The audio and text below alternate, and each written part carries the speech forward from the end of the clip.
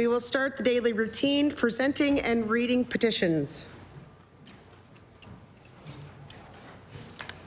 Presenting reports of committees. Tabling reports, regulations, and other papers.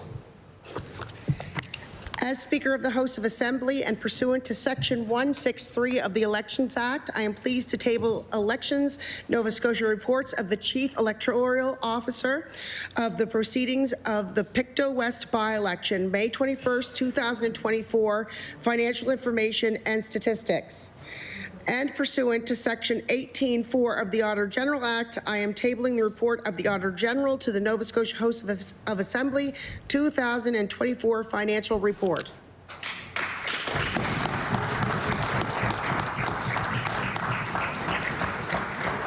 Thank you. Statements by ministers. Government notice of motions. I recognize the Honourable Minister of Emergency Management. Thank you, Madam Speaker. I hereby give notice that on a future day I shall move the adoption of the following resolution. Whereas more frequent and severe wildfires, floods, and other emergencies threaten safety of Nova Scotians. And whereas it is the Balloonoser way to step up and help our neighbours when they need it most. And whereas over 1,500 Nova Scotians have already joined the Nova Scotia Guard to help whenever and wherever. Therefore, it be resolved that all members of this House join me in recognizing Nova Scotians who are willing to give their time and their energy as members of the Nova Scotia Guard. Madam Speaker, I ask for waiver of notice and passage without debate. There has been a request for waiver. Is it agreed? Agreed. It is agreed. Would all those in favour of the motion please say aye? Aye. Contrary-minded, nay. The motion is carried.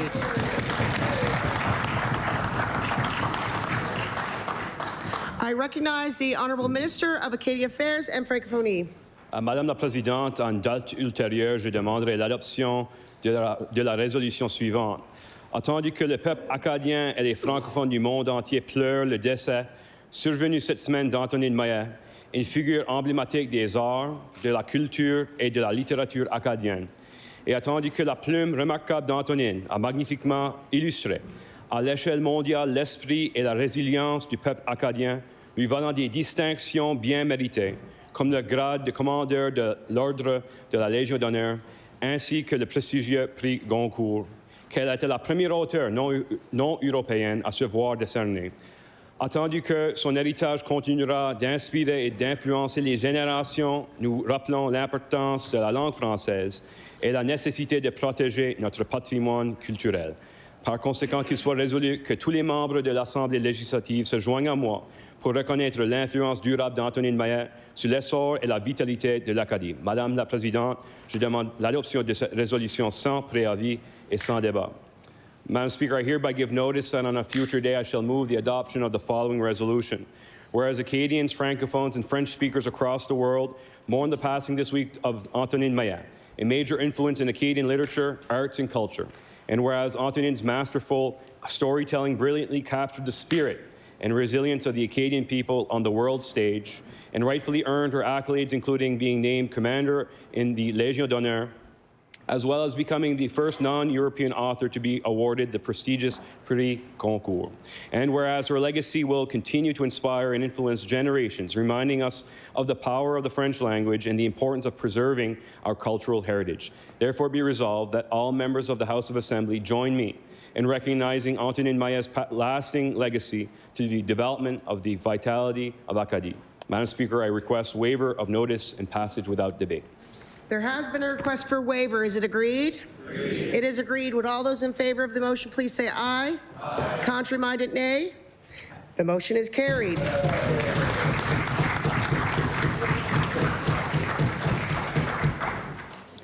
Introduction of bills. I recognize the Honourable Minister of Justice.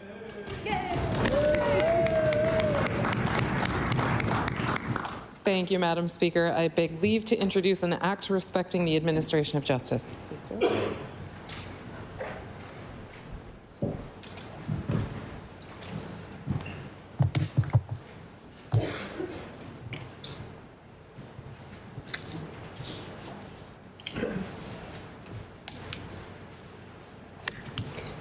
The Honourable Minister of Justice begs leave to introduce a bill and act respecting the administration of justice. Bill 21, an act respecting the administration of justice. Ordered that the bill be read a second time on a future day. I recognize the Honourable Leader for the official opposition. Thank you, Madam Speaker. I beg leave to introduce a bill entitled An Act to Amend Chapter 1, 1992 Supplement of the Revised Statutes 1989, the House of Assembly Act, respecting sittings of the House of Assembly.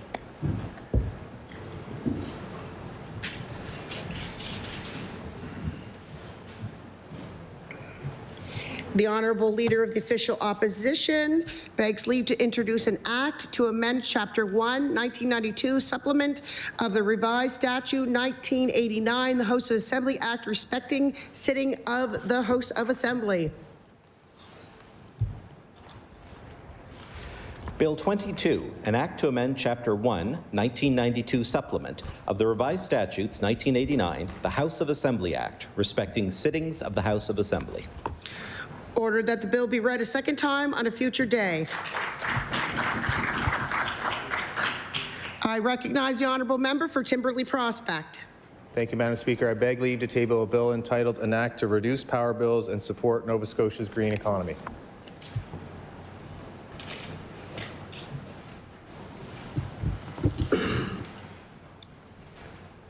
The Honourable Member for Timberley Prospect begs leave to introduce a bill entitled An Act to Reduce Power Bills and Support Nova Scotia's Green Economy.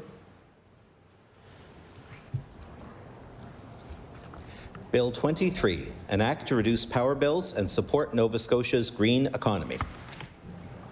Ordered that the bill be read a second time on a future day. I recognize the Honourable Minister of Public Works.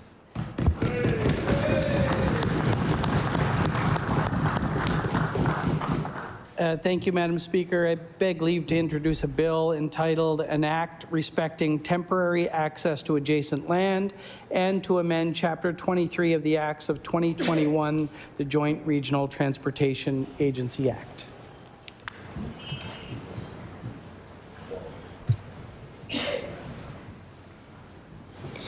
The Honourable Minister of Public Works begs leave to introduce a bill entitled An Act Respecting Temporary Access to Adjacent Land and to amend Chapter 23 of the Acts of 2021, the Joint Regional Transportation Agency Act.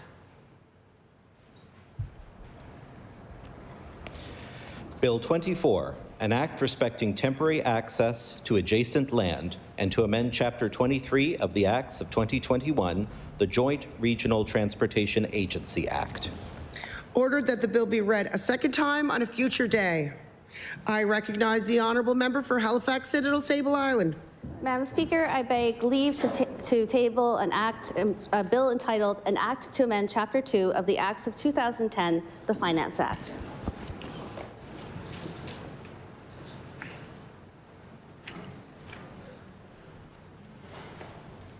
The Honourable Member for Halifax Citadel Sable Island begs leave to introduce a bill entitled An Act to Amend Chapter 2 of the Acts of 2010, the Finance Act.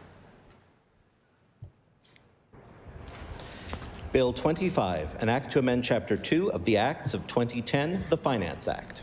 Ordered that the bill be read a second time on a future day. I recognize the Honourable Member of Cumberland North. Thank you, Madam Speaker. I beg leave to table a bill entitled An Act to Increase Funding to the Justice System. Thank you, Madam Speaker.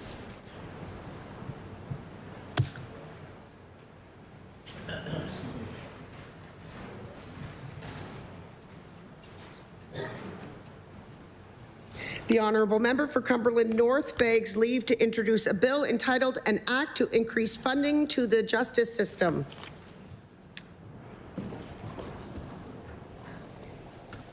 Bill 26, an act to increase funding to the justice system. Order that the bill be read a second time on a future day. I recognize the Honourable Member for Cumberland North. Thank you, Madam Speaker. I beg leave to table a bill entitled An Act to Amend Chapter 16 of the Acts of 1998, the Juries Act.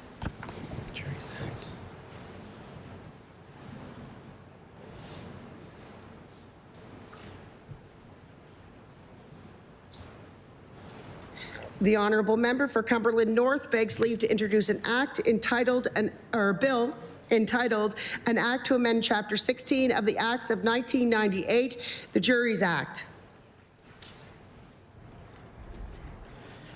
Bill 27, an act to amend Chapter 16 of the Acts of 1998, the Juries Act. Ordered that the bill be read a second time on a future day. Notices of motion. Statements by members. I recognize the honourable member for Dartmouth East. Thank you, Madam Speaker. Before I begin my statement, permission to make an introduction. Please do. Madam Speaker, joining us today in your gallery is best-selling author and business owner Rodney Habib and his sister Michelle Doucette. Rodney and Michelle, I'd ask you to please stand and receive the warm welcome of the Nova Scotia House of Assembly.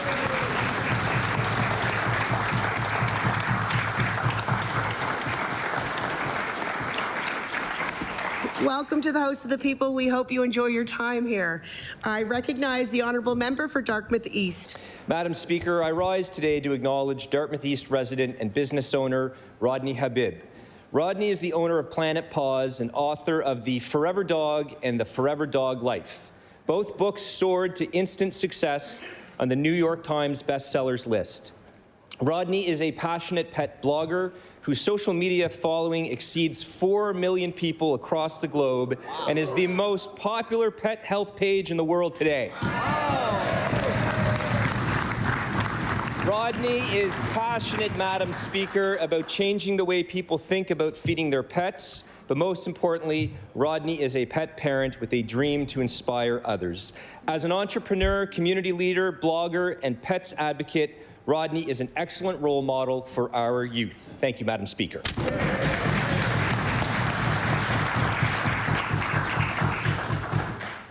I recognize the honourable member for Dartmouth North. Thank you very much, Madam Speaker. I beg leave to make several introductions. Please do. Thank you. The first one I would like to make is to welcome to the legislature a whole slew of brand new constituency assistants that are working with us in the NDP caucus. I will introduce them and ask the House to give them a warm welcome. As we all know, the work of a constituency assistant is essential to the work we're doing right here. So welcome to Avon McDonald, who is the CA for Halifax-Chebucto. Halifax-Chebucto. Welcome to Alana Harper, who is the new CA for Fairview Clayton Park. I can say names and things, but I can't remember constituencies. Alex Robin, who is the new CA for Sackville-Cobequid. Darian Russo, who is the new CA for Halifax-Armdale. And they are joined by Truly Love, who has been here before. Truly is the CA for Halifax-Sable Island, and Truly is bringing all of these CAs together for a field trip to the legislature today. So welcome to you all, and thank you for your work.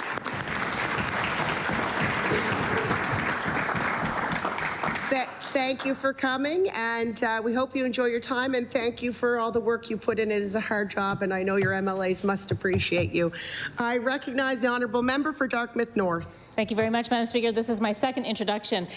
Today, joining us in the gallery opposite, we have some very special folks, and I'm going to be doing a member statement about Wendy Fraser. So Wendy is here, and Wendy is joined, Wendy is the Executive Director of the North Grove in Dartmouth North.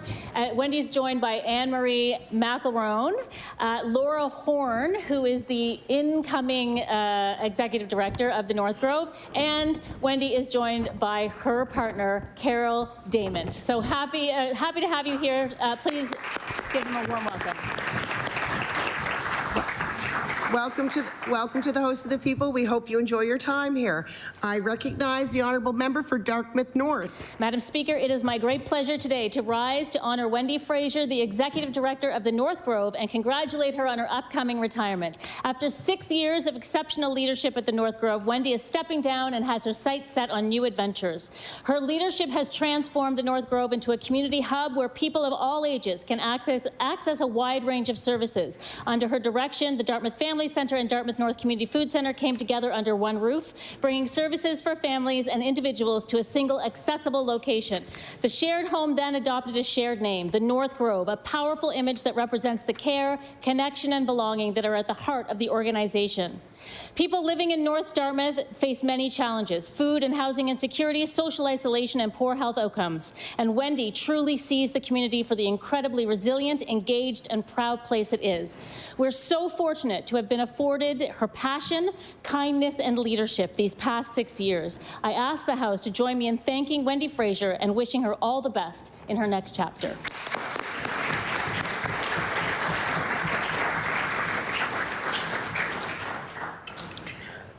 I recognize the honourable member for Sydney, member 2. Thank you, Madam Speaker. Madam Speaker, I rise to my place to recognize a good friend who's celebrating a birthday at home today, and that is Max Murphy. Many people in Cape Breton would know Max Murphy for his love of music. Also, his interviews that he does. He's interviewed many politicians and former premiers, and he's a bright light in our community. I met Max through the Cape Breton Down Syndrome Society with his buddies, and I know that he's home celebrating right now, and I had a chance to talk to him this morning, so I rise to my place to recognize one of my best friends, Max Murphy. Wish him a very happy birthday and hope he enjoys the day with his family and his buddies. Thank you, Madam Speaker. I recognize the honourable member for Clayton Park West.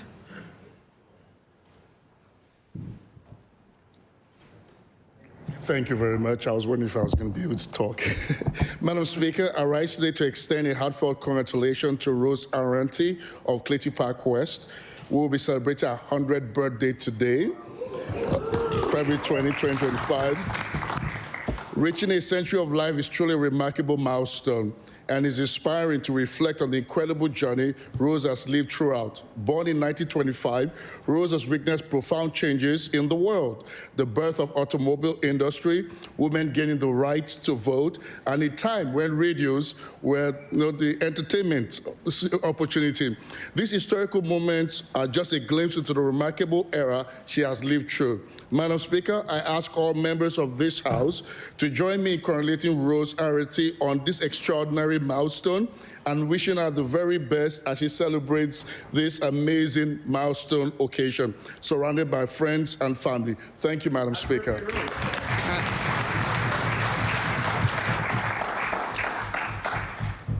I recognize the honourable member for Halifax Citadel, Sable Island.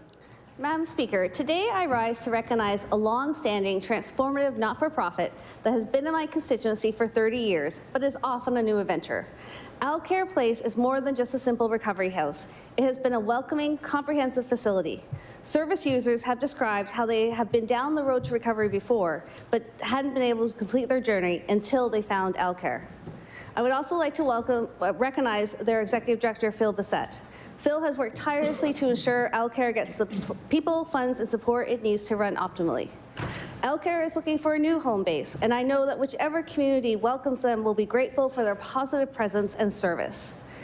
Madam Speaker, I ask that my members join me in recognizing Alcare Place for being a life-changing organization to countless men on their road to recovery, as well as Phil Bissett for making the organization a warm, welcoming place. I recognize the honourable member for Timberley Prospect. Thank you, Madam Speaker. I rise to recognize Katie Mahoney, co-founder of the Way Association. The Way Association all started with an act of kindness when Katie was nominated to perform an act of kindness. Having grown up surrounded by her grandparents, Katie chose to spend a day with a 79-year-old senior. The Way Association was born out of kindness, fulfills wishes for seniors, and hosts annual events such as the recent Valentine's Day campaign. The campaign invites people to be a Valentine to a senior by having handcrafted chocolates delivered to anonymous seniors. It is a heartfelt gesture and reminder to extend love beyond our immediate circles, reaching out to those who may feel isolated or marginalized. It is through compassion that we nurture an inclusive and harmonious society. The Way team has succeeded by building a team from different generations who were equally passionate about changing how we view, value, and support aging in our communities. I'm a proud supporter of Way's annual golf tournament that takes place in my area and helps fund the association's mission that fosters a community driven by love and kindness. Please join me in thanking Katie for her work with seniors and her reminder to extend our love beyond boundaries and to make a positive difference in the lives of others. Thank you, Madam Speaker.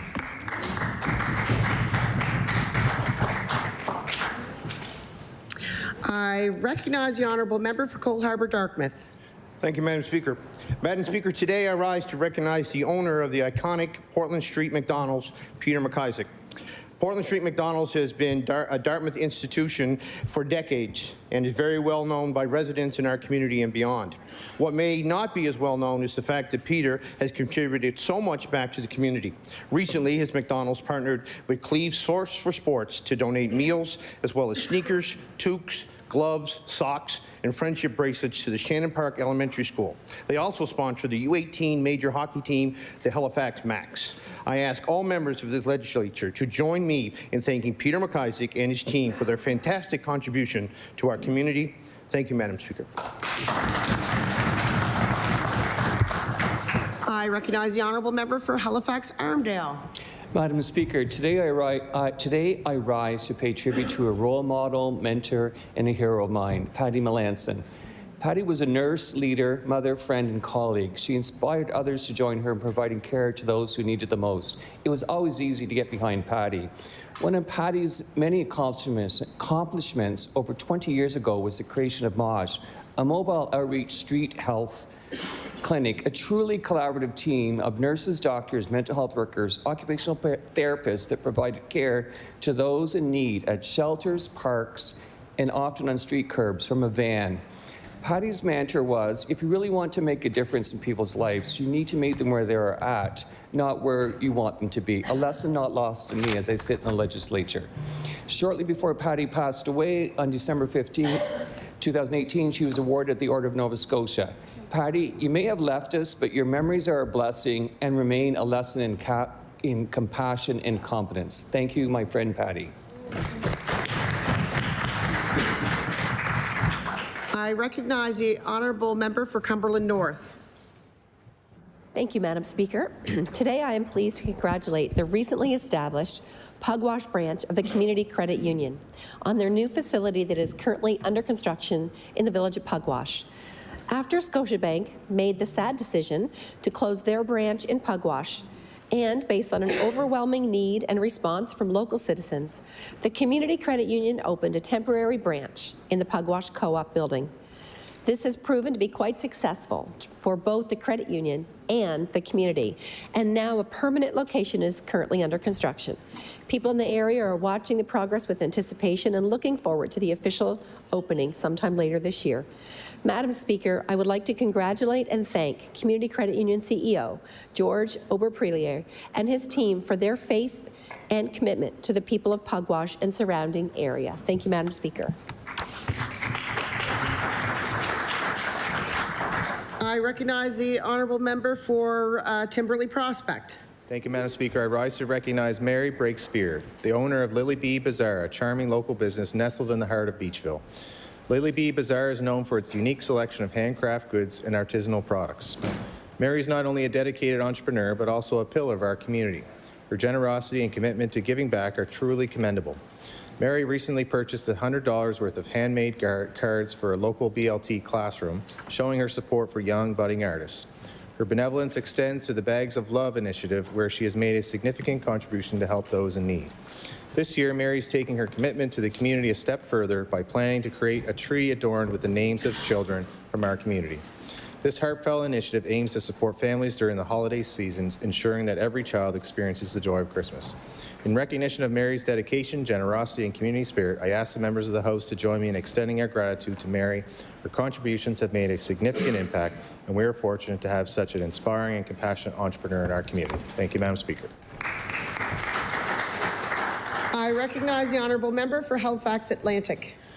Thank you, Madam Speaker. Today I rise to honour a life well lived, a true legend of Spryfield. Bernice Spicer passed away on January 10th, surrounded by the love of her family. To know Bernice was to love her. She was the heart of our community and a woman whose door was always open to anyone in need. Bernice was loud and opinionated and fiercely protective and unwavering in her love for those around her. She had an enormous heart and took immense pride in her Spryfield roots. She leaves behind a legacy of strength and love carried forward by her sons Bill, Bunker, and Jason. To Bunk, Jay, and Bill, I want to say this directly. Your mom was loved and cherished. I, myself, and the entire community will always have your back. Rest in peace, Bernice.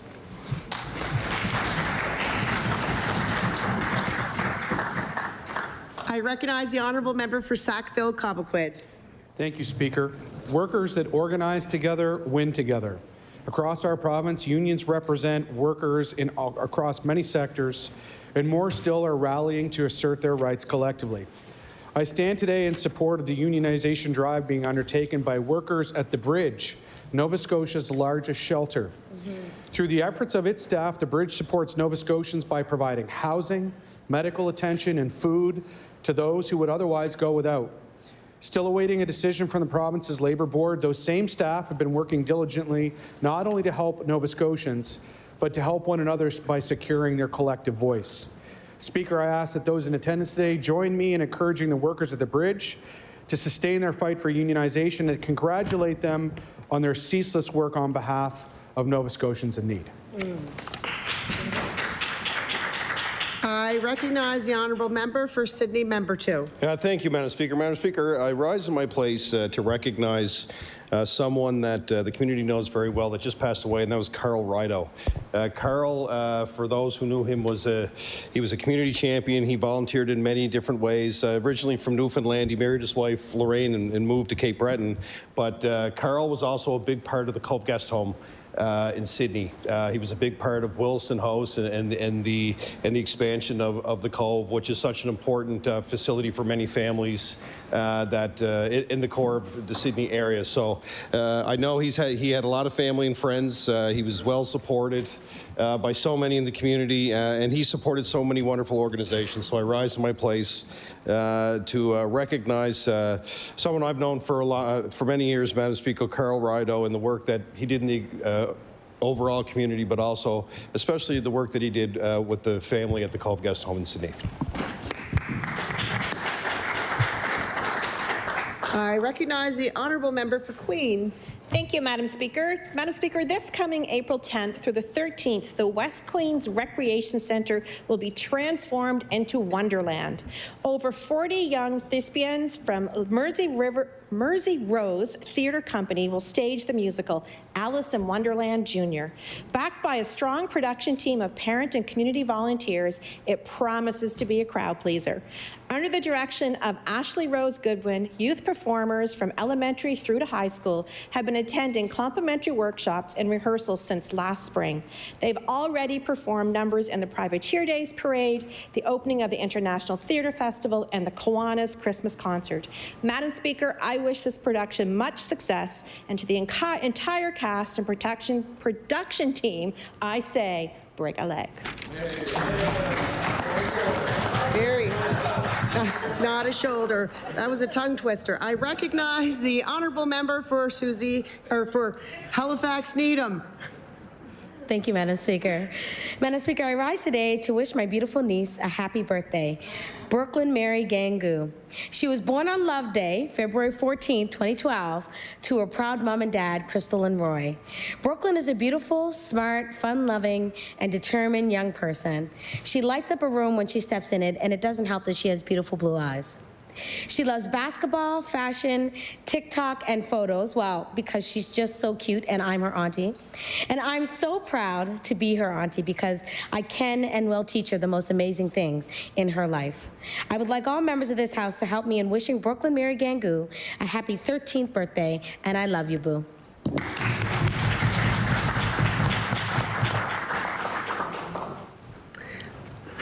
I recognize the honourable member for Bedford Basin. Thank you, Speaker. Speaker, I'd like to congratulate longtime Bedford Basin resident Joan Christie and the Bedford Basin Yacht Club on a very successful fundraising campaign undertaken last year. Joan was instrumental in helping BBYC raise over $100,000 towards the Learn to Sail program. Speaker, the BBYC Learn to Sail program has been a cornerstone of the club for more than 5 decades and has resulted in teaching many award-winning sailors, including several North American and world champions. I ask the members of the legislature to join me in thanking Joan for her dedication to the Learn to Sail program. Thank you, Speaker. I recognize the honourable member for Fairview Clayton Park. Thank you, Speaker. Speaker, I rise today to congratulate a local business, Ignite Music Lessons, formerly known as Halifax Guitar Lessons, as they begin an exciting new chapter. For the last 10 years, owners Sue and Maurice Richard have taught guitar lessons from their Clayton Park home. In this new iteration of their school, Ignite Music Lessons will offer both piano and guitar lessons for all ages out of their beautiful new office space at 3845 Joseph Howe Drive. Sue and Maurice are passionate musical educators with a unique teaching approach focused on making the learning process accessible, engaging, and fun. Imagine a parent and a child being able to learn the same song on different instruments, each at their own level, or a group of students meeting up to play together in an evening jam session, and you'll get the right idea. With their creative and flexible lessons, I am sure Ignite Music Lessons will continue to spark passion for music in the community for years to come. Thank you. I recognize the honourable member for Cumberland North. Thank you, Madam Speaker. Excuse me.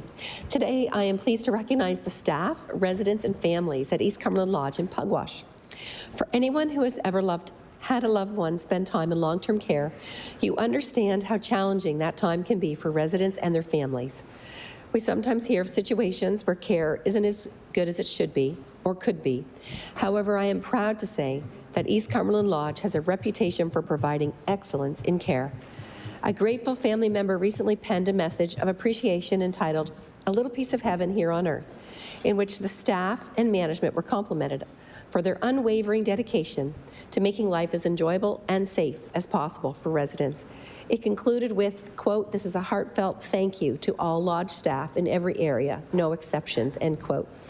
You will always be a very special facility and forever hold a place in my heart. High praise indeed. Madam Speaker, please join me in thanking CEO June McDonald-Jenkins and all the staff at East Cumberland Lodge. Thank you, Madam Speaker. I recognize the honourable member for Truro, Bible Hill, Millbrook, and Salmon River. Thank you, Madam Speaker. Madam Speaker, 2025 is a big year for my hometown, Truro, as we celebrate its 150th anniversary. This milestone is a testament to the town's rich heritage, resilience, and vibrant community spirit.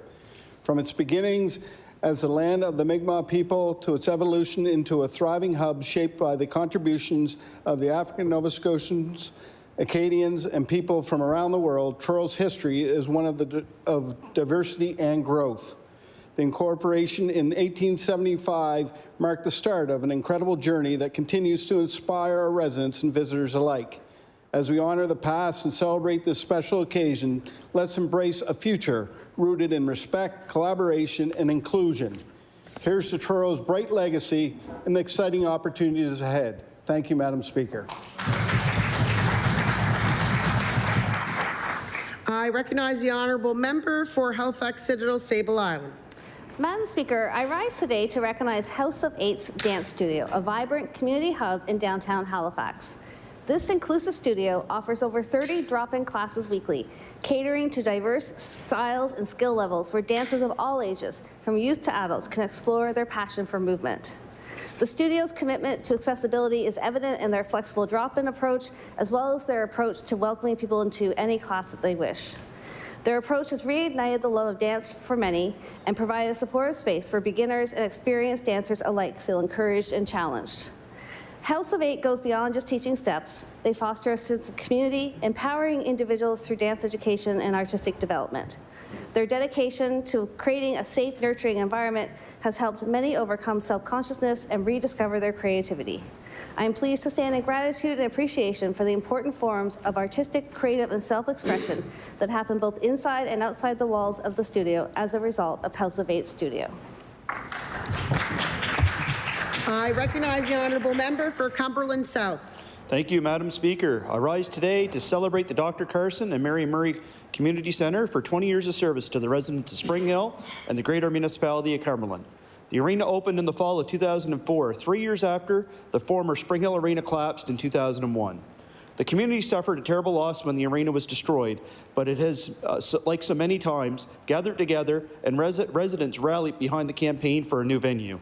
Since then, the Dr. Carson and Mary Murray Community Centre has become the social recreation centre for Spring Hill and much of Cumberland County. Their milestone anniversary is celebrated with so many people in the county in September 2024. Madam Speaker, I ask all the House to celebrate the 20 years of success for not just this arena, but also the hometown Ramblers. Thank you.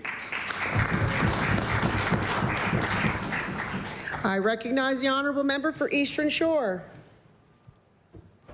Thank you, Madam Speaker. Madam Speaker, I rise today to extend my sincere gratitude to the dedicated group of community volunteers at the Sheet Harbour Marina Association. They continue to advance a much-needed full-service marina project in Sheet Harbour. It is widely known in the boating community that there is a void in the market between Dartmouth and Liscombe, and the association has worked diligently to fill that gap and promote tourism and economic development on the Eastern Shore. And this includes a full-service marina destination, providing slip rentals, a boat ramp, fueling station, maintenance services, and other important services. Although a significant undertaking, the association is well underway towards their goal, having already completed a feasibility study, business plan, well as spatial planning, and bathymetric surveys. Additionally, properties were secured in an effort to establish a future marina in Sheet Harbour that will offer boaters a safe haven while transiting the Eastern Shore and visiting the 100 wild islands.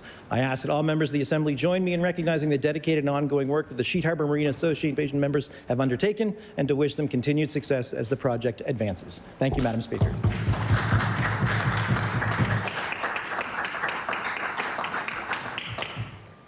I recognize the honourable member for Sackville-Cobequid. Thank you, Speaker. 54 years ago, Sandy Lake was deemed a protected park. With 1,000 acres of biodiversity and natural beauty, it ought to stay that way. Today, I rise in support of the Sandy Lake Conservation Association's long-standing efforts to protect a key component of the Sackville watershed for the sake of all communities in the HRM. Dedicated to preserving the ecological integrity of the Sandy Lake and protecting a number of species at risk from irresponsible development in the area, the Sandy Lake Conservation Association has worked tirelessly to capture the government and public attention on the matter. Despite years of work and a number of reports highlighting the importance and fragility of this ecosystem, Sandy Lake's fate still hangs in the balance. Speaker, dedicated activists such as these are often the only thing standing between the machine of government and our irreplaceable natural world. And as such, I invite all present to join me in thanking the Sandy Lake Conservation Association and in standing against the destruction of our region's ecological foundations. Nice. I recognize the honourable member for Bedford South. Thank you, Madam Speaker. I rise today to recognize a community leader in Bedford South, Prathibitha Nazaramham.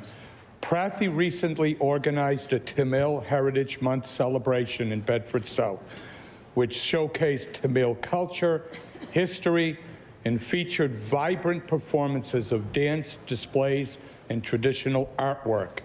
That event was well attended with over 300 people, members of the South Asian community, and others from all over the region, introducing them to Bedford South, many for the first time.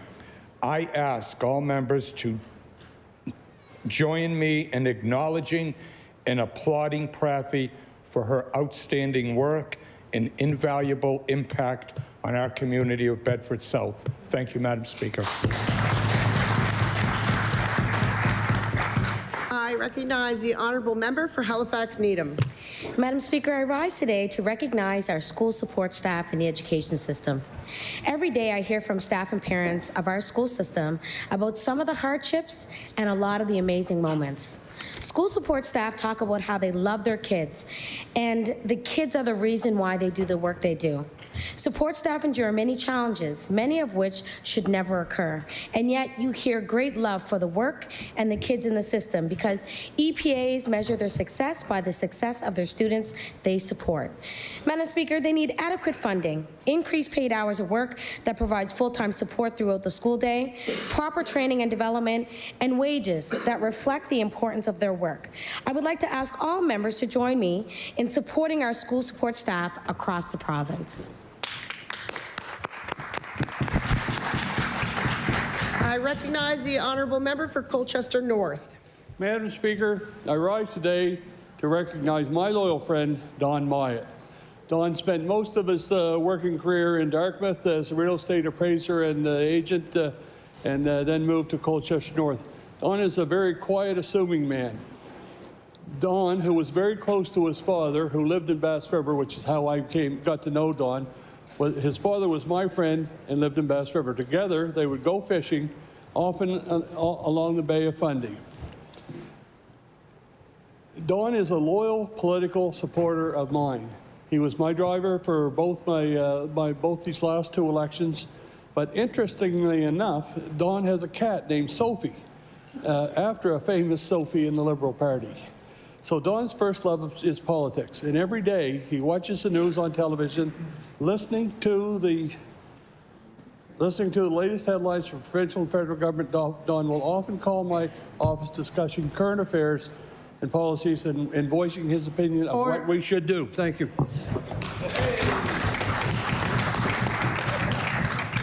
I think everyone here could have a job as an auctioneer at some point. I recognize the honourable member for Northside Westmount. Thank you, Madam Speaker. Today I would like to recognize an organization in our community, the North Sydney Food Bank. Recently, I had the opportunity to tour the food bank and see all the progress that has been made. The food bank is constantly expanding their programming and providing additional services for the residents of North Sydney and surrounding areas. Their most recent project, providing affordable housing for many seniors, is almost complete, with residents expected to move in next month. The apartments are beautifully laid out and with a rent structure that makes them affordable. Madam Speaker, I would ask the members of the legislature to join me in congratulating the North Sydney Food Bank for their success and thank them for our support to the community. Thank you, Madam Speaker. I recognize the honourable member for King South.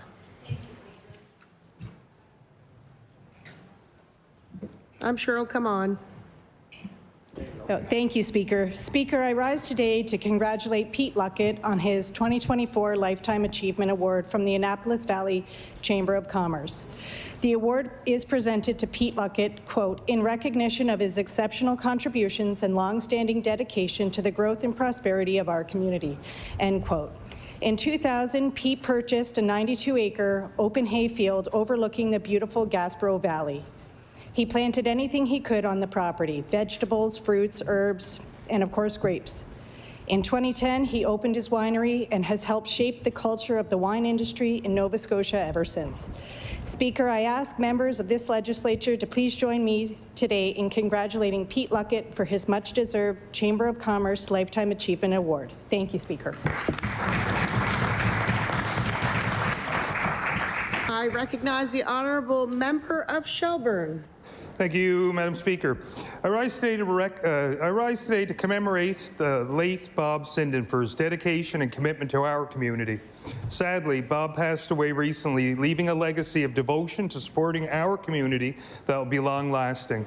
He supported the Shelburne Mill Building restoration, PEP projects, the Shelburne Historical Society, and was a founder to the hugely popular Pumpkin Festival, just to name a few.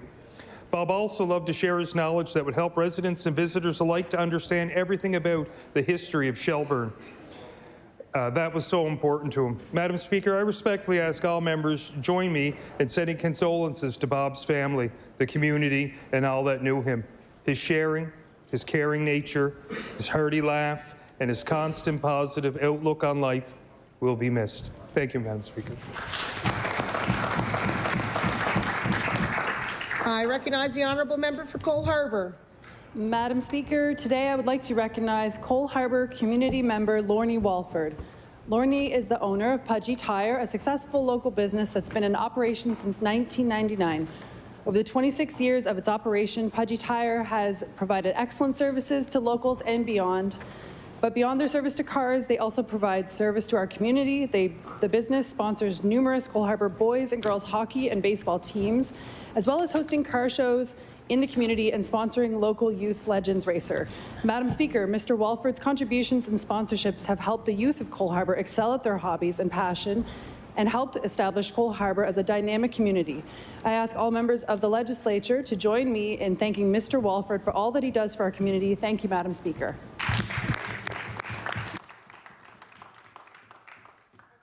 I recognize the honourable member for Hants East. Thank you, Madam Speaker. I rise today to celebrate a truly remarkable milestone in our community. On December 22nd, Dorothy Weir celebrated her 100th birthday. That's a century of memories, experiences, and contributions.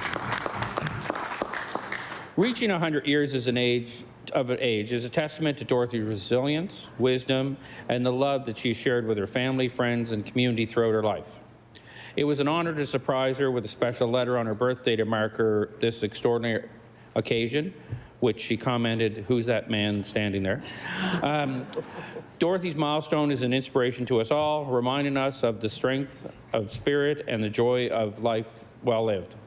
Please join me in wishing Dorothy continued happiness, health, and cherished moments as she begins this incredible new chapter. Thank you, Madam Speaker. I recognize the honourable member for Annapolis. Madam Speaker, I rise today to recognize someone that's incredibly important to me, and the incredible achievement of my wife, Alison Marr, and the success of her book titled The Last of the Firsts. Alison's work has not only showcased her creativity, but has also brought inspiration and artistic vibrancy to our community. Her storytelling brings laughter and tears to readers and encourages a love of literature. Creativity and the arts are a strong part of Nova Scotian society, and Alison's contributions remind us of the power of storytelling.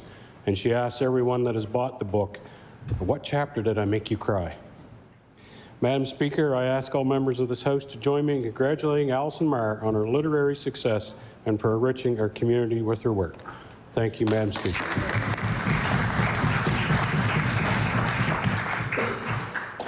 I recognize the honourable member for Glace Bay Dominion.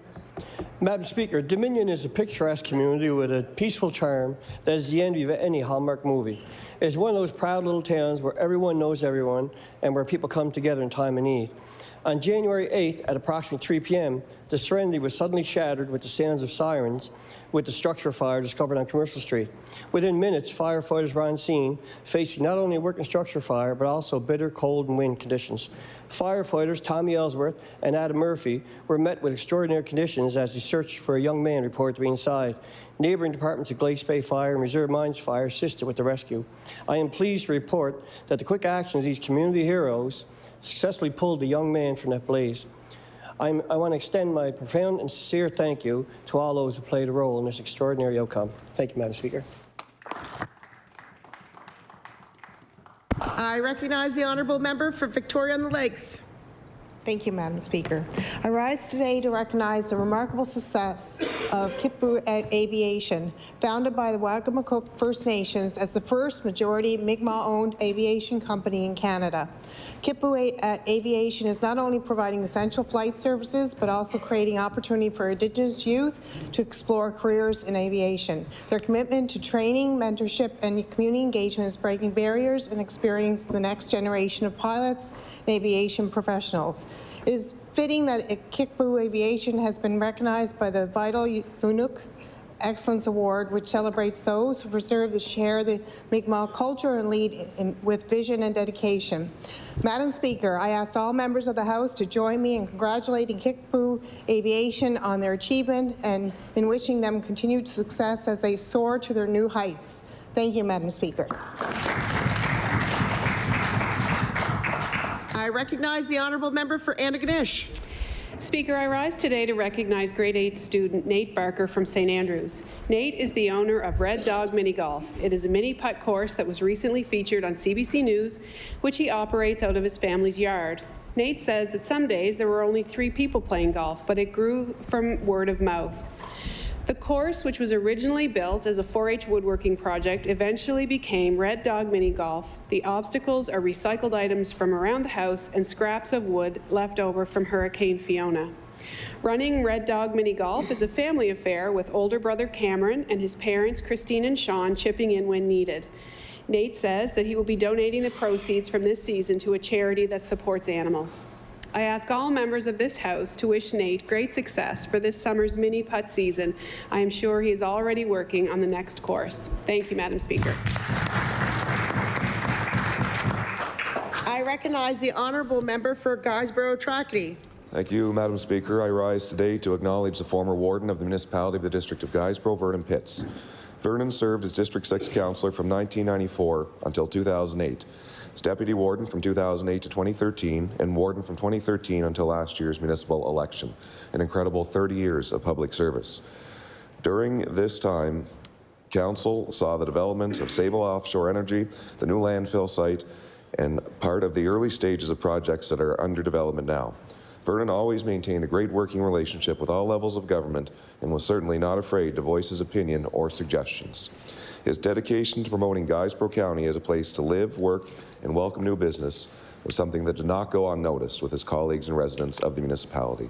Please join me in thanking Vernon Pitts for his 30 years of service on the municipality of the District of Guysborough Council. Thank you, Madam Speaker. I recognize the honourable member for Preston. Thank you, Madam Speaker. Madam Speaker, I rise today to recognize the Lake Echo Lioness Club, which in June of 2024 celebrated their 45th charter night. This Lions Club is the only such club still operating in Nova Scotia.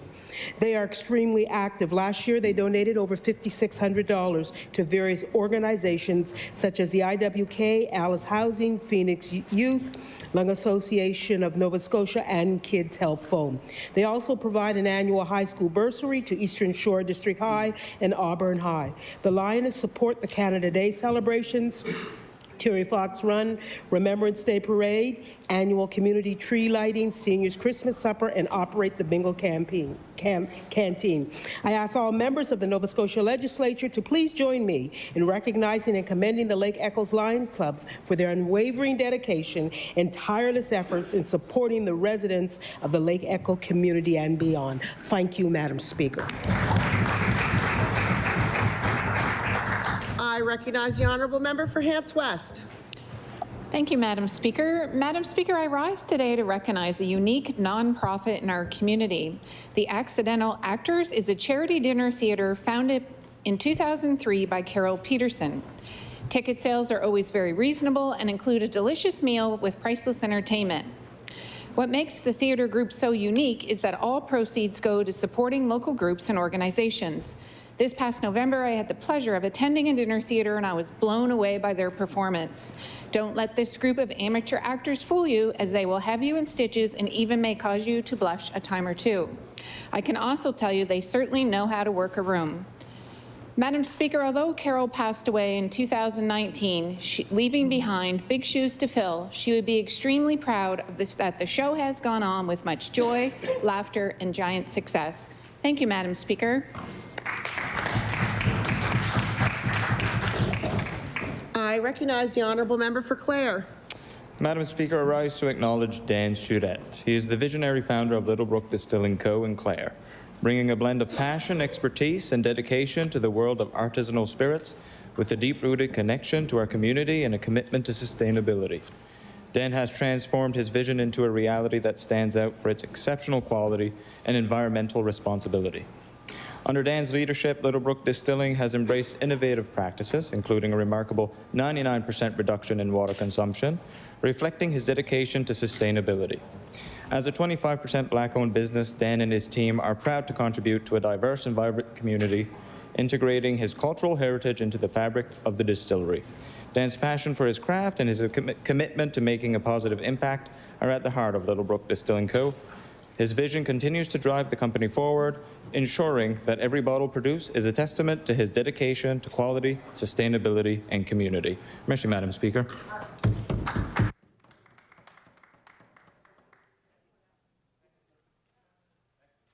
I recognize the honourable member for Kings West. Madam Speaker, I rise today to recognize another community leader and valued volunteer in Kings West, Wayne Fowler of Kingston. Wayne is a business leader and volunteers on many boards in the area, selflessly giving his time to his community. Wayne currently is the chairperson on the Village Commission in Kingston and treasurer with the Association of Nova Scotia Villages. He's the president of the U13 AAA Hockey League with Hockey Nova Scotia and a board member with the Valley Credit Union, past president of the Western Valley Minor Hockey Association. He's also been named recently the 2024 Jed Ritzy Award, named after the father of the member from Truro, Bible Hill, Salmon River, and Millbrook, which recognizes the province's top hockey volunteer of the year. Congratulations, Wayne. He is always ready and willing to support various organizations, supporting many events through his business, Greenwood Auto Sales, and continues to advocate for his community and region. I'm pleased to work with leaders like Wayne who share a vision to build up the Annapolis Valley to make it a great place to work and live. Madam Speaker, I'd like to ask all members of this House to please join me in thanking Wayne Fowler for his tireless work on behalf of the people of Kings West. Thank you, Madam Speaker. I recognize the honourable member for Colchester Muscadabbit. Well, ladies and gentlemen, start your engines. I rise today to recognize Talon Medallia from Brookfield, who at the age of 13 is setting the mark in the area of motocross. The son of Heidi Cook and Tyler Medallia, both of whom are renowned in the sport around the globe, Talon started racing at the age of 5.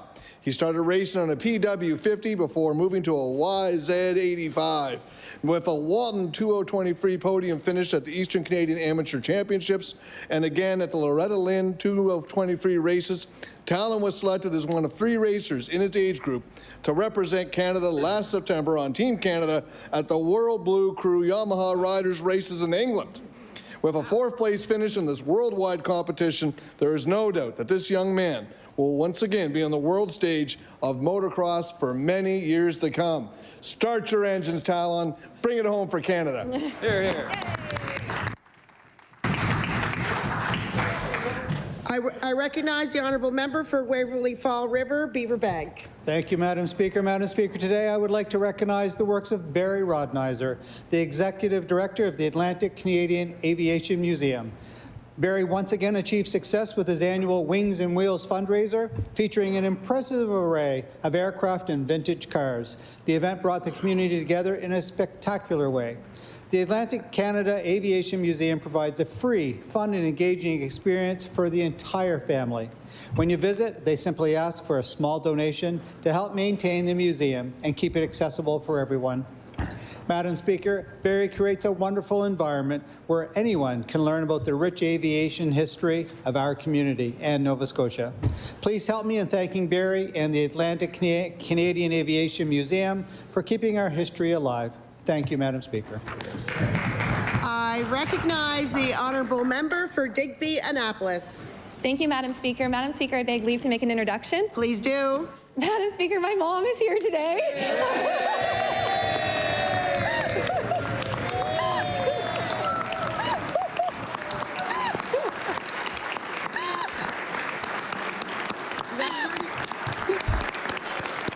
I just want everyone to know that I know that she's been waiting for this day to be able to come to the legislature, not only to see me in action, but everyone here. So please enjoy, Mom, and thank you, and I love you.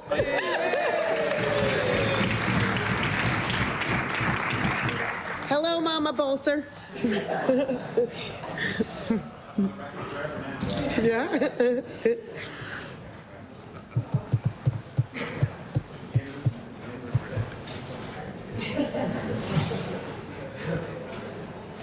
Order.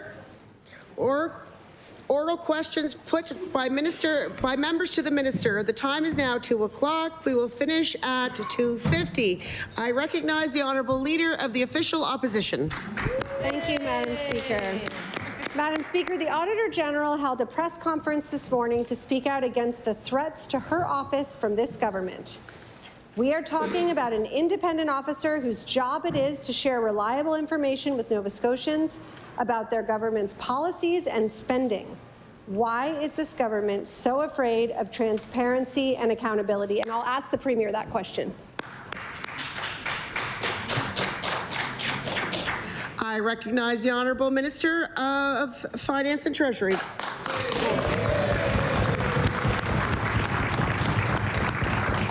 Thank you, Madam Speaker, and I'm happy to speak to our colleagues and the people of Nova Scotia on this question. We absolutely respect the work of the Auditor General. In fact, we've had 24 clean audits in a row, and as the Auditor General said this morning,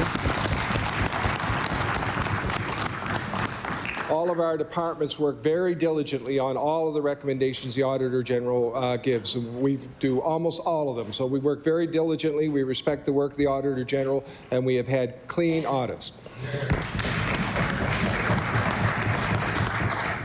I recognize the Leader of the Official Opposition. Thank you, but the opinion of the Auditor General on this budget isn't clean, is it, Madam Speaker?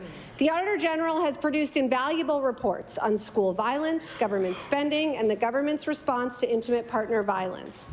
Instead of respecting her role as a valuable part of our democracy, this government is trying to force a powerful and competent woman out of her job. Why is changing the rules to silence the Auditor General a top priority for this government? I recognize the Honourable Minister of Finance.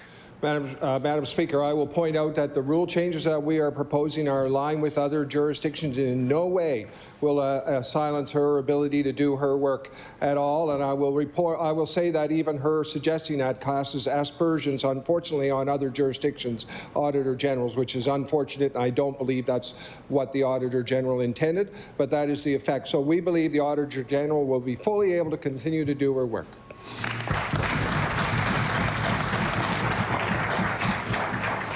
I recognize the Honourable Leader for the Official Opposition with her final supplementary. Thank you. So I want to ask the Premier, is he not just upset that the Auditor General's job isn't doing what he wants it to, but now he wants to blame her for having a problem with it? There are 2 other jurisdictions, and in those jurisdictions, those rules existed before the existence of a 2/3 majority that could turf her from her job without any cause. Instead of helping Nova Scotians get attached to primary care, protecting renters, ensuring there are more affordable homes, this government is focused on changing the rules to undermine the Auditor General, and that is not what they were elected to do.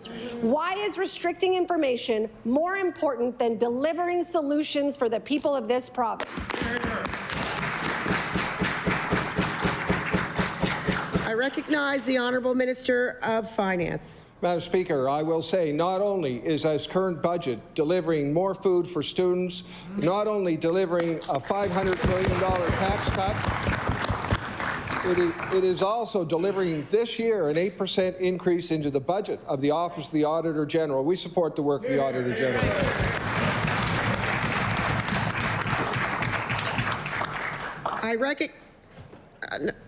I recognize the Honourable Leader of the Liberal Party. Thank you, Madam Speaker. Madam Speaker, my question is for the Minister of Justice.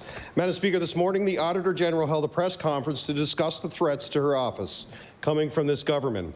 She made it clear that the threats from this government are affecting her ability to do her job. The AG's role in our democracy is to provide independent assurance to the people of Nova Scotia that public money is spent properly. My question to the Minister of Justice, do the comments from the Auditor General give this government pause?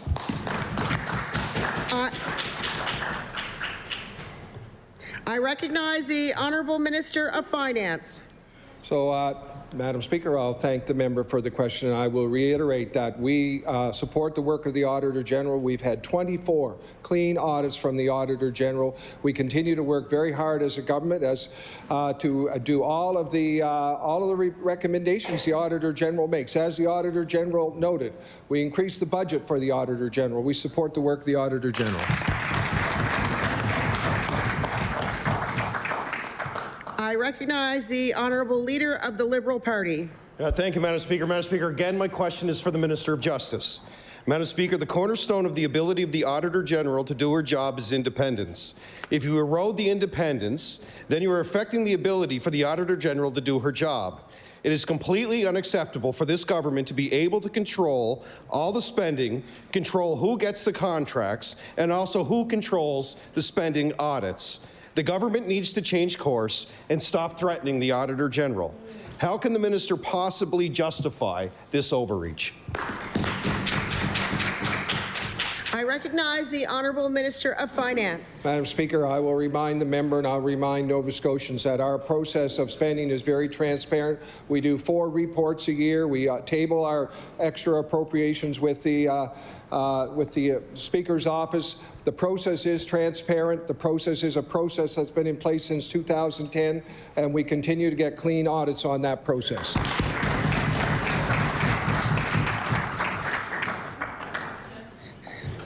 I recognize the Honourable Leader of the Liberal Party with his final supplementary. Now, thank you, Madam Speaker. Madam Speaker, again, my question is for the Minister of Justice. Madam Speaker, the government has taken action this week to weaken the office of the Auditor General. This threatens everything that this House stands for when it comes to transparency for this government or any government that comes after it. So my question, can the Minister of Justice explain to this House why she wants the power to be able to fire the Auditor General without cause?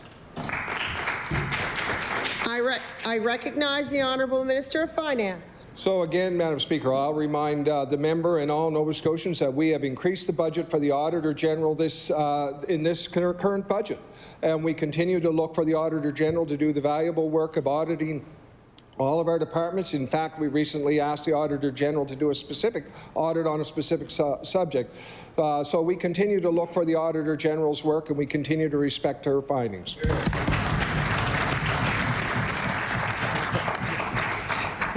I recognize the Honourable Leader of the Official Opposition. Thank you, Madam Speaker. The process of out-of-budget spending followed by this province is out of step with the rest of the country. I thought we were trying to normalize our rules and processes. Maybe the Premier could comment on that. But, Madam Speaker, giving themselves the power to terminate the Auditor General for reasons other than cause or incapacity erodes her ability to do her job and threatens the independence and objectivity of her office. It is crucial that Nova Scotians understand whether they are getting value for money, and the Auditor General is the one who can tell them that if she is not under threat of losing her job. I'll ask the Premier again, will he stand up for good governments and stop this change? I recognize the Honourable Minister of Finance. So, Madam Speaker, on behalf of the Premier, I will say absolutely we'll stand up for good governance, and we are following a process. We are following a process that the past 3 governments have followed since 2010 on our spending. And we're very transparent on our spending. We welcome the Auditor General's reports. We adhere to them. We do our very best all across departments to meet all of the recommendations of the Auditor General's report. So absolutely.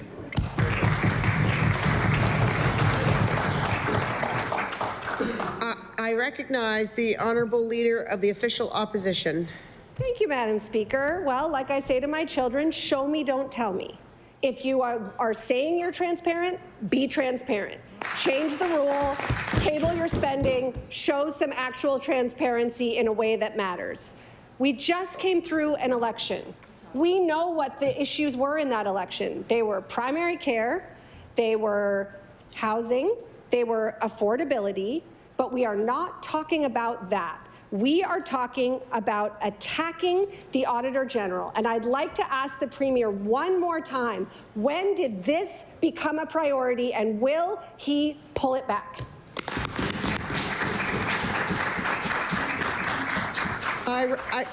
I recognize the Honourable Minister of Finance. Madam Speaker, I'm happy to talk about the issues raised during the election, and we are addressing those in a historic budget. We are addressing the affordability for Nova Scotians by implementing the largest tax in the history of our province, more than $1,000 for every family in Nova Scotia, Madam Speaker. We are doing the largest capital build in the history of our province, Madam Speaker. We are building schools, Madam Speaker. We are building hospitals. We are building roads. We are building housing. All of the issues the member has risen, and we will continue to do that work, Madam Speaker. I recognize the Honourable Member for Halifax-Armdale. Thank you, Madam Speaker. My question is directed to the Minister of Health and Wellness. Today we saw yet another real estate deal involving Hogan Court. I've lost track, to be honest. Nova Scotians were promised this facility would be ready, and yes, there has been some small admissions to it, but nonetheless, that is good.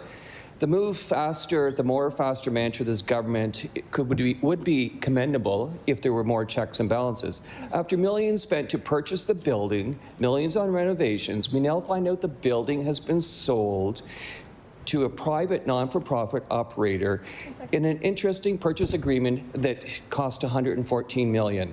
My question to the minister is, how much is this costing? And if you were to do anything differently, what would you do? Order. I recognize the Honourable Minister for Health and Wellness. Thank you, Madam Speaker, and I thank the member for the question. I'm actually really thrilled with what's happening at Hogan Court. I had an opportunity to visit it recently. So far, West Bedford has saved over 1,266 bed days in our healthcare system. The average length of stay is 20.6 days, which means that people get restorative care during that time, and 80% of the individuals in that facility are actually being discharged to home. Yes.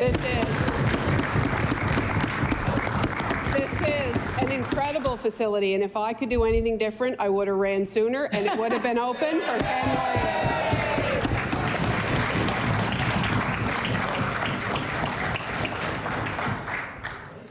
I recognize the Honourable Member for Halifax-Armdale. Thank you, Madam Speaker. My question today is to the Minister of Agriculture and the MLA for Guysborough-Tracadie. As you're no doubt aware, the Okay. Go. So it's a different topic. Okay. As you're no doubt aware, the people with cancer are caring resilient. As someone who has provided ER coverage to cancer over the last 2 years, I'm worried that during this sitting of the legislature, the ER at Western Memorial Hospital has been closed and remains closed until March 5th. My question to the Honourable Minister and MLA for Guysborough-Tracadie, how are you addressing the current and recurring lack of ER services for the people with cancer?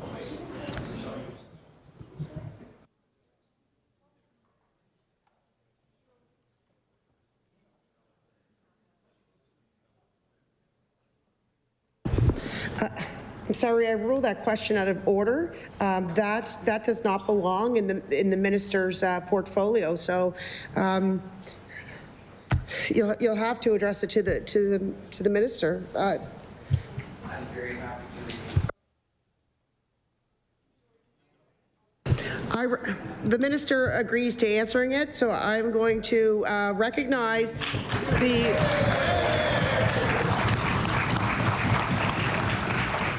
Honourable Minister of Health and Wealth Health and Wellness, and being so kind to answer a question not addressed to her. Health is our wealth. There's no question about it. So thank you. I thank the member opposite for the question. So the current model certainly in Canso Hospital has been in place for some period of time. And we know that there is a period of time where there is no physician coverage there. We've been working for a while to recruit there, but we do have a model where the nurses are well supported through a virtual care model. We work in community there. There's a number of meetings that are held, and certainly my colleague, the MLA for Guysborough-Tracadie, is very involved, keeps me very up to date. So we continue to work with community particularly in order to find them the resources that they need. Thank you.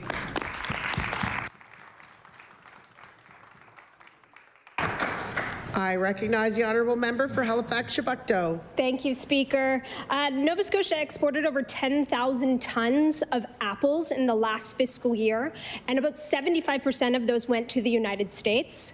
Emily Lutz of the Nova Scotia Fruit Growers Association has warned that most of the profit from the apple exporters will be eaten up in tariffs if the tariffs materialized. My question is to the Minister of Agriculture. What is the minister doing to support fruit growers in this province? I recognize the Honourable Minister of Agriculture.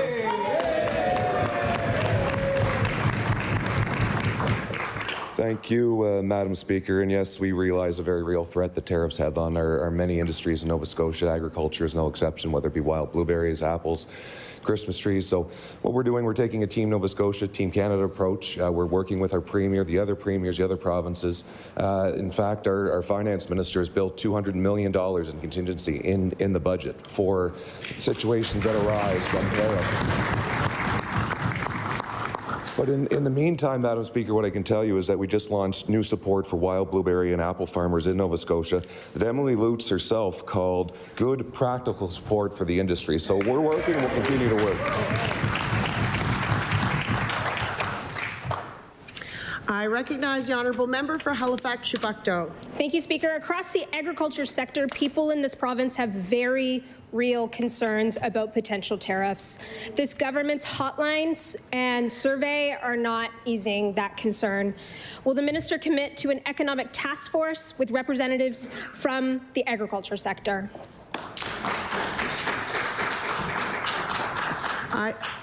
I recognize the honourable minister for agriculture. Thank you, Madam Speaker. John F. Kennedy said, "In crisis, be aware of the danger, but recognize the opportunity." So in this crisis, there is absolutely danger for sure, but there is also opportunity. Opportunity to invest here at home, opportunity to reduce the interprovincial trade barriers, an opportunity to find new export trade markets for our producers. We're always talking to industry, Madam Speaker, whether it's me, my colleagues, the Premier, and we'll do what we can to help agriculture in this province. But I will tell you one thing, we, this Premier, this government, have a Team Nova Scotia and a Team Canada approach. At one point, the leader of the NDP talked about good leadership in another province. Where was that Premier from? The NDP, a Team NDP approach, Madam Speaker.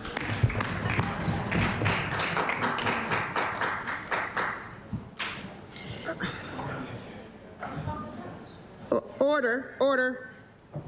A member stood. No. I recognize the honourable member for Timberley Prospect.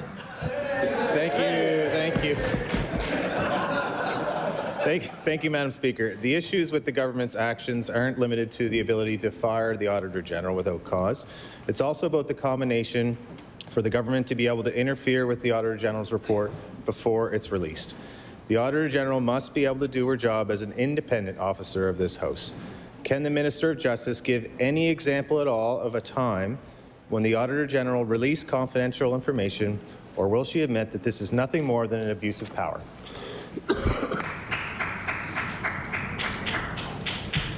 I recognize the honourable Minister of Finance. So, Madam Speaker, I'm happy to talk directly to the bill, which is before the legislature. I know there will be plenty of opportunity to debate that bill. In terms of what the member is asking about, the reality is there's a mechanism in there for the Attorney General to be able to say this is confidential information, followed by a mechanism to provide that to go to public accounts to be provided in camera to members here. So there are times when there are confidential information related, for example, to cybersecurity or litigation. The Auditor General may not have line of sight on, which departments do, and that is the reason that clause is in that bill.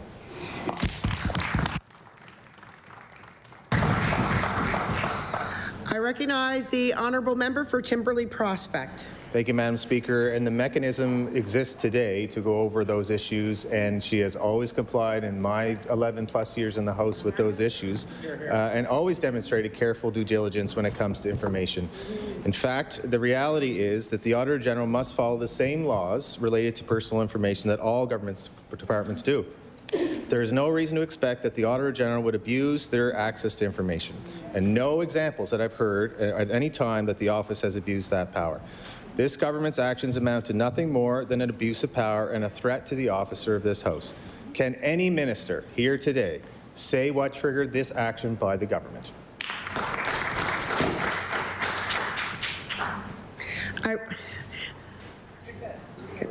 I recognize the honourable Minister of Finance. So, Madam Speaker, I again will reiterate the member's question. I'll refer to potential issues would be regarding cybersecurity or litigation, or maybe others, as he's referenced. But those are the reasons those clauses are in the bill, and it is a process that will be exercised through the Attorney General and made available to the members of the legislature through committee.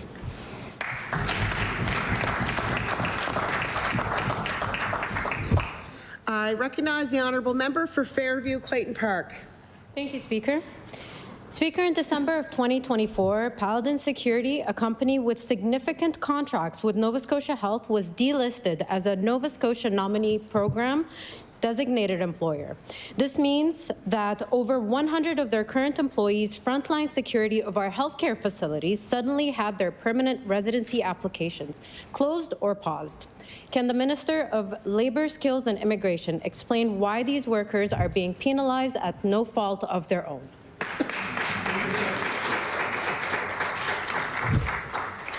I recognize the Honourable Minister of Labour, Skills and Immigration. Thank you, Madam Speaker, and thank the member for the question. I understand this is difficult for any employee that may be going through this. I can't speak about specifics here on the floor of the legislature.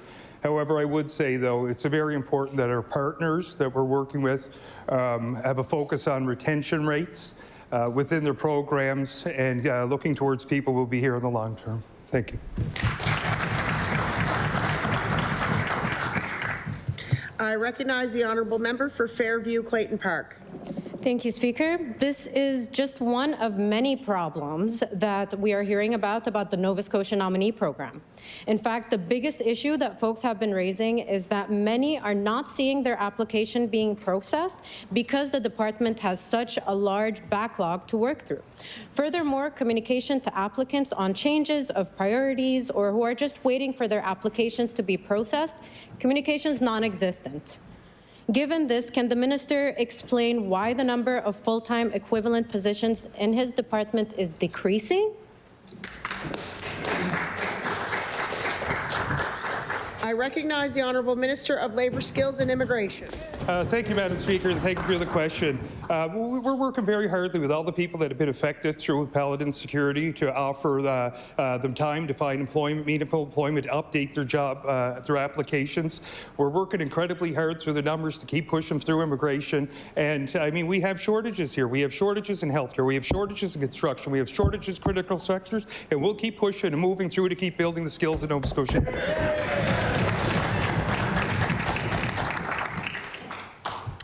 I recognize the honourable member for Halifax Armdale.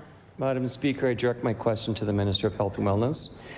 If you look at the Nova Scotia Health site of ER closures today, February 20th, the numbers are striking, and the closures are largely in rural Nova Scotia. These sites are largely represented by members of the government.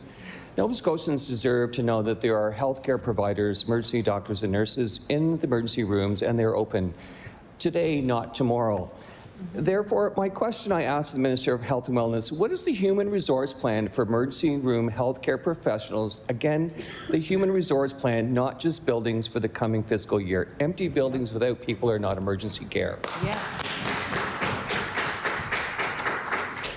I recognize the Honourable Minister of Health and Wellness. Thank you, Madam Speaker, and thank the member for the question. So we really do need short, intermediate, and long-term approaches in order to manage the HR crisis that we have in front of us. We've done a number of things. So in the long term, we've looked at the medical school at CBU. We're looking at CARMS placements for people who have Nova Scotia attachment. We just opened the PACE clinic, which is going to bring internationally educated graduates, excuse me, to Nova Scotia, and we really are looking at folks who can work in the in emergency rooms across the province. So, as an example, South Africa is a really important in-market place where we're looking, and also Australia.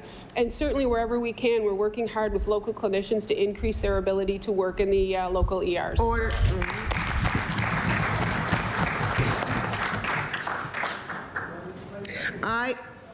I recognize the honourable member for Halifax Armdale. My second question, well, it's really two. Does the Minister of Health know how many emergency room physicians we need in 2025 and in 2030?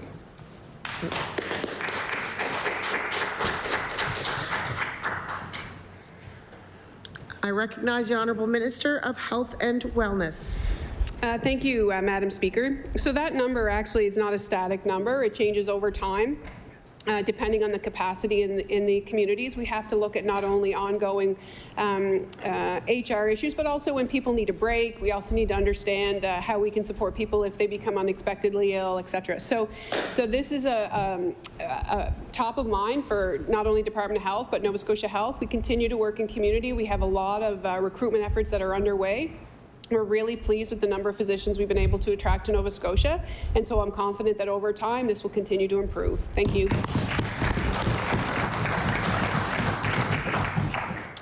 I recognize the Honourable Member for Halifax Needham.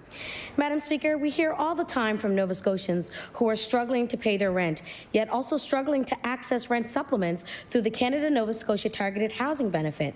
Housing support workers and the constituency assistants in our offices are doing their best to connect folks to the support they need, but even they're struggling to navigate the application process. So, Madam Speaker, can the Minister tell us why this government is making it so difficult for Nova Scotians to access the support they need?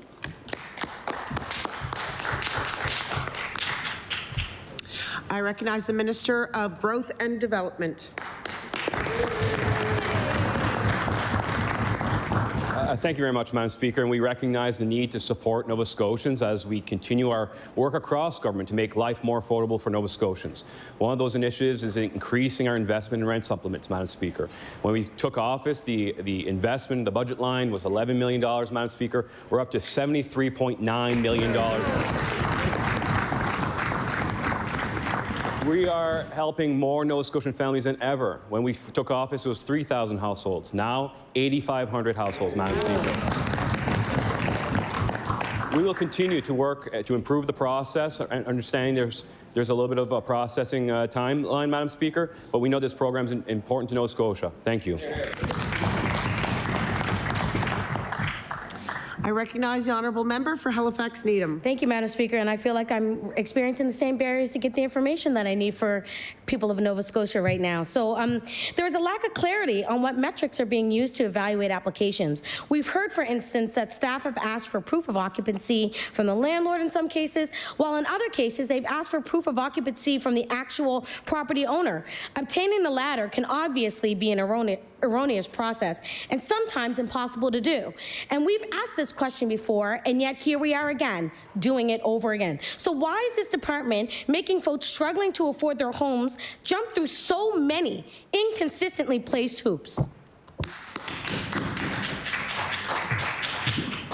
I recognize the Honourable Minister of Growth and Development. Madam Speaker, last year we made a number of program changes to increase the program equity and fairness to ensure that the money that is going through the department is going to Nova Scotians, some of our most vulnerable Nova Scotians, Madam Speaker. There are, with programs of government, some rigor to ensure that there's some accountability to that process to make sure that an application is meeting all the requirements. That's why we have dedicated staff, ready to support Nova Scotians as they go through that process, and we'll continue to be there to support our most vulnerable Nova Scotians. Thank you very much.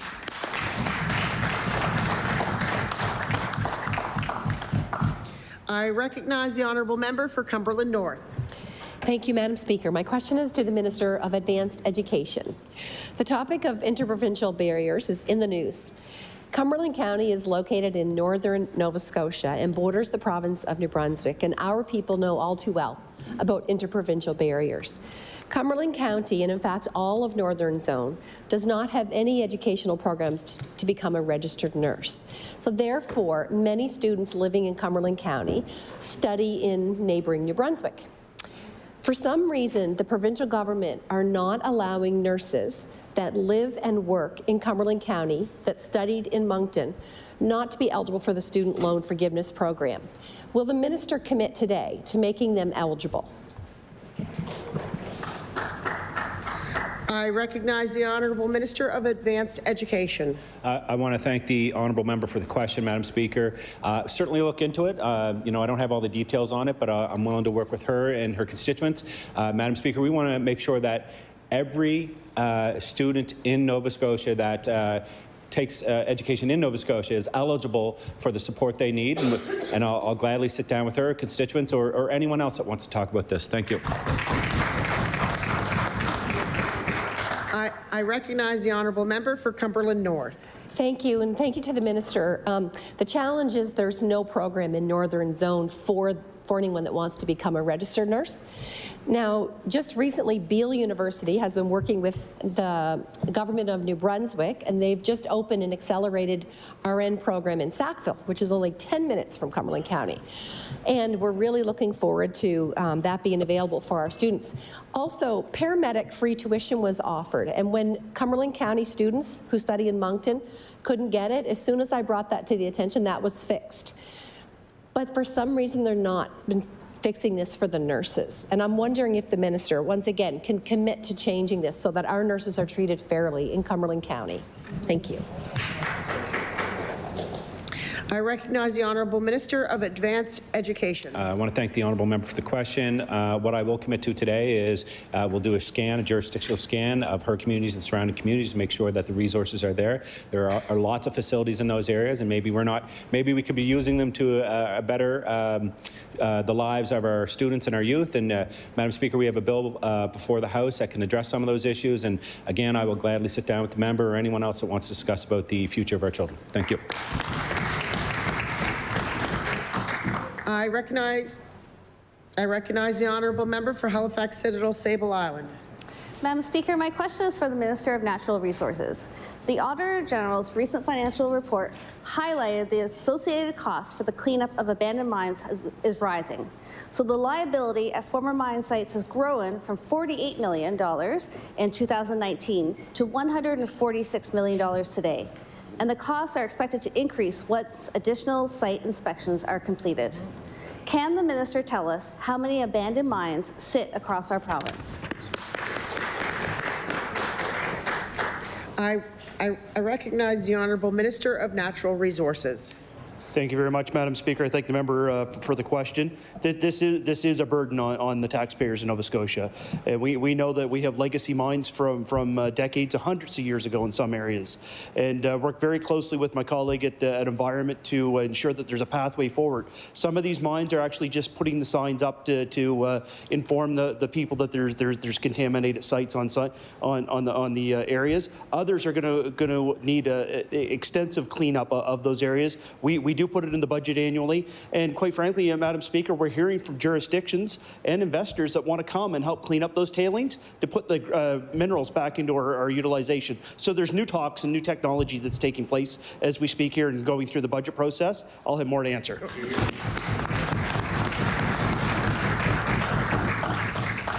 I recognize the honourable member for Halifax Citadel Sable Island.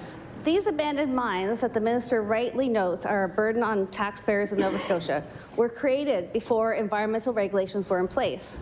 We're seeing the consequences not only in terms of cost to government, but also to the safety of our environment, as toxic tailings from abandoned mines are now moving downstreams to bodies of fresh water, and I'll table that. Can the minister assure us that clear environmental regulations will be in place before new critical resource extraction projects begin? I recognize the Honourable Minister of Environment. Thank you, Madam Speaker.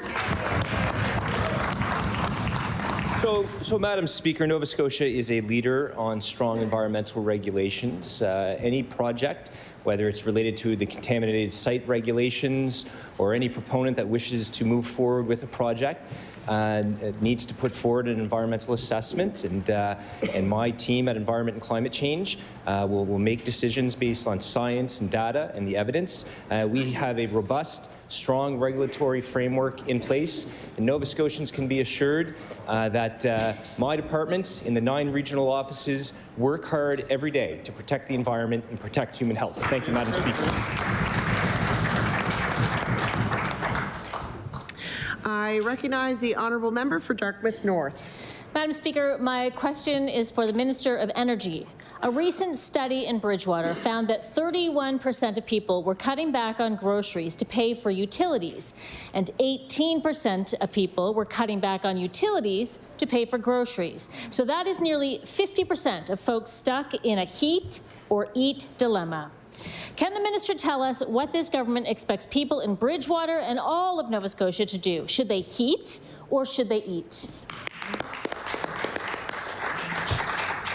I recognize the Honourable Minister of Energy. Thank you, Madam Speaker, and thank you to the member for the question. And we recognize that the cost of living is certainly put an impact on Nova Scotians' ability to pay for things, and that's why we've taken unprecedented steps as a government to make sure that Nova Scotians have the support that they need. I think of a number of different programs that we have with respect to supporting people with energy poverty, Madam Speaker. I think of the HEAT program, and I think of the HEART program, Madam Speaker. I also think of the Seniors Care Grant, Madam Speaker, that provides $750 for Nova Scotian seniors who are struggling. And Madam Speaker, we will continue to do what we can to support Nova Scotians. They know that, and this government is here for them. I recognize the Honourable Member for Dartmouth North. Thank you, Madam Speaker. Perhaps in estimates, the Minister and I can debate the definition of unprecedented, because those programs that he just listed are, number one, not unprecedented, and number two, not enough money. So no one should be forced to decide between heating their home and buying groceries. And I said in the last question that that's what people are doing. Nova Scotians deserve a government that will step up and take the necessary actions to alleviate the stress that comes with tight budgets and increasing costs. So when will this government take concrete steps to make home heating and power bills affordable for all Nova Scotians? I recognize the Minister of Energy. Thank you, Madam Speaker. And this gives me an opportunity to talk about unprecedented, extraordinary actions we've taken to support Nova Scotians with efficiency programming, Madam Speaker. Over $250 million has been allotted for efficiency programs in this province, Madam Speaker. And Nova Scotians have been, applying to those programs in droves. 9 times the number of people have been applying for those because of that program that we've provided, Madam Speaker. And part of that program is providing heat pumps to Nova Scotians. And those heat pumps will help people get off oil and will save people up to $1,500 a year, Madam Speaker. We are here for Nova Scotians and will continue to be. I recognize the Honourable Member for Dartmouth North. Madam Speaker, in January of last year, the Department of Service Nova Scotia responded to an inquiry from the Investment Property Owners Association of Nova Scotia about how a potential compliance and enforcement unit would impact landlords.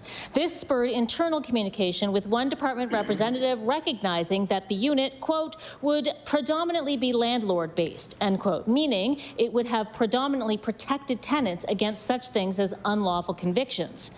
Why was the enforcement unit scrapped when it would have clearly met the needs of tenants?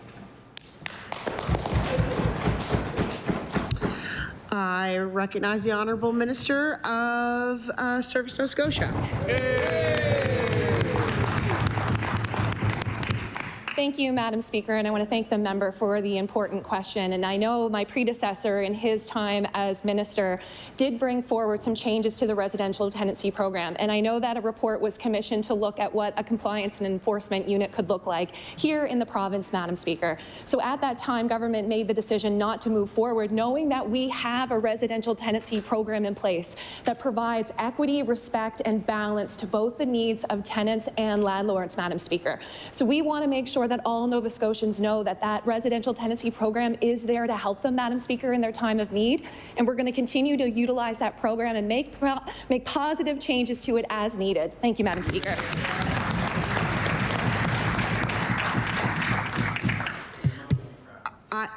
I recognize the Honourable Member for Dartmouth North.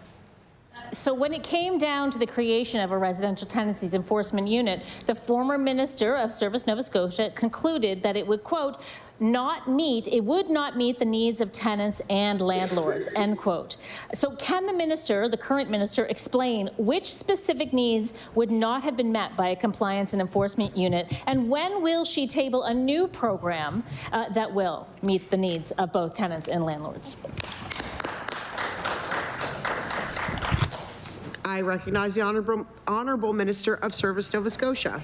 Thank you, Madam Speaker. And I want to thank the member again for this important question. And I want to recognize that we do have a residential tenancy program in place to support the needs of both tenants and landlords, Madam Speaker.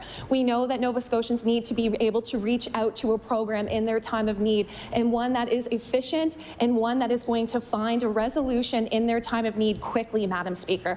So recognizing that the report was commissioned to look at a compliance and enforcement unit, Madam Speaker, but we made the decision not to move forward, knowing that there is an opportunity to improve the existing program, which we are doing, Madam Speaker. We want to make sure that Nova Scotians know that that program is there in their time of need. If we want to make sure that we're improving communication and making sure that tenants know that they can use that program when they need it. Hey.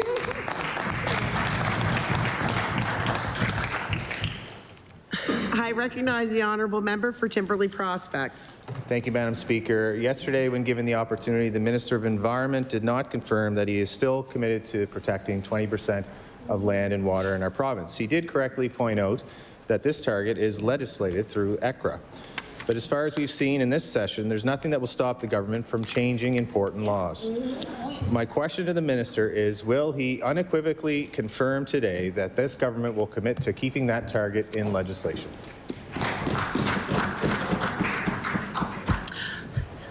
I recognize the Honourable Minister of Environment. The answer is yes, Madam Speaker. Madam Speaker, we remain committed to the Environmental Goals and Climate Change Reduction Act, the only province in Canada with legislated climate change targets. We are a province with a fully funded climate change plan. We have a balanced, comprehensive coastal action plan. And Madam Speaker, we continue to work hard every day to transform how we produce and use energy in Nova Scotia. Thank you, Madam Speaker.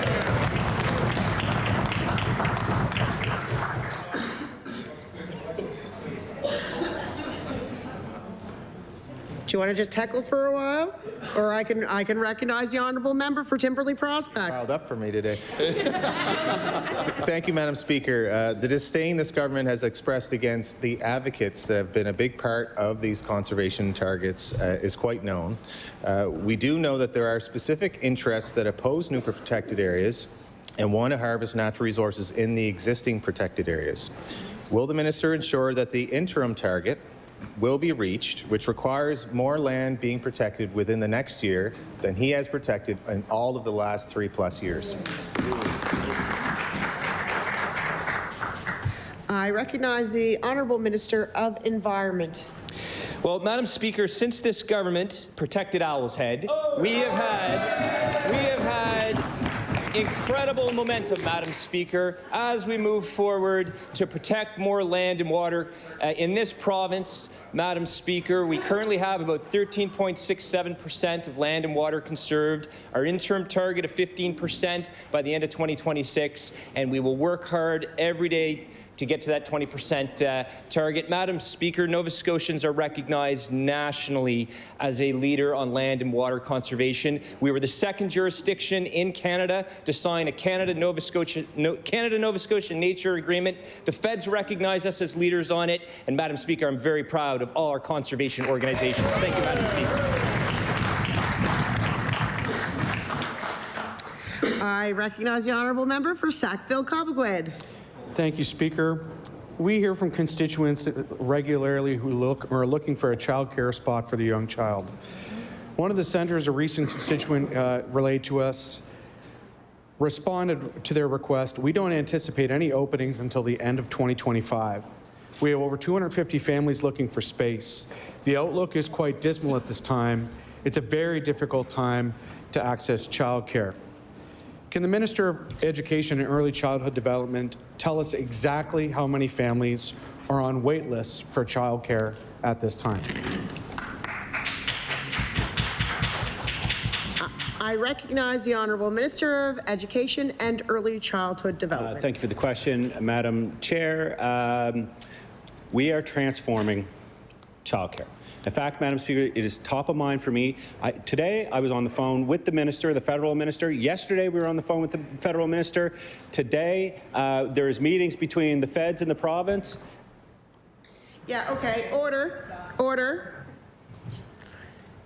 And I think a few questions ago, I asked everybody to please keep it quiet. I will start naming members out if I start hearing heckles go too loud. I recognize the Honourable Minister of Education and Early Childhood Development. Thank you, Madam Chair.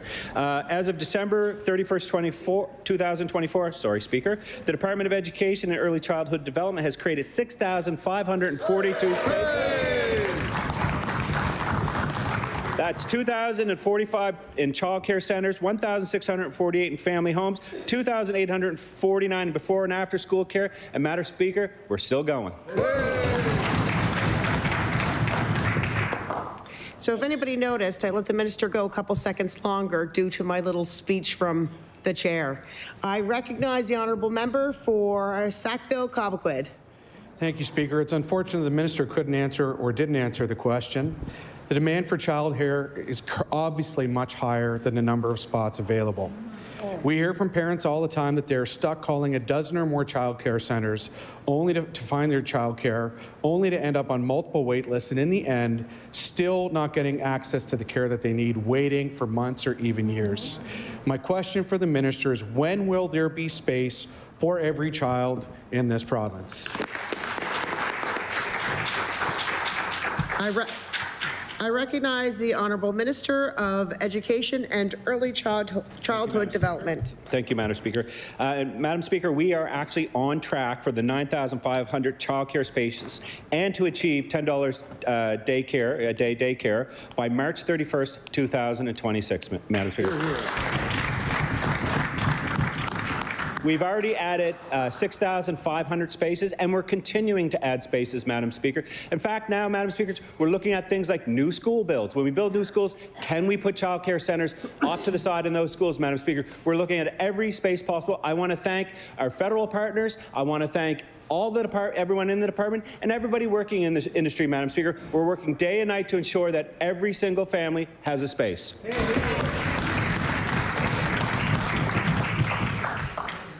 I recognize the honourable member for Halifax Citadel Sable Island. Madam Speaker, my question is for the Minister of Education. It's a tough time for 2S LGBTQIA+ youth in Nova Scotia, as their identity, their safety, their right to exist and thrive are all being threatened and batted around as a political wedge issue. Thankfully, we have been doing things differently in this House, but Nova Scotia students need the updated guidelines now. It creates a situation of uncertainty. They need to have their identities and their rights affirmed. When will the guidelines be released, and how much money is in the budget for them? I recognize the Honourable Minister of Education. I want to thank the Honourable Member for the question, Madam Speaker. What I will say is that we are listening, Madam Speaker. The LGBTQI+ community need to know that they are valued, that they need to be shown in the education system, Madam Speaker, and we're going to continue to represent them. We are meeting with groups. We are continuing to learn from them, meet with them. And Madam Speaker, we want to make sure that every single person is safe and is recognized in our school system. Thank you, Madam Speaker. I recognize the honourable member for Halifax Citadel Sable Island. Madam Speaker, I didn't hear a date, and I know that there's a draft version of those guidelines floating around the department and have been talked about with community members, so I do hope that we'll see it before the end of this school year. Nova Scotia curriculum also has a strong history of working with outside service providers to provide sexual health education. In the past year, I have been approached by teachers, schools, and partner organizations who have seen their contracts canceled for specifically providing information on 2S LGBTQIA issues, sexual orientation, and gender identity. They feel the information is being suppressed. And my question for the minister is it? I recognize the Honourable Minister of Education. Not under my watch. You bring it to me directly and I'll deal with it. Here, here.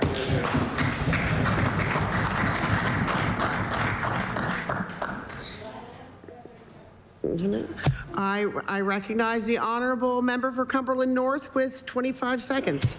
Okay. My question is to the Minister of Seniors and Long-Term Care. With the growing number of our senior population, can the minister explain what she's doing to increase the number of long-term care beds in Cumberland County? I recognize the Minister of Seniors and Long-Term Care.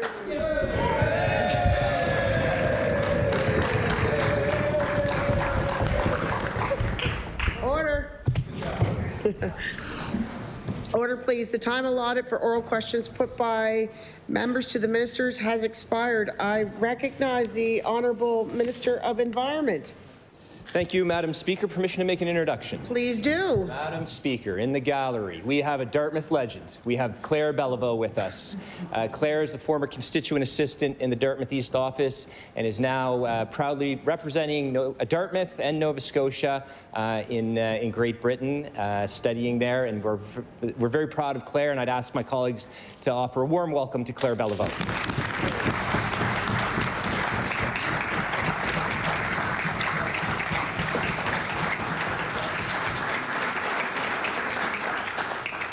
Welcome to the House, Claire. We hope you enjoy your time here. I recognize the Honourable Government House Leader. Thank you, Madam Speaker. Speaker, I move that you do now leave the chair and the House resolve itself in the Committee of Whole House on Supply. All right. I recognize the Honourable Member for Halifax Needham. Thank you, Madam Speaker. I am just going to have a little conversation today about democracy. Democracy is a form of government that empowers the people to exercise political control, limits the power of the head of state, provides for the separation of powers between governmental entities, and ensures the protection of natural rights and civil liberties. Democracy, if people didn't know what it meant rule by the people. And we are in the people's house, and so we should be ruling by the people. It empowers individuals to exercise political control over the form and functions of their government. So everyone's voices should be heard around the table here in this House. While democracies come in several forms, they all feature competitive elections, which we just recently had, which gives us freedom of expression and protection of individual civil liberties and human rights. In most democracies, elected lawmakers charged with writing and voting on laws and setting policy represent the needs and wishes of the people. So we should be writing and putting forward laws that represent the needs and wishes of Nova Scotians. When creating laws and policies, the elected representative in democracy strive to balance conflicting demands. Balance the conflicting demands and obligations to maximize freedom and protect individual rights. I don't know if anybody's been following, but it's only been a few days while we've been sitting here in legislature, and what we've seen in a few days is absolutely scary. It reminds me of the election in the U.S., and I know some of you might not have felt that, but as a black woman, it was very, very scary, and it continues to be, because I have young children that also have entitlement in the U.S. So just to keep that in context, we need to be very mindful of the power that we hold and the things that we put forward, because it affects a lot of people's lives. Some political parties around the world are using the same playbook. They want to change their rules because they don't want to bother with the process, because they never believed in law. An example one is fixed election dates. A number of different places have fixed election dates, and we had one that was not actually enforced. It sounded great because I thought it was a great idea, maybe not in the summer, but I thought it was a great idea because we need to have some predictability. We were told that the people wanted the election early. So what happened? We've seen a failed commitment to Nova Scotians. Conservatives want what they want as fast as they can without any oversight of discussion. And we see that across the world. What we see is the rules changing to take the land and expropriate it, to poison our water, to destroy the environment, all for the power and almighty dollar, period. The point of rules is not just to be able to do something, but to do it in the right way and to be accountable to the people. If there's no transparency or accountability, you are not following the principles of democracy. We are in the oldest house. We are in the oldest house in any of the provinces, and people look to us to do the right thing. And actually, I've traveled to many different houses across the country, and we are upheld to a high standard because we are the birthplace of democracy here in Canada. And so we need to take this very, very serious. We have noticed that governments have appointed sycophants to obey their leaders versus the rules, where they stand by knowing something is wrong based on the rules. When you have that gut feeling in your heart and you go, oh my gosh, that doesn't seem right, you should really follow your gut. But they do nothing unless ordered by their leader to obey. The playbook is to spread false narratives, to lessen transparency, saying no to the public, saying no to listening, saying no to questioning by the media, and no to accountability. We talked about, I'm very proud to say Nova Scotian. I would never take away anything that is meant to be. But it doesn't make sense to say Va Scotia, to be honest. We don't want to say no to Nova Scotia because that doesn't actually sound right. So we don't want to take that no. We don't want to take the no out. But it seems like some parties are okay with saying no to accountability, to transparency. So here's what just happened. And I need to say this to Nova Scotians across the province. The rules have changed. The people who have elected this government are happy for now, just like in the US, until the mess comes to your front door, and then we will hear it. And we're starting to hear it now in our emails and in our phone calls, because we know some governments will act when they're friends with big pockets of lawyers, backing them up, speak up. We have seen things been rolled back in this government so quickly. And I'm afraid that Nova Scotians won't have a chance to say or have a say over what this is and what they want, period. Especially when it comes to our environment. This process of change affects the African Nova Scotian communities, the Indigenous communities, and marginalized folks across the province. They will be the ones who suffer the most. So I have to say, it wouldn't be me if I didn't point out the obvious, because we have seen no one else recognize it unless we say it. So my questions are, how will these changes to government, how are they going to affect the Indigenous community? Have we thought about that? Has any of these pieces or any of these changes been run through or consulted or talked to any of these communities? It's going to harm them. Is there consult or reporting stating that there have been discussions tracked and recommendations for these changes? Because, we hear a lot about how we're talking and we're listening.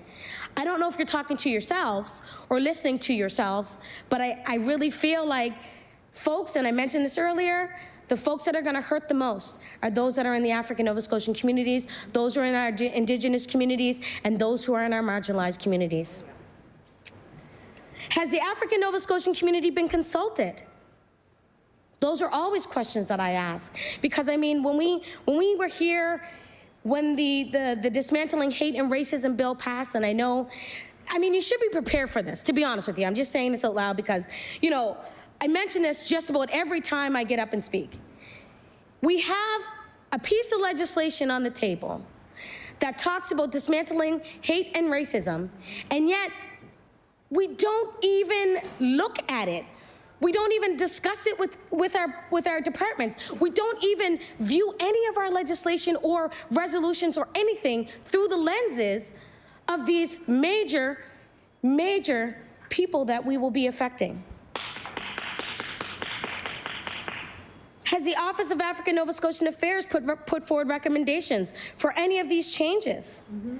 Has this gone through the lens of equity and anti-racism? Mm-hmm. So I could go on and on and on. And I know what the answer to this question is, because the government has no plans of informing the Nova Scotian people, let alone the African Nova Scotians, let alone the Indigenous folks. Absolutely no one.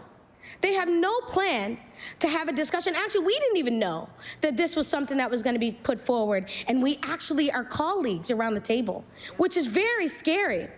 And I mentioned that earlier. We had an election in the U.S. That folks are going to go, whatever. But people in communities and people who are marginalized, Black, American, folks who are not of European descent, are actually going to, and we see it, are feeling the effects of all of these changes. And we are not them. We are absolutely not them. Nova Scotians, every Nova Scotian that I've spoken to have not came with that intent or with that feeling of this is who we are, because we are not them. So settler colonialism is what we're seeing. It's a type of colonization structured and enforced by a party directly, while they remain a connection or control through the settlers' colonialism. In settler colonization, a minority group rules either through the assimilation or oppression of Indigenous peoples and African Nova Scotians. And in this instance, a party and Nova Scotians. By establishing itself as a demographic majority through driving away, displacing, or the outright killing of the democratic process, the rights of the people, all people. So, I just want to say congratulations on the PC party. Well done. At a time when voter turnout was an all-time low, we had voter exhaustion and volunteer burnout, which was real. Congrats on a win that some would say was voter oppression, my reference to colonization. Keeping our voter cards from all Nova Scotians. And if you know anybody who's a diehard voter, they depend upon that. They wait on those things. So well done to the negative narrative just before the writ drop and the pamphlet of empty words to constituents. Congrats again on the low percentage of engaged voters. You may have won with a majority, but did you actually think all people believe in your platform? Or the message? Some just checked the box to be done because they were sick of elections. And as we've seen in a large portion, they didn't even vote. So congrats on a historic win with a low voter turnout and the lowest in history. Take that on. And yeah, way before the legislated set election date by the Conservative government, they called the election that was supposed to be legislated and law, but they called it early because, heck, people needed to get out there and vote. But not to confuse folks more, because that wasn't the plan. It's all about accountability and transparency. But not for the PCs, not for the Conservatives, but for, everyone. Because we hear every day about the things that our parties have done decades ago. And actually, we don't even have anybody that's still a part of our caucus that was a part of that party. So, I mean, we're kind of like immune to that. Because we hear every day about the things that our parties have done so many years ago. But we can't even get a report of the progress of this government. And how are we doing, truly, for Nova Scotians?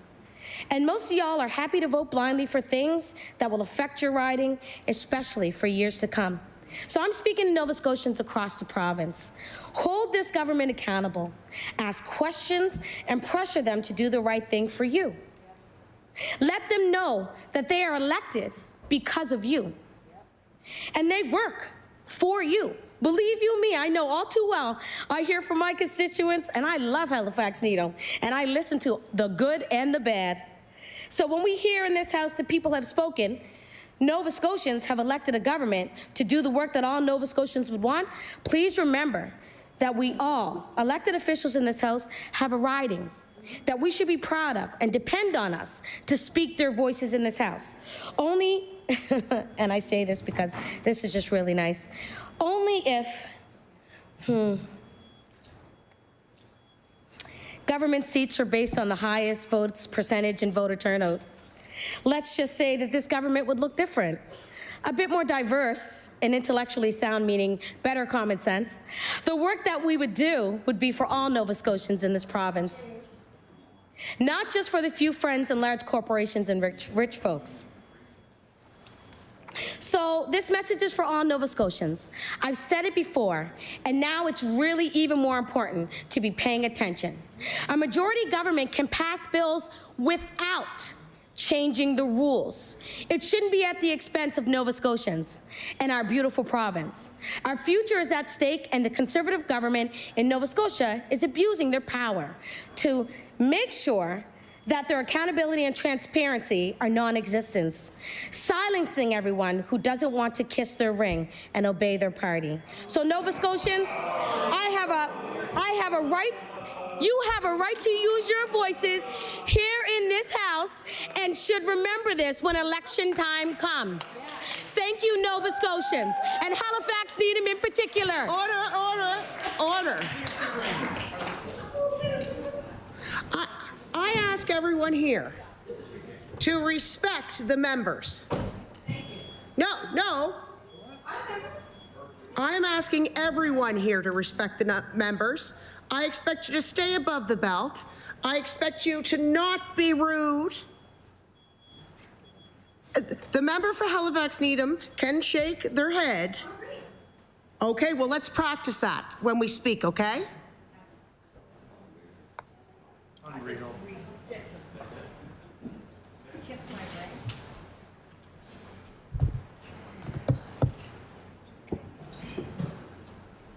I recognize the Honourable Government House Leader. What's that? Okay, hold on one second.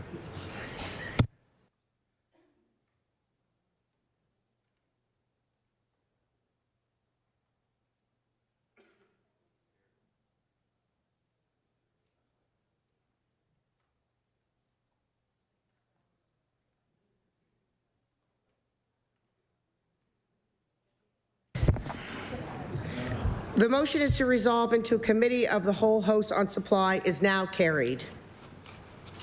I recognize it. No? We'll take a brief recess to set up.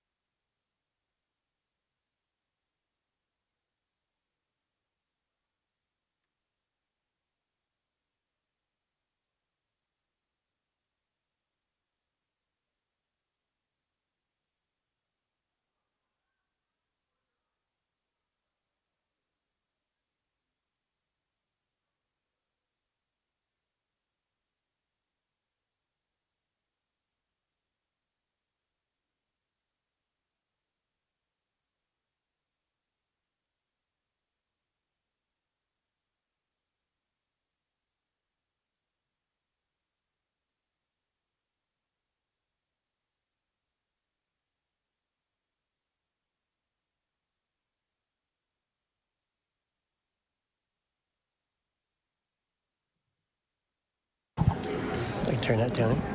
You mind? You don't mind if I bend that down?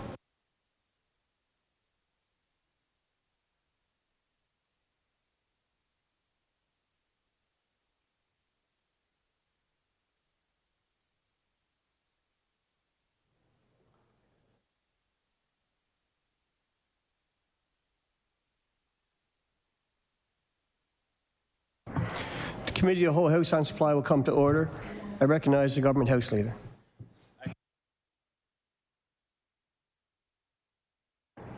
Chair, would you please call the estimates for the Minister of Health and Wellness Resolution E13 and E31?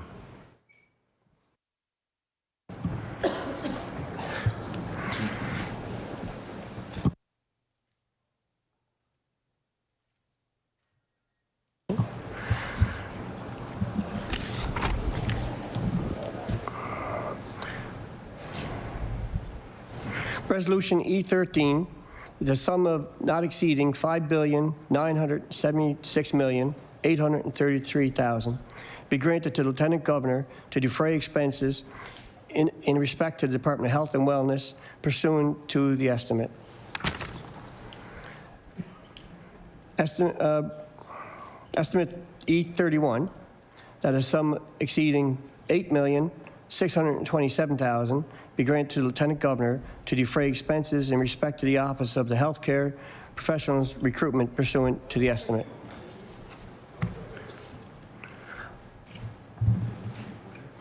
Point of order. I recognize the Government House Leader. Mr. Chair, I regret to rise this early in the session on a point of order, but as you know, the Minister of Finance delivered the budget speech on Tuesday per Rule 62D of the Rules and Forms of Procedure of the Nova Scotia Legislature. I've consulted with the NDP to determine which 5 sets of estimates they intend to examine in the Committee on the Whole of Supply. The NDP has revealed that they have determined that the health and wellness will be considered by the Committee of the Whole of Supply. Speaker, I ask that you clarify to the House that any department that has not been named by the NDP to appear in the Committee on the Whole House of Supply, that is every department except health and wellness, be referred to the subcommittee per Rule 62D2. I ask the NDP party if other ministers have been named.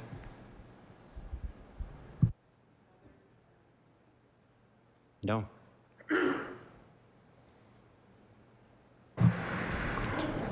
Pursuant to Rule 62, I recognize the member from Sackville-Coquitlam. Thank you, Speaker. Question for clarification.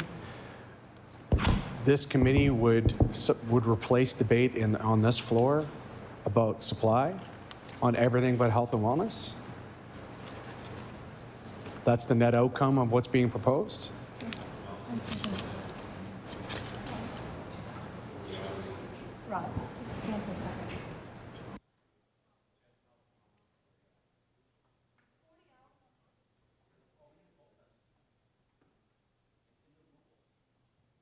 Order, please.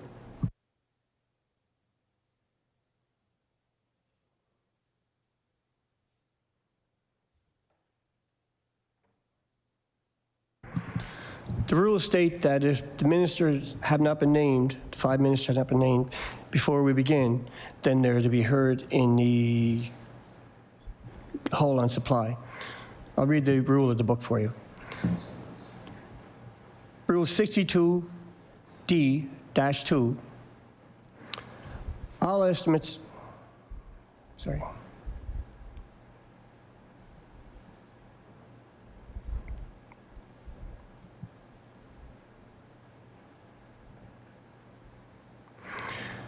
All estimates determined for consideration by the Committee of the Whole on Supply pursuant to paragraph 1 was referred to the Subcommittee on Supply.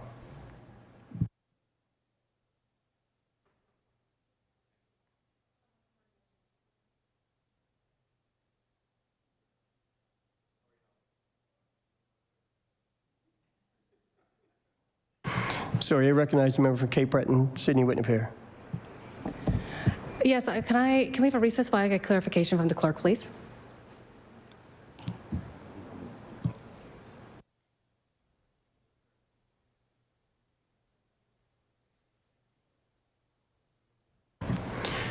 Are you requesting a 5-minute recess? Yes.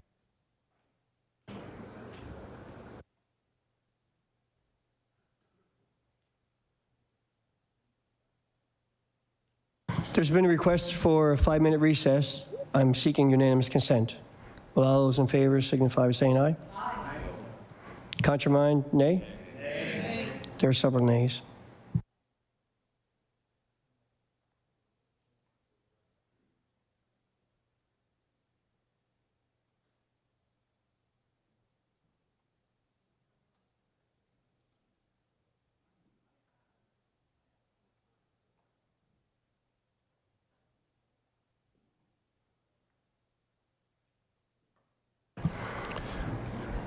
One last time. Have the names of 5 ministers been provided? Yes or no? Yes or no? I recognize the member for Cape Breton Centre, Whitney Pier. Chair, I am waiting for our House Leader to arrive. I'm asking for 2 minutes while they come. Order.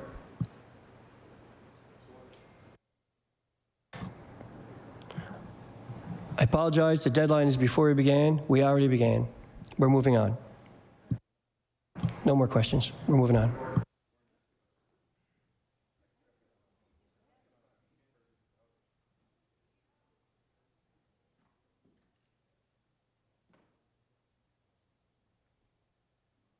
The only estimates to be heard in the main chamber will be the estimates for the Minister of Health and Wellness. I recognize the member from Timberley Prospect. Thank you, Mr. Chair. And House leaders often have conversations verbally and also in writing. And I do have a conversation in writing over text message with the House leaders and the independent member. The member for Halifax Siddle Hill, which is the House leader for the NDP, said, okay for estimates in the chambers: health, public works, natural resources, growth and development, opportunities, and social development. At this point, we're not planning to call CCTH, emergency management, IGA, and seniors. Then she goes on to list the red room order, which is the other room that we would take estimates. That's in writing from yesterday from the House leader of the official opposition.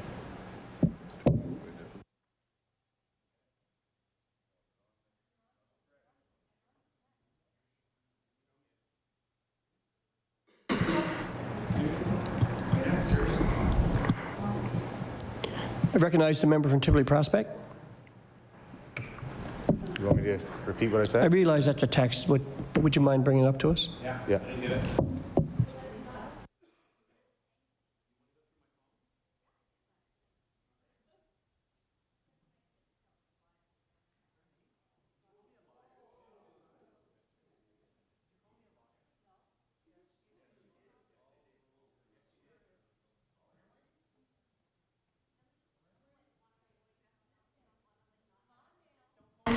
Order. Order, please. Please. So, let me look at this information. Please stop talking back and forth. Thank you.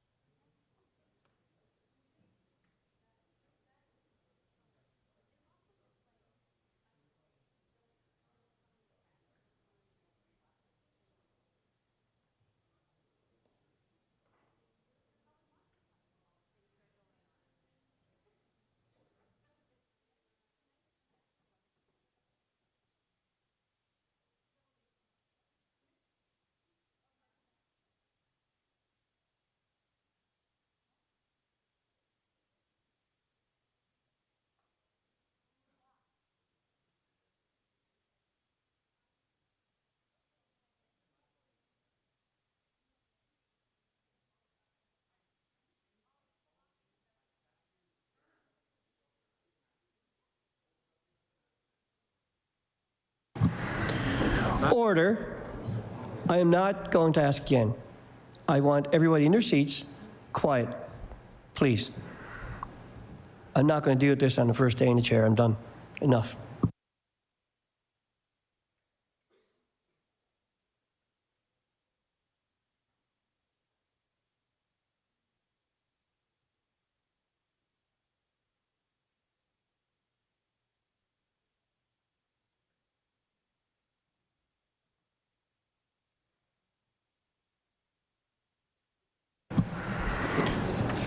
Order.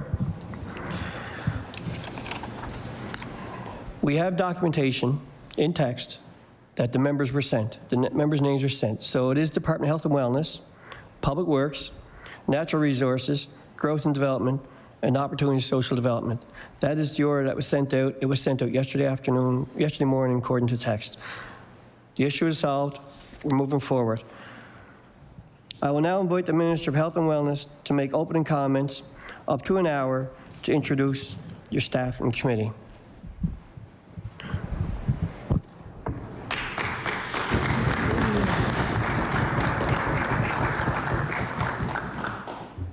Good afternoon.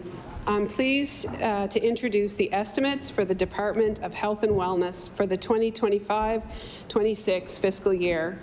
To do this, I'm joined by two key people, Dana McKenzie, Deputy Minister of Health and Wellness, and Shelley Boning, Chief Financial Officer for the department.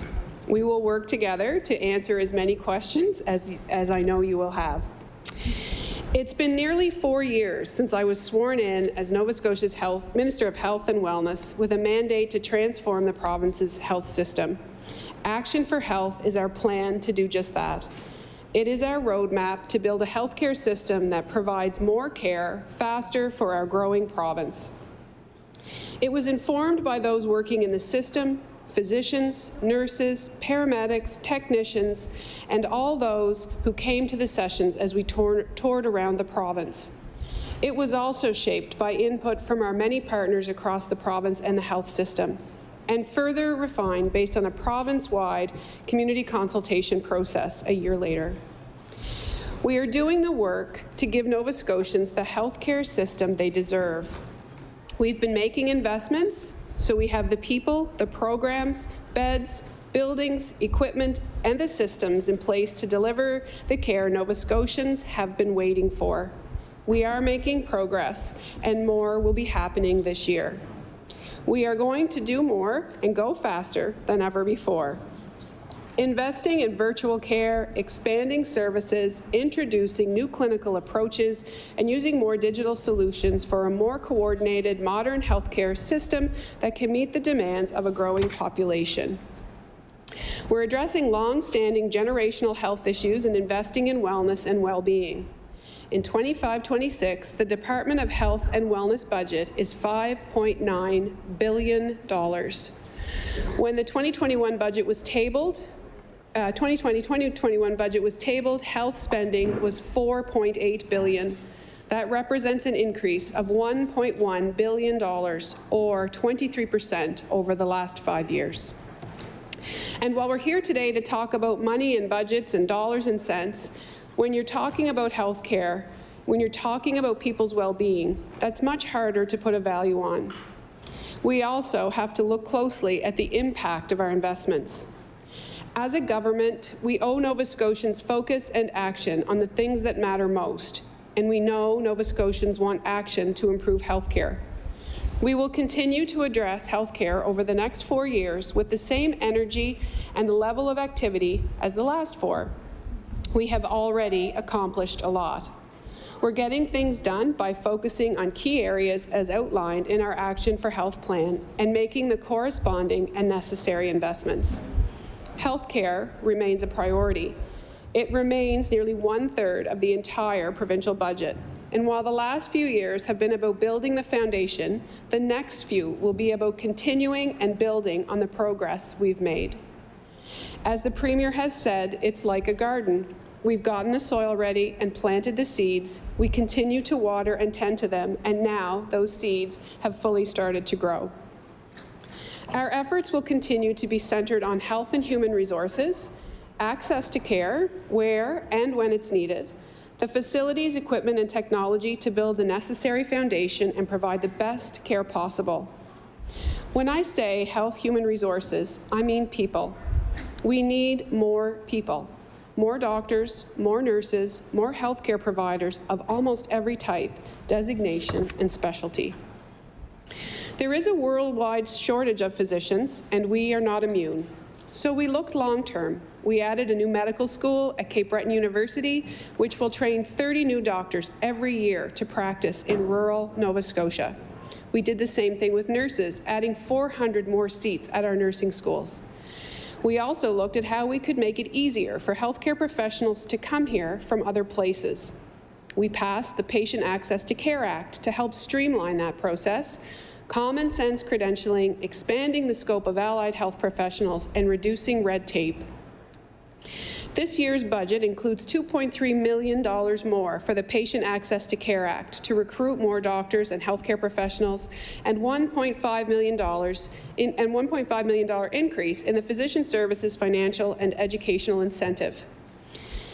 And there is $10.7 million for the Physician Assessment Center of Excellence, which we refer to as PACE. This center is the first of its kind in North America and will see internationally trained physicians get licensed faster to practice in communities across the province. 4 internationally educated physicians are now providing care to 2,600 patients, all assigned from the Need of Family Practice Registry. There are many talented and in-demand internationally trained physicians who are already here in Nova Scotia and eager to practice. Over time, the centre will expand to include 5 physician-led teams of up to 3 internationally trained physicians each. As the number of the team expands, so will the clinic's capacity to support the health of 6,500 patients. We are working with our partners at the College of Physicians and Surgeons of Nova Scotia and the Medical Council of Canada to put new solutions like this in action. Recruitment isn't the only thing, though. We need to make it attractive for these people not just to come here, but to stay here. To help with retention, we've negotiated agreements with physicians, nurses, paramedics, and other healthcare workers to increase their pay. We've budgeted $22 million to establish the Physicians' Retirement Fund to encourage physicians to stay and work in Nova Scotia. And we continue to support community groups across this province with millions in funding to recruit and retain healthcare providers in their community. These efforts are working, and we're seeing them pay off. When we compare where things were in 2021 to where we are now, we can see some real progress. We've had a net gain of nearly 400 physicians, 110 of which are family doctors, and 284 specialists. There are now 17,000 nurses employed in Nova Scotia, an increase of 2,500 since 2021. And there are more than 265 paramedics who have been hired since 2021. In our first term, we opened more primary care clinics, new collaborative care clinics, and made improvements at existing clinics. We boosted access to virtual care, established pharmacy primary care clinics, and held mobile primary care clinics across this province. All said, we have added more than 840,000 more appointments across the system last year. That equals 70,000 more appointments every month. In short, we have been extraordinarily focused on expanding access to care: primary care, emergency care, acute care, and transitional care. We've all seen and heard stories from physicians, nurses, family members, and others about lengthy waits in our emergency departments, or for surgery, or for an ambulance. More often than not, these things are not happening because patients aren't moving through the system the way they need to. Our healthcare system is huge and complex, and each piece is a connected part of the whole. Problems in one area echo across the system, creating problems in others. Not enough long-term care beds mean more seniors in acute care beds. More seniors in acute care beds means surgeries are delayed or EDs get backed up. Backups in EDs mean longer ambulance offload times, and longer offload times mean delays in ambulance response times. Fixing healthcare means making sure each of these areas work together always with the patient top of mind. In plainer language, that means moving patients through the system, through the healthcare system more quickly, getting them to the right place to get the care they need, and then getting them home as soon as it's safe. It has been one of our biggest hurdles we've needed to tackle. I think we can all agree that the best place for people to get better is where they call home. Recovering in familiar surroundings with the right supports is good for well-being, and it's also good for our healthcare system and those working in it. We will continue to take action to help patients safely return home sooner and reduce pressure on emergency departments, hospitals, and healthcare professionals. We will continue to use the Care Coordination Centre, which gives healthcare teams real-time information about bed availability, the status of diagnostic tests and procedures, wait lists, ambulance offloads, and patient transfers. C3, as we call it, gives us a province-wide view. We are already seeing progress, reducing the lengths of stay, doing more discharges on weekends, admitting patients more quickly from the emergency department, and shorter ambulance offload times. The Care Coordination Centre has helped avoid admissions, expedited discharge, which has saved more than 29,000 provincial patient days annually in our healthcare system. And over 6,800 additional inpatients were admitted in 2024 compared to 2022. This is also helped by programs like Safer F, which will continue to be implemented in a number of inpatient units across the province. This program focuses on in-hospital improvements that help get tests sooner, enhance coordination among care teams, and improve communication with patients and families. This limits unnecessary waiting for patients, shortens hospital stays, and improves outcomes. For example, acute units using Safer F have fewer long-stay patients or those in hospital more than 28 days by an average of 5%.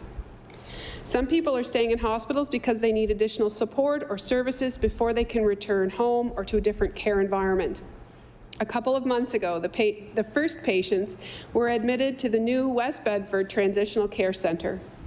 This new facility is helping hospital patients who don't need acute care but need some help to go home or move to long-term care. The old way of delivering care is not sustainable. We need more beds in hospitals and long-term care, but also in between. There isn't an apples-to-apples cost comparison, but we know the cost per bed for transitional care facility is about $685 per day. Well, that's a bit more than a long-term care bed space at about $470 per day. It is significantly less than an acute care bed, which is about $975 a day. Costs aside, we know for sure that a hospital bed isn't always the right place for someone to recover with the level of care they need. The Transitional Care Centre will have a positive impact on ambulance offload times, helping with frustration for paramedics, patients, and other healthcare staff. It will get patients the care they need faster and more conveniently and help reduce emergency department crowding. And it will allow people to recover and heal in the right setting to help them get back home while freeing up hospital beds for others who need them. It's already having an impact. As of the middle of the month, West Bedford has had 49 patients, with 80% of them being discharged to home, not to a long-term care facility. These beds have already helped save 1,266 total days in acute care and provided care at a lower cost than what's delivered in an acute care setting. Emergency care is one of the things that we hope we never need, but have great comfort in knowing it's there just in case. And it's not been without its challenges. Budget 2025 invests $18.8 million for emergency care this year. We have been working across the system to implement our plan to improve emergency care in Nova Scotia. That plan was designed to move faster in ensuring those with the most urgent needs receive care sooner, improve ambulance response time, and provide more places for people to receive care. We have made significant progress on that plan. Last year, nearly 200,000 Nova Scotians called 911 in a health emergency. While we're seeing increased demand for EHS ambulance services grow, we're also seeing improvements to keep pace and make headway. The average ambulance response time is down 13% in the last year between 2023 and 2024. The average offload time has decreased by 38% in the same period. and more than 16,000 hours of ground ambulance has been saved with the new Life Flight plane implemented August 2023. This year's budget includes $2.1 million for Life Flight to support this essential service. Physician assistants, nurse practitioners, and waiting room care providers are easing the load in the emergency departments. Expanded virtual care Nova Scotia and pharmacy clinics, along with urgent treatment centres, are helping patients get the urgent primary care they need, often avoiding unnecessary visits to emergency departments. In the year ahead, we will continue to advance and build on this progress. We will optimize emergency department spaces and the teams working in them, and expand virtual emergency and virtual urgent care. I can't talk about emergency care without mentioning work underway to make our emergency departments safer for providers and patients. Nova Scotians working and seeking treatment in our hospitals deserve to be able to do so without fear or threat of violence. The recent incident at our province's busiest emergency department was a stark reminder that we must do all we can to ensure our hospitals are safe and free from violence. Nova Scotia Health is developing policies, reviewing each of its sites to understand unique operational requirements and implementing changes to enhance safety. Work is already underway at the Halifax Infirmary Emergency Department. Those working in healthcare often care for patients and families dealing with extremely challenging situations. Feeling safe at work is not a nice to have, but a need to have. It's why government has invested in ongoing work to increase safety and prevent violence in the workplace, including $7 million in the most recent agreement with nurses to support unions and employers to continue building on this work. We have a healthcare system that is changing, and our facilities, equipment, and technology need to keep pace with that change. Nova Scotians and our healthcare professionals rightly expect us to invest in the facilities and the technology to support them in providing the best care possible. This year's capital plan supports More Faster, the Action for Health Build, with more than $1 billion to advance new healthcare development projects and fund others that will improve the healthcare system. That's nearly half of the province's entire capital plan for 2025-26. This includes the Halifax Infirmary Expansion Project, the largest healthcare infrastructure project ever undertaken in Atlantic Canada. Very recently, we announced the final details around the investment and timeline for the infirmary project.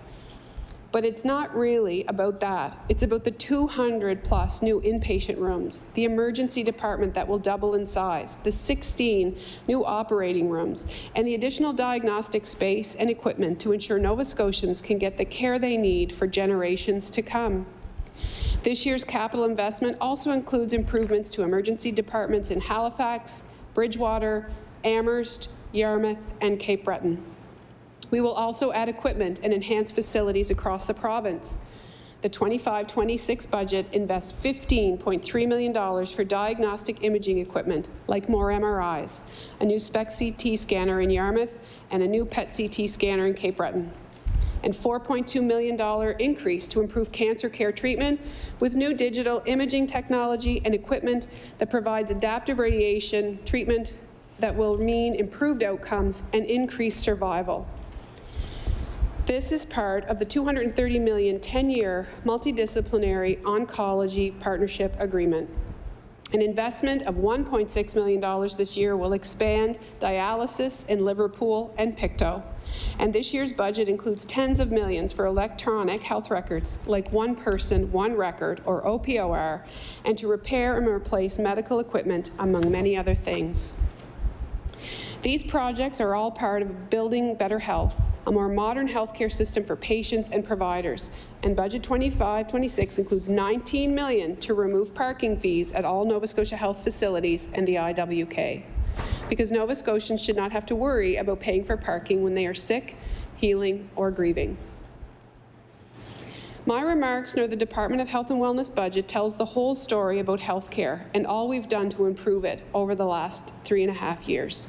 It does not include significant improvements in addictions and mental health, or unprecedented investment to build more long-term care spaces, or a range of changes, investments, and improvements across the whole of government to better support Nova Scotians' overall health and well-being. There is no doubt that access to health care is incredibly important, but research tells us it's only part of what it makes how healthy we are. Only about 20% of our health is determined by medical care. 80% is determined by other outside factors. Put simply, good health isn't just about health services. That's why our Action for Health plan calls on us all to address the factors that affect health and well-being. This is something that I am particularly passionate about. Across government, we are working together to come from this at all angles: prevention, equity, housing, food security, education. What does this look like? Nova Scotians have equitable opportunities to good health. They have housing they can afford, good food on the table, and employment and educational opportunities. Nova Scotians live, work, learn, and play in spaces and places that promote and protect health. They can have clean water to drink and air to breathe and live in communities that are inclusive and accessible. The next generation of Nova Scotians get a healthy start and a better chance for a healthier future. And Nova Scotians are empowered and supported to live healthier lives. They eat well and are active. They are protected from preventable diseases, and they have access to mental health and addictions care. Addressing these long-standing barriers to health through safer environments, more food, housing, and employment security, better access to primary care and mental health and addiction support, greater inclusivity and equity, and more health promotion and public health efforts. This means that Nova Scotia will be healthier and have a better quality of life. The supports, services, and care our public health teams across the province deliver is part of this work. We know more prevention and care up front can have a real and lasting impact down the line, and that's why we will fund a universal shingles program. Today across Canada, nearly 1 in 3 people develop shingles despite the fact that we have ready access to vaccine.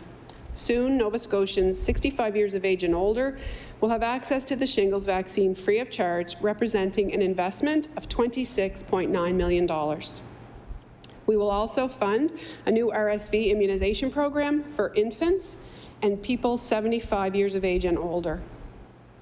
Last year, we announced more support for Nova Scotians living with diabetes. This year, that investment will increase to $10.4 million to support Nova Scotians with diabetes by expanding coverage of sensor-based device glucose monitors and the insulin pump program.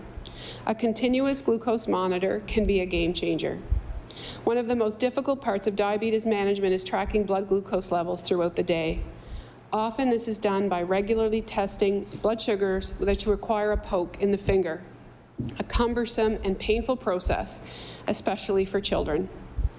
A continuous glucose monitoring system helps patients and their parents and caregivers track their blood sugar 24 hours a day, 7 days a week, providing insight on how blood sugar levels react to insulin, food, and activity, and help to prevent potentially dangerous low blood sugar events. No more finger pricks required. The program is open to all Nova Scotians with type 1 and type 2 diabetes who need multiple daily injections of insulin. While they must meet some criteria, this program is making a real difference in the lives of thousands of Nova Scotians. We also expanded the insulin pump program by removing the age cap. This program helps cover the costs of insulin pumps and supplies, but was only available to Nova Scotians under the age of 25. We removed the age limit, and about 450 more people are eligible to enroll in the program. Diabetes can be life-changing and have a big impact on somebody's daily life. We want people not to be defined by their diabetes. These investments will continue to help ease the financial burden and help them better manage their health. I want to highlight a couple of more items from this year's budget before I wrap up. This is really important to me, but even more important to the communities who often don't see themselves reflected in our healthcare system. African Nova Scotians, Indigenous communities, and the 2S LGBTQIA+ community in particular. I could tell you very upsetting stories about what's happened when we don't have a diverse workforce, and I'm certain I can't imagine the worst of it. Everyone should feel welcome and supported in this province, not just in our healthcare system, but everywhere, in every community and in every interaction with government. And I know my colleagues are working hard on making programs and services more accessible to more people. But when it comes to healthcare, it's especially important because we know that there are patients who don't feel safe coming to our healthcare system for the care they need, and so they don't come at all. We know there are patients who leave their communities traveling for hours to see providers where they will feel welcome, supported, and safe. New policies, rules, and restrictions in other provinces have rightly made people feel more afraid. No matter who you are, who you love, or how you identify, Nova Scotians deserve to live without fear and intimidation. Our government supports the 2S LGBTQIA+ community and growing safe and inclusive communities across our province. This is fundamental. We are taking action and investing to make our healthcare system better for everyone. So this budget includes investment in health equity, a total of $2.8 million this year. We will continue to build on the successful Pride Health program, which provides resources to people who deliver healthcare here, and an important primary healthcare support service for members of the 2S LGBTQIA+ community. We will support the Nova Scotia Brotherhood and Sisterhood initiatives to strengthen access to healthcare and improve overall health and well-being for African Nova Scotian communities and people of African descent. We will continue to implement our health equity framework to make Nova Scotia's health system more appropriate, effective, and free from barriers and discrimination. Before I wrap up, I also want to mention another area that we're working to improve. There are nearly 350,000 people born as women in Nova Scotia over the age of 40 who are managing menopause, post-menopause, or approaching menopause. Traditionally, they have not received the attention they deserve from our healthcare system. A new Menopause Centre of Excellence will be dedicated to managing symptoms related to perimenopause, menopause, and postmenopause. It will be the first of its kind in Canada. It will provide the specialized care that people deserve. This year, we are in the development stage. The initial phase will be funded through $2.5 million allocated within the primary care portion of the department's budget. We will work with our health partners, including the Menopause Society of Nova Scotia, to shape the project and engage relevant partners as we move forward. We know the challenges we faced would require monumental action and significant investment. We knew fixing healthcare wasn't going to be easy and that it wouldn't happen overnight. But that didn't stop us. People are right to expect their leaders to walk or run towards the big challenges, not away from them. And we've made a lot of progress. The seeds are planted and they are growing.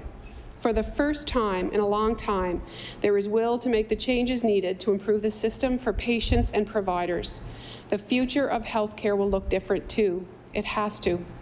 We can't continue to do things the same old ways and expect different results. We need to use new solutions to address old problems so that we can change how healthcare is delivered. It will take time and involve short and long-term solutions, and it will take all of us working together, pulling every lever we can. We are building a better, more modern healthcare system for patients and providers through our Action for Health plan and the investments that it supports in this budget. One build on innovation and collaboration, one where the brightest minds are trained right here in Nova Scotia and to stay and work in facilities on teams that offer Nova Scotians the healthcare options to meet their needs. There is more to do, I understand that, but we will not stop until Nova Scotians have the healthcare system they deserve. So with that, I will take my seat and happy to answer your questions.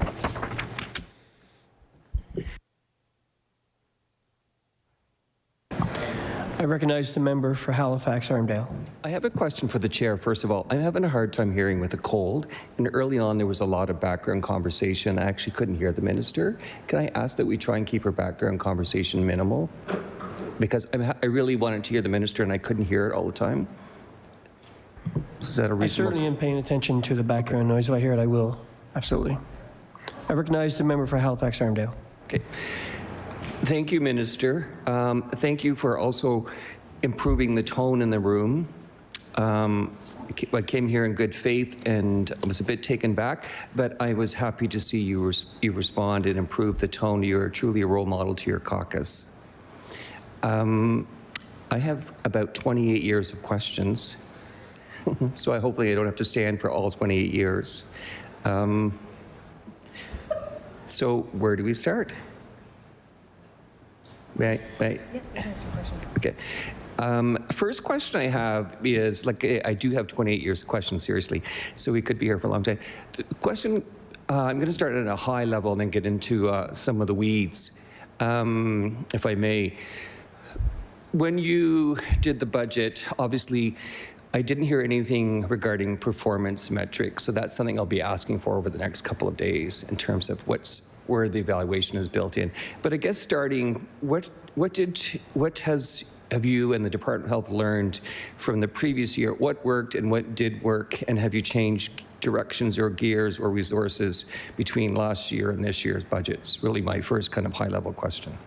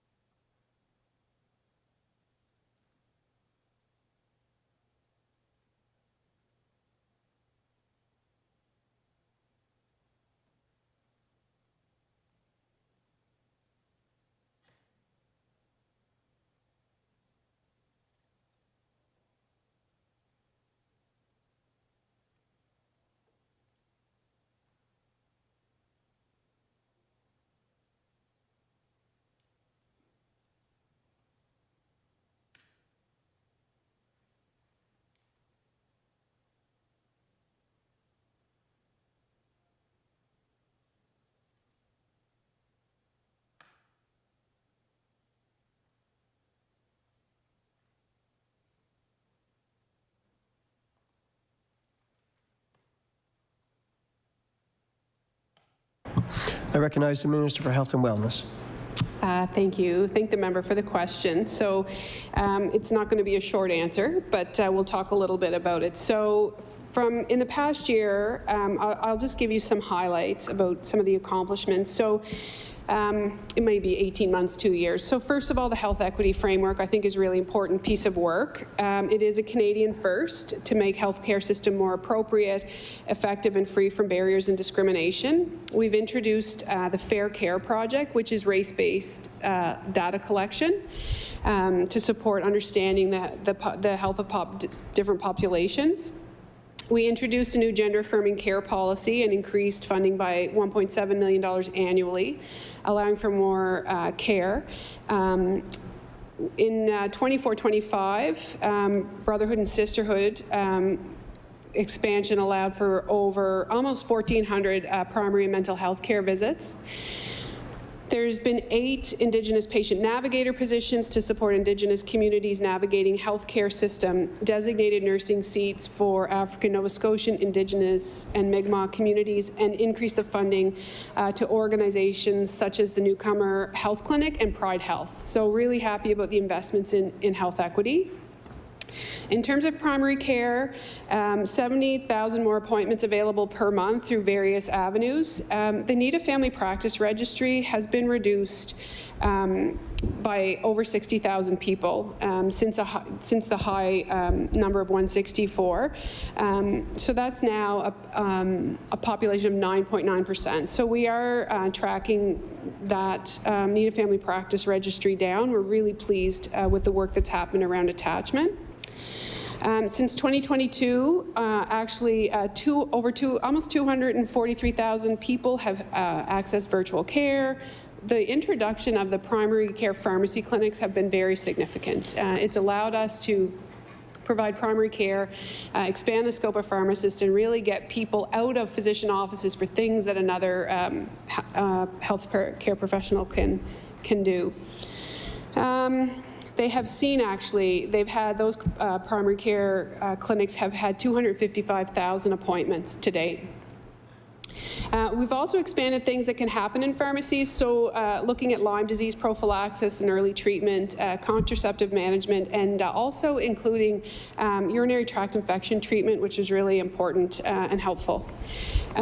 We've increased the number of collaborative family practice by 12 between 2024 and present, so that's a total of 115.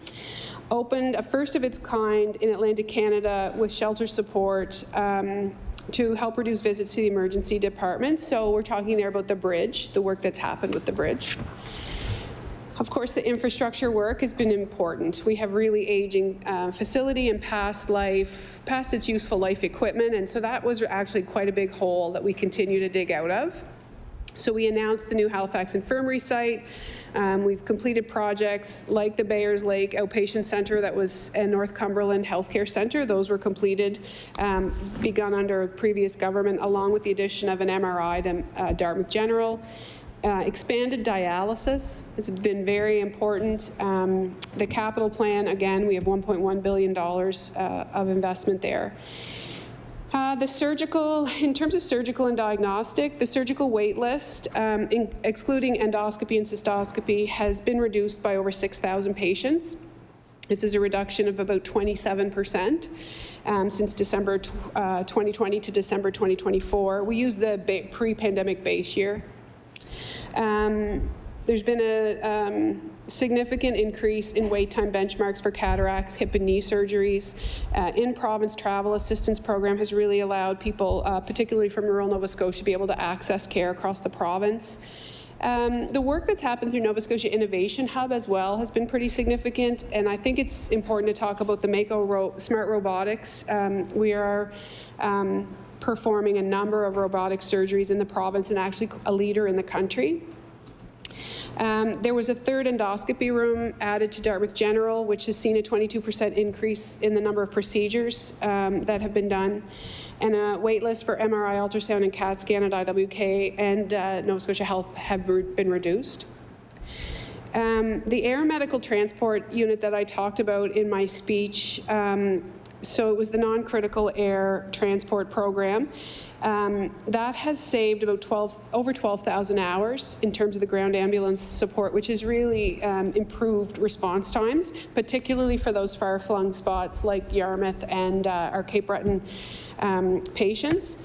Response times have improved. There's been a net increase of 64 paramedics in 2024. That was trending down historically for a long period of time, and so really pleased to see that that is moving in the right direction. We've implemented and hired emergency medical responders, so there's about 39 with a goal of 180 as we continue the education programs. Single response units, we called them SPEAR originally, so an advanced care paramedic responding to calls and doing an assessment. Only 15% of EHS transfers are currently completed by paramedics compared to 62% of transfers performed by ambulances in the beginning. And we actually have a doc in the box, you're probably familiar with that, which has really changed the way we can work in the field. Emergency and urgent care models have been around and improving. The waiting room care providers and patient advocates are very significant improvement in terms of the waits or the care that happens in our emergency room. The Care Coordination Centre is really something quite fantastic and has resulted with other initiatives of saving 29,000 bed days. And then in cancer care, there's an additional hiring of about 200 employees to support cancer centres and community cancer clinics across the province. 96% of cancer patients who need chemotherapy or immunotherapy are now receiving that care far closer to home. We've launched the lung screening program in January of 2024. We started in Central Zone, and almost 593 people have been screened for high risk. The Oncology Transformation Project is really a terrific program featuring a platform where patients can interact with their healthcare providers. We've announced a new PET CT scanner for Cape Breton, reducing trips to Halifax. CAR-T therapy program began in March 2022. It's the first in Atlantic Canada, and we've been able to continually expand that program. Certainly the improvements around HHR, recruitment and retention, and certainly training. We have a net gain of 492 allied health professional registrations for folks like MLTs and psychologists. There's a number of things that have happened there. And of course, all of that has culminated also in the advancement of Your Health NS. So as of January 15th, 2025, the app has been downloaded over 570,000 times and over 3.6 million records have been viewed by Nova Scotians. So really empowering Nova Scotians to have some of their diagnostic information in their hands has been very powerful for people. So there's lots that we'll be able to talk about.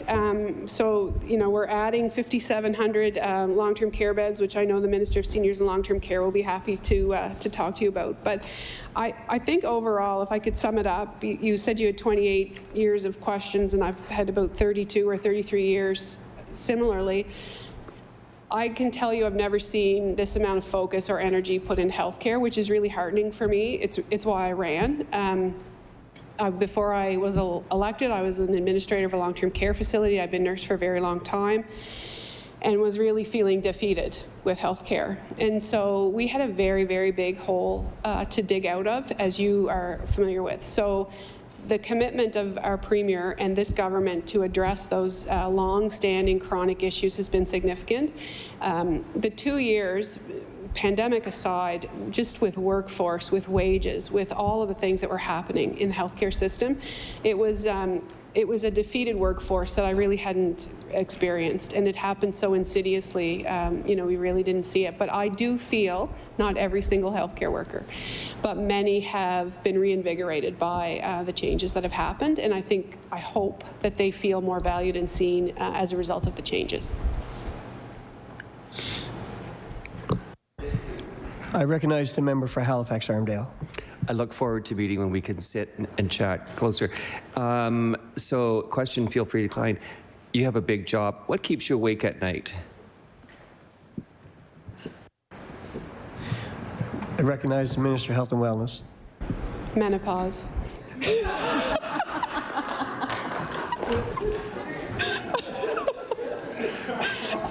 I think is part of it. You know, I think it depends, I guess it depends on what's happening, you know. I sleep, I'm always tired. So what keeps me awake is just that drive to continually work to make things better. I do worry, you know, sometimes I worry about my colleagues in the communities that they're in. Sometimes I worry about, you know, if I know there's something happening in the province. But I will say I have a really deep and abiding faith, one, in healthcare workers. I've worked with them, you know, since I was 18, and somehow we always manage. And some of those toughest days are the days we do our very best work. And so what keeps me awake is making sure that I'm doing the most I can to support folks. I will say, having been on the front lines, either as a manager or as a nurse, I never fully appreciated the dedication and the care the people in the Department of Health have for Nova Scotians, for the healthcare system. I think that was something that was really important for me to learn, that you know, that the way I feel about healthcare is the way they feel about healthcare, and they're very passionate, and the role may be different, but it shows up every day in the way they come to work. So it depends what's happening, but I do have a great deal of confidence in the investments we've made, and I have a great deal of confidence in the folks that are working at the front line in order to make it work, because in the end, patients always find their way to the middle of what we do. So just to clarify, we've heard that depends keeps the Minister of Health and Wellness awake at night. I recognize the member for Halifax Armdale. Call order on yourself. Thank you. So we're off to a good start, because I also, too, was a nurse, went into healthcare, graduated in 1986, and then went into medicine in 89. So this is where you're supposed to say you look much younger than that. The questions I really have, I'm going to ask you a lot of questions in the next couple of days, and I'm going to probe. They're not meant to be personal. Really what I'm looking for is, as a health critic in opposition, is accountability and transparency, and I would ask that of anybody. Particularly where I think the difference is that I'm going to be looking for is in some of the data and some of the experience. It's just, I'm going to be looking for more details and probe on those. But at no time I have any interest in gotchas or attacking your character. Why don't we start with leading to the questions we had before, is so How many, upfront, I know that there was, according to the College of Physicians and Surgeons database, December 31st, 2021, when this government came in, there was roughly 1320 family physicians. And I worked at the College of Physicians, so I know these data. That's head count, that's not full-time equivalents or practice demographics or anything. And then as of March 31st, 24, the last published stats at the College of Physician Surgeons, that number is 1,256. So a difference of, say, 70. So I know the recruitment efforts are, but what I'm looking for is, and I see the gains, but I also know that if you look at the college statistics of the most recent year, that 41% of the workforce is over the age of 51, and 19% of the workforce is over the age of 61. So that's alarming. So I guess what I'm looking for is, the numbers suggest in the College of Physicians, and you're right, there was an increase of 400, but it was mostly specialist or non-family docs.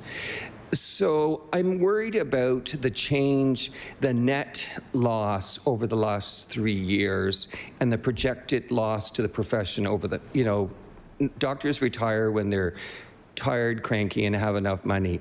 And so there's no real age. So I guess I'm looking for, what is the plan for HR planning for family physicians? And my first question is, what is the methodology the Department of Health is planning for how many family doctors we need in 2030, 5 years out, and in 2035?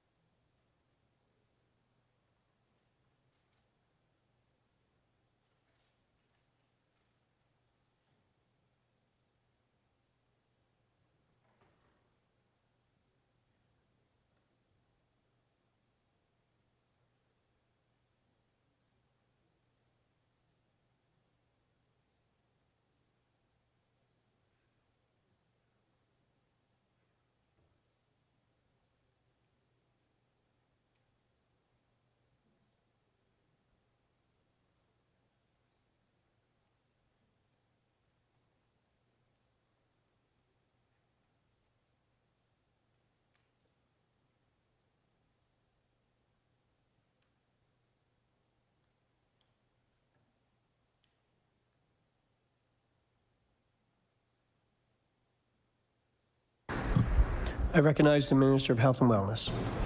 So thank the member for the question. I may not be able to answer it perfectly or the way, but I will say, number one, we're looking obviously at the age of, not only the age of physicians and practitioners, but also looking at the demographics of our population, looking at comorbidities as well and understanding. We do work in the department around through the longitudinal family medicine payment model, we look at what an adequate panel of patients would be for a physician.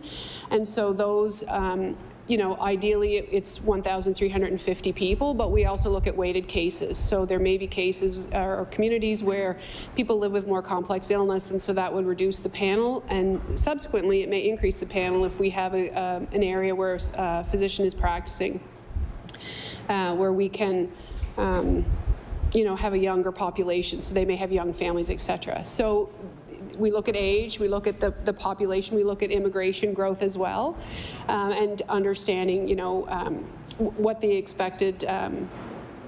expected immigration is or in-migration. So really that workforce planning is quite fluid. I think, you know, the population growth that we experienced was significant. And we are also looking at ways we can keep people in the system. So we have to look at short and long-term plans. So number one, we've increased the number of seats, and we're building a CBU, so we're planning for future workforce. There are a number of Nova Scotian graduates who trained internationally, and so we've looked at CARMs to make sure that we have an opportunity to attract Nova Scotia graduates from internationally educated schools back to Nova Scotia wherever possible. Our retention rate in our residency program is very good. You know, we're very fortunate. The PACE clinic as well, bringing people in from other spots. So the number is a little bit fluid. And also, in terms of FTEs, it's really hard because the life of a rural family practitioner, as an example, is very different. They could be doing palliative care. They could be doing emergency medicine, hospitalist care, delivering babies. It just depends. So there's as much art as science to it, is what I would say. But looking at community clusters, understanding through the data what's happening in community, you know, from various different methodologies around how we collect data and analyze it, and then supporting with the workforce. We also know from talking with younger, new entry-level physicians, they want a team. That old way of walking through one door, I say every year in estimates, Dr. Rowley Genge pierced my ears. He did everything, right? We went to him for everything. But that's not the way new physicians practice, and so we want to build a team. And when we have a team and people are attached to a clinic, it actually immunizes us against immunizes the community against any movement, right? Because the community now has a team that cares for them. So if a physician moves on or a nurse practitioner, this team-based care with the pharmacist, whoever, allows people to continue and not have a disruption in their service. So there's some art and there's some science, as you'd be aware, but those are some of the things that inform how we move forward.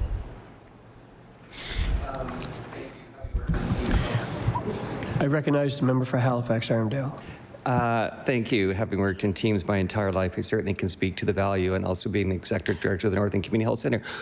Years ago, well, not that much years ago, 2018, when I was in the Department of Health, there was a model that had been used to project how many family doctors, how many oncologists, how many ER docs, how many we would need it per population. Not perfect. When I had left in 2018, that model had been put on hold, and when I left, the Department of Health was looking at creating another model. It's really a statistical projection model. Is there any such model in use now?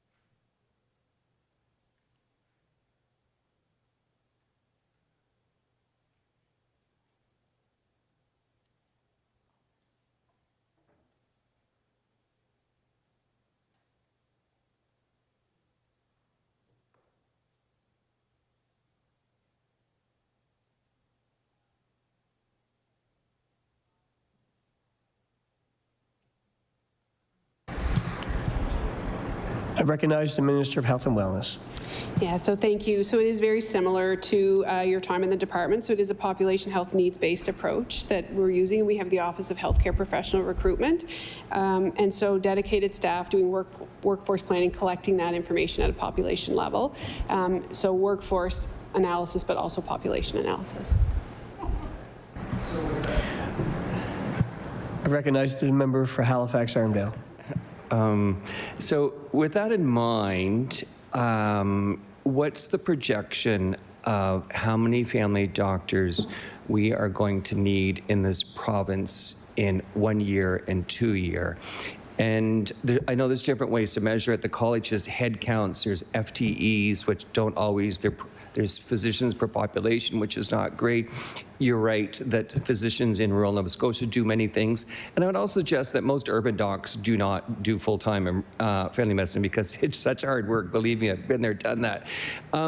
So with our current population, changes in our health parameters, also during the time that from 21 to 23, Statistics Canada shows there was a population growth of 72,000 people roughly in the province. So I guess what I'm trying to learn, and if you don't have it, it's okay, but in 2027, how many full-time equivalents, which is not people, do you think that we need to have in the office so that all Nova Scotians can be attached to a physician team?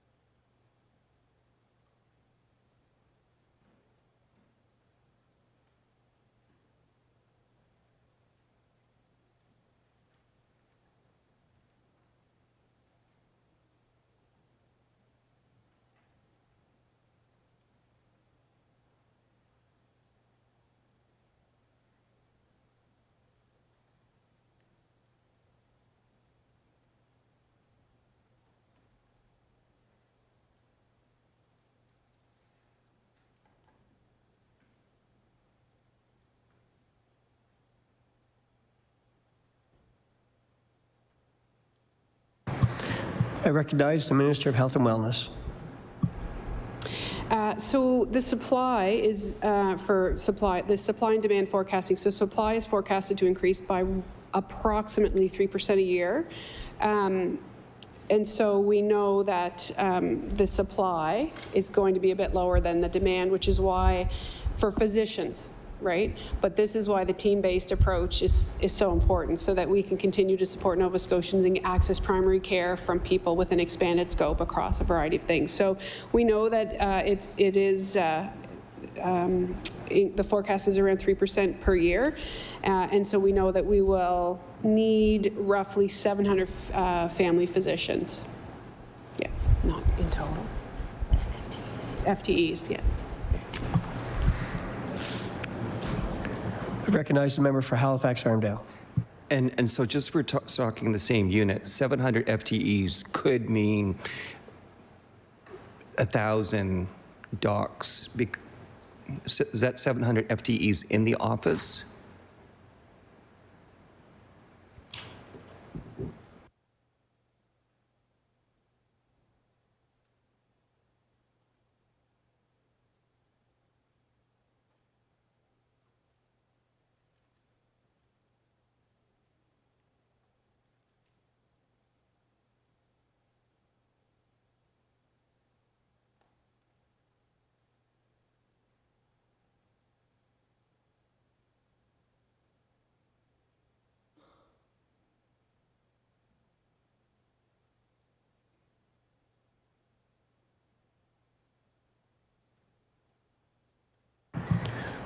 I recognize the Minister for Health and Wellness. Thank you. So 700 is an FTE, but it's really hard to say how many people we know depending on what people's specialities are and what they want to do. So I mean, I think that is some of the art of it. Once we attract people, we understand what their practices look like. But also, you know, as an example, if you have a GP that works a certain amount of time but also does a pain clinic or also does, you know, withdrawal management, they're still providing care in a different way to people that maybe wouldn't access, you know, the usual pathway to primary care. So it is a little bit difficult to say this is the exact number, but we're not in danger of overpopulating is what I would say. We're not worried about, you know, having too many is what I would say. Yeah. I recognize the member for Halifax Arundel. So a question I think we need to be honest about and address is new medical school, great. When I graduated in 1992, my medical school class was 100 in Ontario. It's now 250. The amount of medical students has doubled and tripled, almost tripled across the country. Yet last year, I think the amount of medical students that want to go into family medicine was at an all-year low. And I know that we did, outside of Halifax, we didn't fill the family medicine training spots on the first go-around. And they're all exemplary programs. And I think some of the best in the country is in Nova Scotia and Cape Breton, Annapolis Royal, Yarmouth. Yet we know that medical students do not want to go into family medicine. They see it as a slog. And my colleagues also suggest that COVID had an impact because they're not exposed. So if the trend continues, more medical students, I think it's a fair assumption and a proven assumption, more medical students does not mean more family doctors. We've seen that just proven time and time again. And our cultures also impact. I'm told that that emerged medicine used to be very sexy because it was in one of the most competitive programs, but expose your medical students in emerge is like, that's a tough gig. And people are now looking at other easier workforces. So is there any projections that a new medical school, how many people will go into family medicine from the Cape Breton Medical School? Let me take one step back. Of the new medical school, I think I heard earlier that though the goal is to retain in urban areas, but is that retain and practice in family medicine, or are we going to have more specialists in keeping with the rest of the country medical students seem to want to do?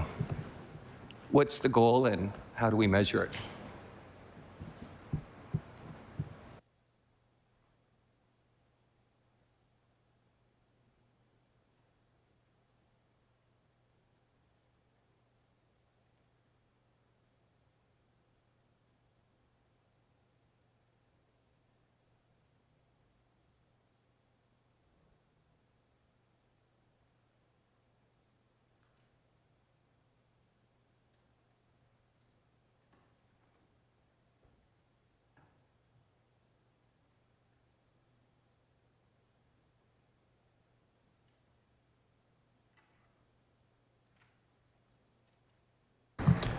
I recognize the Minister for Health and Wellness. So thank you. So the Cape Breton Medical Campus will accommodate 30 additional undergraduate medical students annually. So significantly increasing the number of medical graduates trained in Nova Scotia.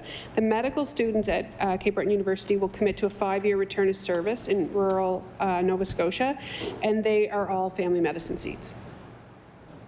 So that will increase. Also, the PACE clinic right now that we've just opened with the college as well as the Medical Council of Canada supporting is family medicine and primary care physician focused, and at its capacity, at its peak, should be able to credential 45 physicians that are either primary care or family physicians annually.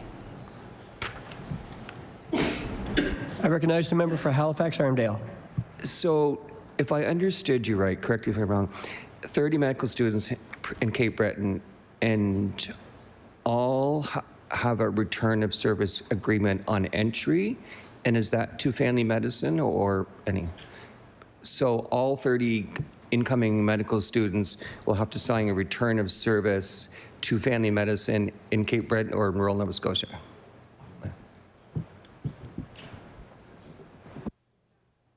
I recognize the Minister for Health and Wellness. That's correct.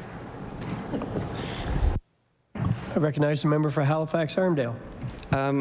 I have to offer some concerns there, not for effort, but having been in recruitment for 30 years, return of services often, and you and the Minister's office would have seen this because we had return services in the past, people's lives change during the course of medical school, and their situation is return of services are challenging, and they're sometimes not always enforceable, so there's often an attrition rate related to return of services. So I caution that. A lot of medical schools have done away with the return of services, but I do say it's worth a try, but I'm not convinced it's going to solve all the problems. Certainly the medical community in Cape Breton has a lot to offer, and I think it's the role modeling.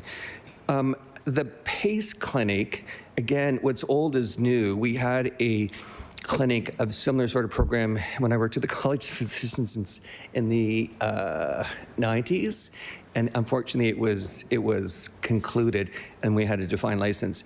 But it's a different model this time for sure. One of my experience with international medical graduates, they bring a lot of resource.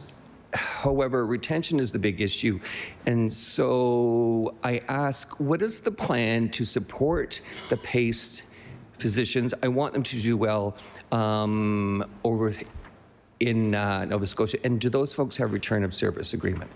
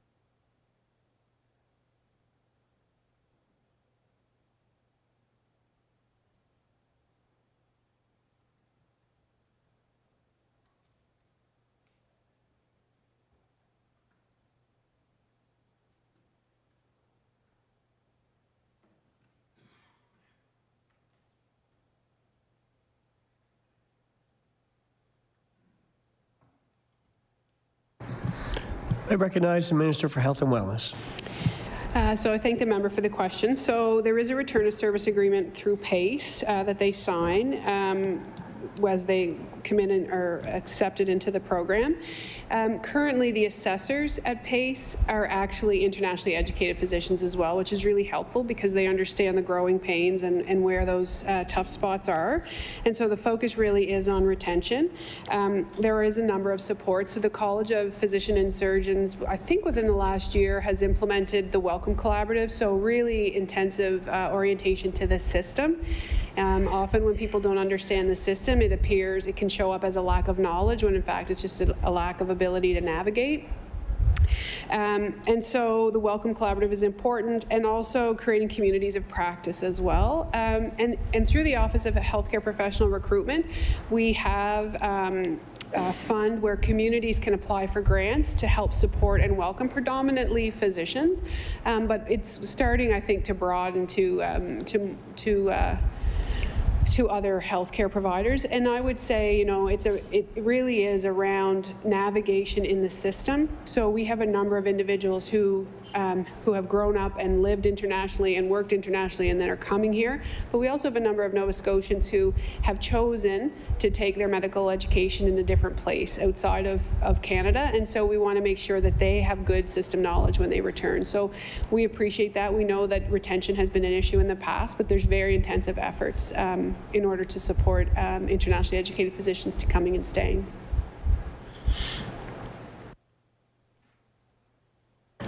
I recognize the member for Halifax Armsdale. I'm learning. Thank you. So before I move on to other healthcare providers, I did ask you earlier, or not specifically, but now getting specifics, how many, based on HR planning for physicians, and I recognize the shortage across the country, how many emerged physicians do you anticipate that we will need 2027 and 2030?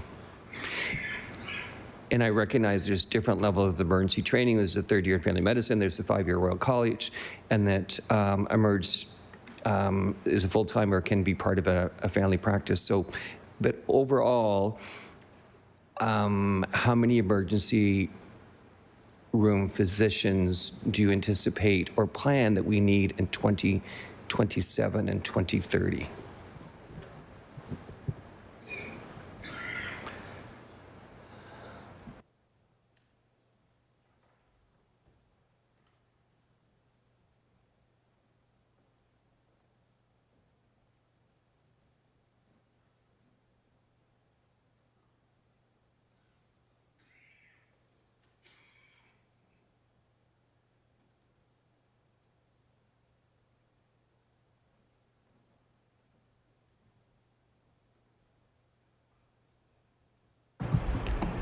I recognize the Minister for Health and Wellness. Thank you. So actually that work is currently underway in the department.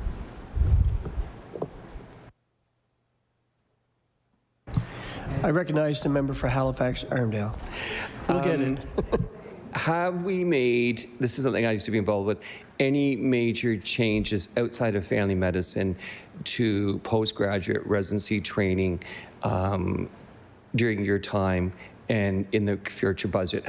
Are we making any changes, increasing residency spots to meet the needs of the future? So yes, there's a new medical school, and they have return service to family medicine, but we're also going to need psychiatrists and surgeons and oncologists. So recruitment's one tool, but have we made any changes to the number of postgraduate residency spots in specialties to meet the needs of Nova Scotians in 5 years?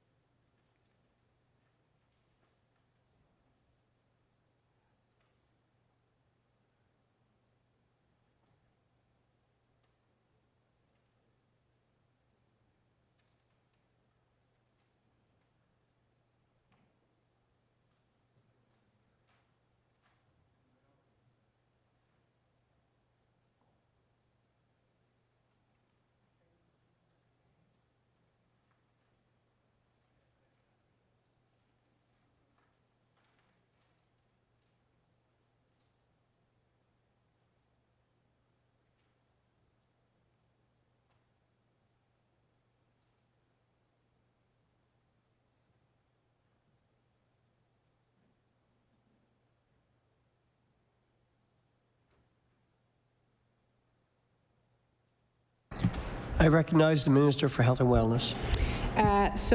We would have to check with Dalhousie about that, so I don't really have that. So it may be something that comes to advanced ed, but I think our feeling is that that's actually some of the work that's underway now at Dalhousie. So we'll have to either I'll get back to you or the Minister of Advanced Ed will let you know. I recognize the member for Halifax Armdale. Again, great. Thank you for that acknowledgement.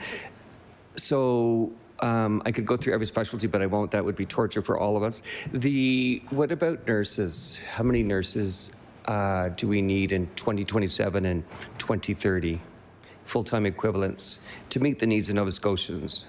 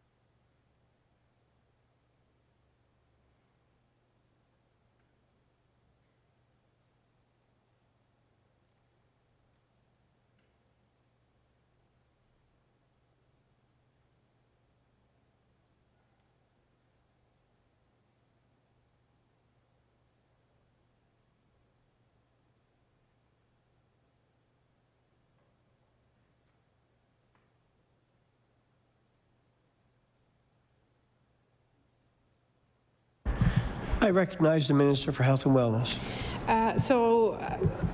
The estimate is that we will need 8,700 in total.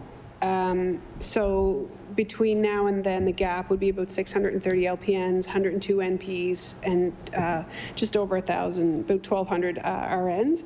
So with current programs, we do feel that the supply is forecasted for nurse practitioners to increase roughly 6% per year. And so the nurse practitioners actually is one of the areas where we feel that we'll be able to keep up with the demand.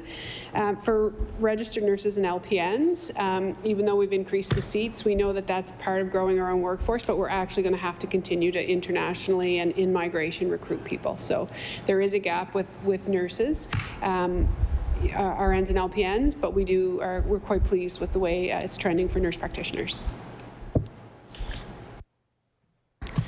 I recognize the member for Halifax-Armdale. So what data and history has taught us that attrition rates in nursing at all levels, from the CCA to RNs, is quite high because of stress and burnout. One of the times at my time at Department of Health, we kept doubling CCAs, and 50% or less were still working within 2 years for a variety of reasons. So I ask, do you have... It's a real issue, the lack of losing nurses and attrition, which is such a shame because there's such highly qualified individuals. Every time a nurse leaves the workforce, it's sad.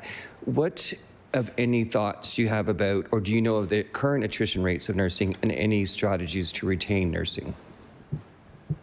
Long term, longer than 5 years.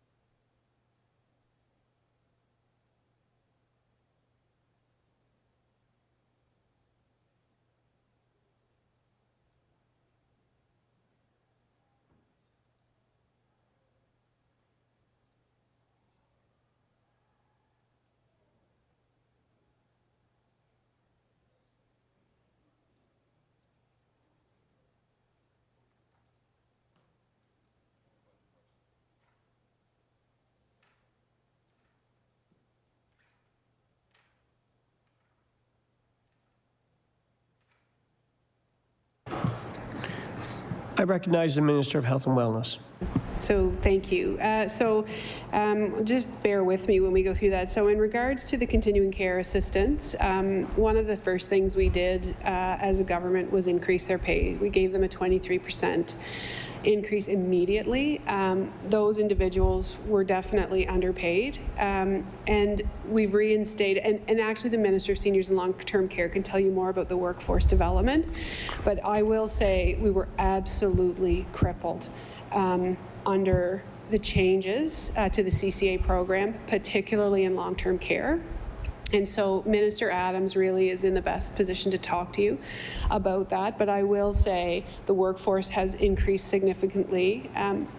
You know, the number of texts and messages that I got from continuing care assistants as a result of that change was significant, and said, you know, this actually moved from a job to a profession for me as a result. So I can't underscore the value that meant for them to have that wage increase, and really hard-working, incredibly brave individuals, CCAs in long-term care.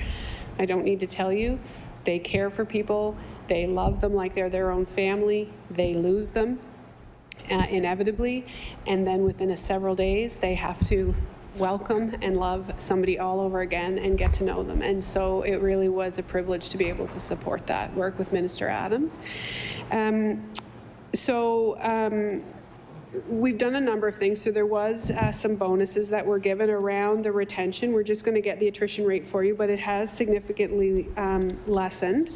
So really looking at really competitive, like our contract negotiations have been quite positive, looking at ways in which we can extend people's career, you know, at the elbow support, looking at mentorship programs, really supporting new graduates, because you'll remember in the 90s there was no work for us.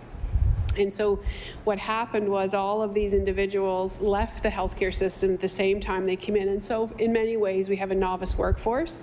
So really understanding what the needs are, looking at transition to practice, making sure that they have at the elbow support, mentorship from, and taking late career nurses in particular, and asking if they can just give us a little bit more and in a different role. And I would say the interprofessional practice programs that we have also are really significantly supporting nurses in maintaining their skills, but also achieving new ones.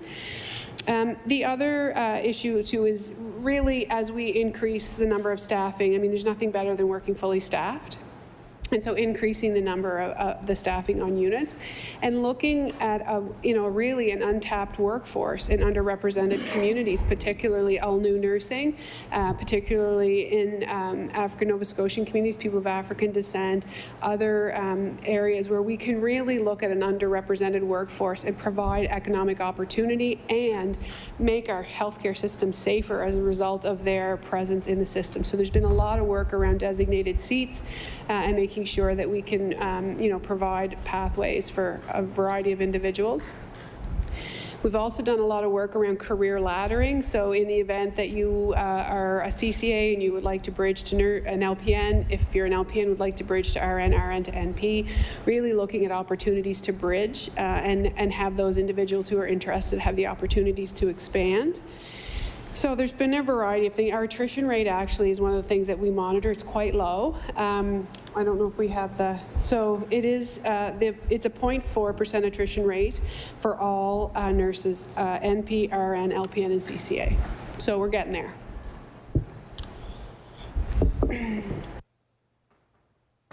I recognize the member for Halifax, Armdale.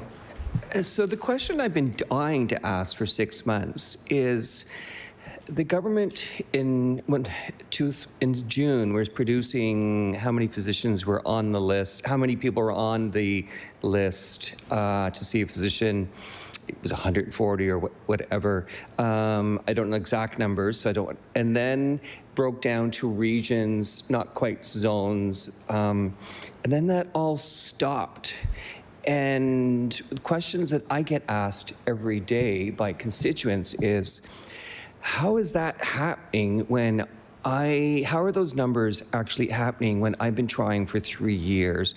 And when they heard they found their own, they were like, well, how does that happen? I've been navigating. So I guess the big start, and I have a number of questions, and starting off, why has the government decided not to break down the demographics as to if there's been a 60,000 reduction list, in what zone or in what MLA's riding, because we all want to know what's happening, how many, and why not celebrate your successes? So I'm left puzzled that there's a number, but without the details, it's questionable. So I want you to succeed, but if there's a 60,000 reduction, where was that reduction? What ridings, what zones, where does the work need to go to?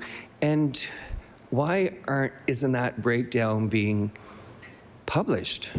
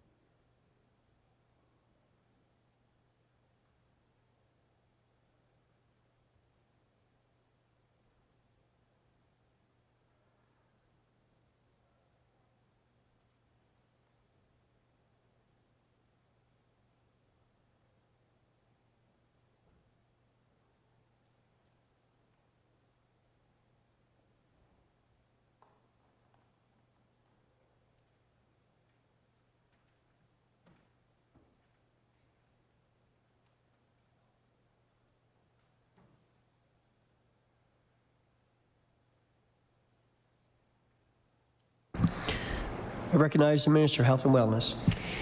So thank you. We might have to continue in your next hour. We may not finish in the amount of time. So there's been a couple things. And the first thing I would like to say is the changes that happened with the registry. So we call it it was formerly called the list. We're trying really hard to remember to call it a registry because we've made we didn't know anything about the people on the list. We didn't know where they were. We didn't know how sick they were. We didn't know any of that. So we've worked really hard, number one, to give a pathway for people to be able to update their information. And also through data analysis, we can see kind of who are the people that are interfacing with the system the most often, people who really need care, people who we see are moving towards care, and then there's people who need like episodic care and maybe, you know, have a different health status. So that was the first work that happened. And that registry has become more and more functional. And so really working hard with people who are on that list, turning it to a registry in order to support them in understanding what their health needs are. So in June, we really needed to continue the validation work. Some people don't use email, etc. So a number of students were hired to contact every single individual on that list. So you can imagine that is still in progress, taking time. And so some people are already attached. There's no automatic mechanism. So once you're attached, there's no way to recognize that you're attached. So some people are attached and they come off. Some people are no longer, they don't require services anymore. And so that validation work continues. So what we report is the validation. Order. I recognize the member for City Member 2. Thank you, Mr. Speaker, and I look forward to spending the next hour asking some questions, pretty much all over the place for the most part. I do want to recognize the department. I'm into year 10 of this now, and I know many of the faces or have met many of the people in the Department of Health and Wellness. Worked closely with a lot of them on the healthcare redevelopment at home, some of the important projects at home, and I want to thank them. Good to have staff. Good to see you. Regardless of who's in government, things have come forward over the last number of years. I always say MSI coverage for reconstructive surgery for breast cancer survivors was a big one. It helped a lot of families. So lots of examples. So I always want to show the respect to the department for the work that they do, because regardless of who's in government, I always used to say that governments come and go, and us cabinet ministers are a dime a dozen, and there'll be a next one, and the next one, and the next one. But I'll start off with the wait list. And ultimately, I get this question a lot. The minister was actually just, through you, Mr. Speaker, I'm sorry about that. Congratulations, this may be your first official capacity as a speaker. Another success story from Glace Bay, I call it, Mr. Speaker. Through you, we hear a lot about the wait list. If history, and the minister wasn't here during that time, and out of respect for the minister, when the government was in opposition, they used those metrics that were presented every month that showed the need a family wait list. They used the metrics of, they broke it down by region, they broke it down by a number of factors, but now the government has decided not to. So questions arise in communities that they ask, well, where is that data from? And if people, and I've said this in media, that if people are getting a family doctor, that's great. If the list is coming down and people, their family have access to their own doctor, that is good news. That is very good news. So I don't want to deter from that. But my first question to the minister is, why remove all of those metrics that her leader and the government, when they were in opposition, used pretty much on a daily basis? I recognize the Minister of Health and Wellness. So I'm going to try not to lose my temper as we go through this, because the worst 8 years of my life as a healthcare provider were under the former government. So I'm going to be very respectful as we move forward. Yep. So as I started to say previously, so the validation work is happening. So we're understanding, first of all, why people are joining the registry. So we know that as of January 1st, I no longer have a physician or nurse practitioner that retired or retiring, is at 44% of that group. And I'm new to Nova Scotia is around 38%. So the people who have lost their provider is around 48,000, and the people who've moved to Nova Scotia is about 42,000. And then people would be on for varying reasons. So that validation work is really important, and it's not fast. I mean, it is literally calling people, updating their information, understanding. Some people have a physician that they do have a physician, but they live in Halifax now, and perhaps they lived in New Glasgow before, right? So there's people that are hanging on to their care provider at a long distance, but actually would rather have a care provider closer. So all of that work is happening. And so while that validation is ongoing, we are looking at who comes off. So in there's 104,324 Nova Scotians on the Needed Family Practice Registry. 6,132 were attached to a provider or removed because of ongoing validation. So I think once this validation work is done, you can expect to see that come back. And also we know that there has been a number, we really had a significant period in the fall where there was a number of people recruited. So we did have a pretty generous influx of individuals coming into Nova Scotia to practice, and they are in the process of setting up practices. The other thing I will say is that list really was never managed that I can see in a meaningful way. It was where people went, he never really came off it. We didn't really understand who was on it or why. But now we are actually taking a group of individuals, looking at the people who are on the list by geography, and attaching, we're saying to physicians, this is your list, right, as new physicians come in. Some physicians are coming in. My own family physician, I think, is very near retirement. And fortunately, we've been, they've been able to work to prevent all of us from going on the list. So those physicians are actually replacing him, the physician that's coming in. So it's, even though it's a new physician, it's actually just even. So there are so many moving parts, but once we get through the validation work, you can expect more information about where people are, where the lists are higher and lower. Some people are willing to travel. I know when I was on the doors, people in Antigonish were offered physicians in Port Hawkesbury, as an example. Some people were thrilled to get that. They are used to traveling 45 minutes to see the physician, where others that wasn't suitable. So it is a bit of a moving target right now, but that work of validation is happening, and the work of attachment is really kind of, it's very personalized, is what I would say. I recognize the member for Sydney, member 2. Thank you, Mr. Speaker, and so I can appreciate the passion from the minister being asked the question. And as I said in my comments, it's not meant to be a negative political thing. I've been here for 10 years, and as part of the conversation, like, you can't deny, and I can't deny the fact, and for the folks who've been around, is that the current premier used that list to his advantage for years, and he used those numbers for years, and he used those metrics for years, until he became the premier, and then he didn't use them anymore.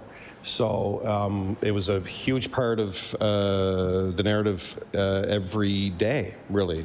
So again, no reflection. I appreciate the answers from the minister, and I appreciate the clarification on it, because it's a conversation people ask. If people ask me that question, they're like, well, I was asked to be taken off the list, but I don't have a doctor. So, like, you get those scenarios, right? So that's what estimates is for. I don't look at it more. I look at it more of a conversation than anything else. So my next question is around some of the metrics of ERs and wait times, and we know that the government's looking at changing the metrics and how they report that too as well.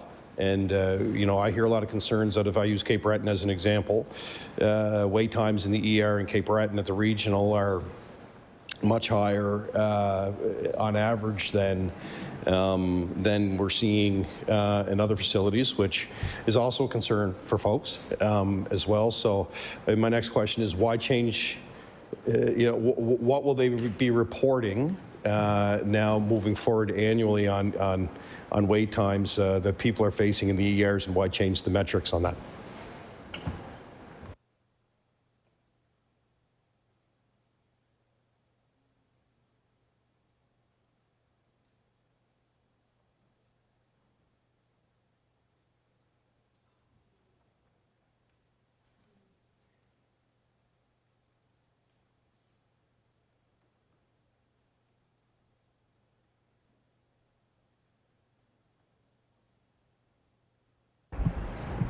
I recognize the Minister for Health and Wellness. Thank you. So just to clarify, I think the member's asking about the ED accountability report. Is that accurate? Okay. So it's accurate. I think the ED accountability report was, in its day, very important. And I think, it was kind of the only thing we had. And I think it was brought in by the NDP government, and it was when they had the collaborative centers in the emergency departments, as an example. So the report did serve a purpose over time, but the reason, I don't know if we're supposed to speak about it in estimates or whatever, but what we've done is been able to build a very good data system around what's happening in the emergency room. So that ED accountability report would start April 1st. It would go to the 31st of March the following fiscal, so it follows the fiscal year, but the requirement is only that it be posted December 31st. It's very, very work intensive. This stuff doesn't come really easily to be collated. And by the time we submit it or table it, it's a minimum of 9 months old. So, we're looking at it's a very much a lagging indicator. It doesn't really say what the current state is.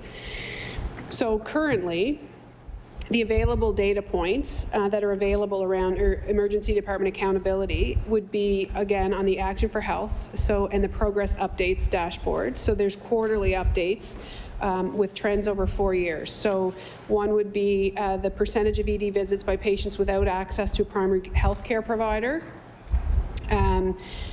The percentage of ambulance response times within benchmark would be there as well. The percentage of ED wait times within benchmark is there. The percentage of ambulance offload intervals within 30 minutes is there. So that is happening on a regular basis. The Action for Health daily dashboard, that shows daily ED visits by site, the 2-week trend of ED visits, triage levels over a 2-week trend, EHS response times, average EHS response time weekly, EHS offloads by site, so you can really drill down and see your own facility. Average ED offload interval by site, average ED offload interval, etc. And then the Nova Scotia Health webpage is there's a quick link to service interruptions, so you can very quickly see if the emergency department is open. Emergency department wait times, of course, they're average and projected. They're not always perfect. And then Nova Scotia Health will continue to maintain a database of ED closures. And so one of the things I think is important to just mention is that in that ED accountability report, there was a requirement that operators, generally Nova Scotia Health, would go out to community and talk about what was in that report. But that's actually captured, the public engagement is captured under the Health Authorities Act. So it means there is a responsibility of Nova Scotia Health and IWK to complete public engagement activities to support their annual business process. So that accountability still exists. It exists under a different act. So I think, you know, I appreciate the purpose that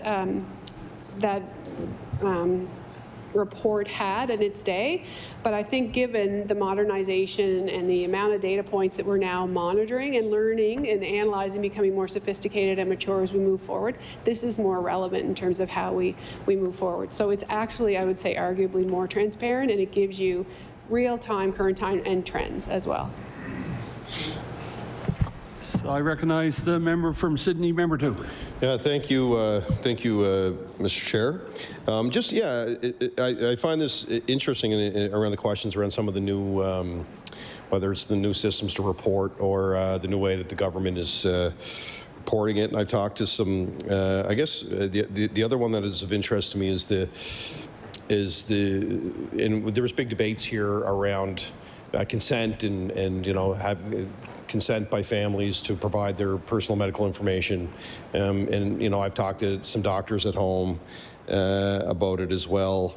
And I know there were some issues around scheduling. There were some issues with some of the scheduling early on with the new system.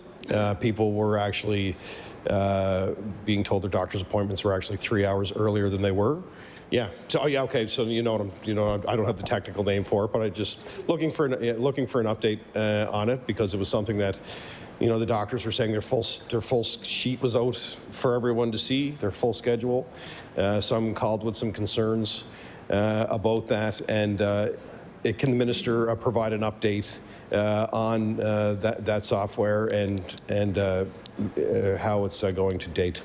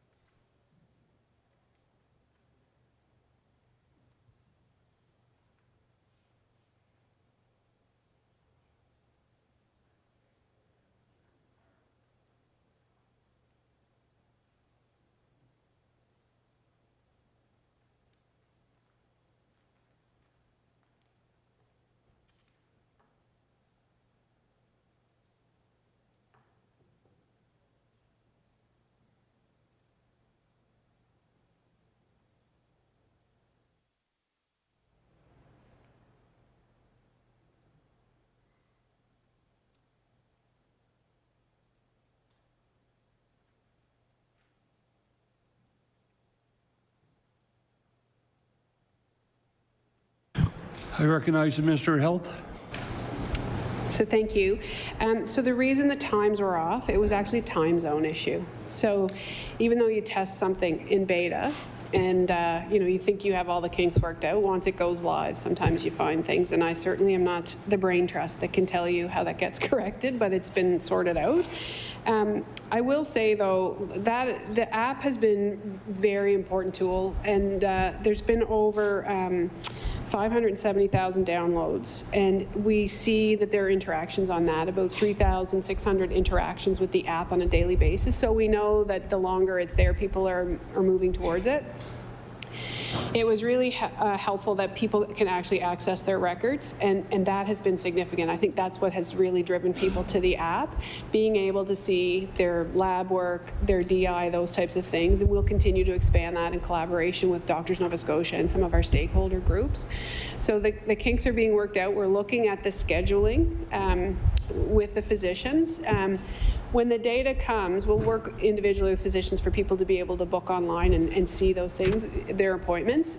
We just want to get it more and more and more and more functional. But we have to mature, I guess, in that space as we move forward. So also some of the work that's happening around with Google, helping people really understand what's close to them. So the location service is now within the app when you go on to get care. We're just constantly improving the functionality of that app. So if you go on, your ability to find things is that much better because we're using some of that Google software. So it really has been a positive. There's going to be glitches. Certainly I'm no tech expert, but that digital transformation has been significant. So we're really looking forward to getting the final kinks worked out. I recognize the member from Sydney, member 2. Thank you, Mr. Chair. Okay, I'm going to move on to healthcare infrastructure. And we'll go to the first one, the big one, that's been in the news lately, and talk about the QE2. So, we heard the budget over $7 billion now. This has been a project that, Mr. Chair, through you, has been talked about for years. There's been some concerns around this project really for years around it, the cost of it and the timeline, which now is stretched out to 2031. So I guess my question, my first question is what work will be done in this fiscal year on that project?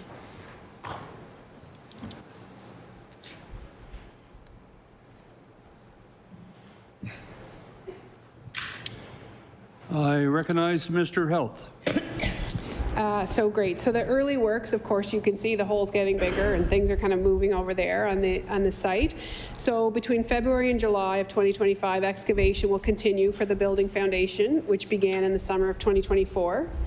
In May 2025, the tower cranes will be erected. So I think they said yesterday, or a couple of days ago, was it yesterday? At the briefing, it was yesterday, that there will be 2 cranes that come in May, and then there will be 2 to follow. From May to November, they'll be pouring the foundation footing and the walls in the lower levels of the facility. And then from July to December 2025, concrete structure will be completed up to the main floor. So significant progress this year. Yeah. I recognize the member from Sydney, member 2. I'll just ask the question.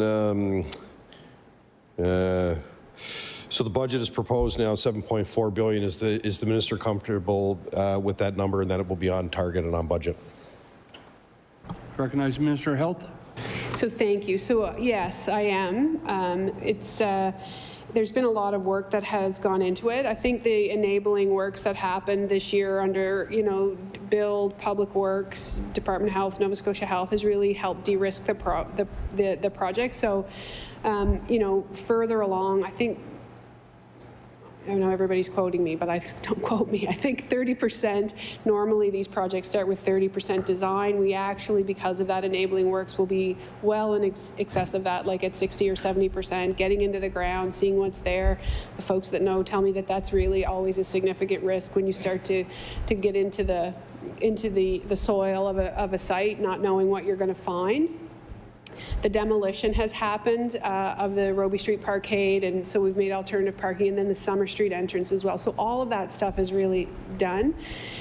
So I think it's let me just see here about the cost. It was 4.5 billion for the construction, and then the rest is the operational part of it. So I am comfortable with it. I think it's never going to get any cheaper. Certainly, we've seen the markets change, supply chain, all of those things, and so this is the cost of doing business. And those early estimates of whatever it was really were.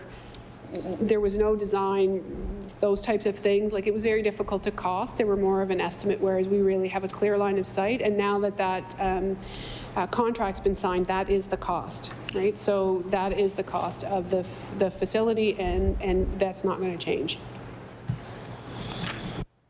Recognize the member from Sydney, member 2.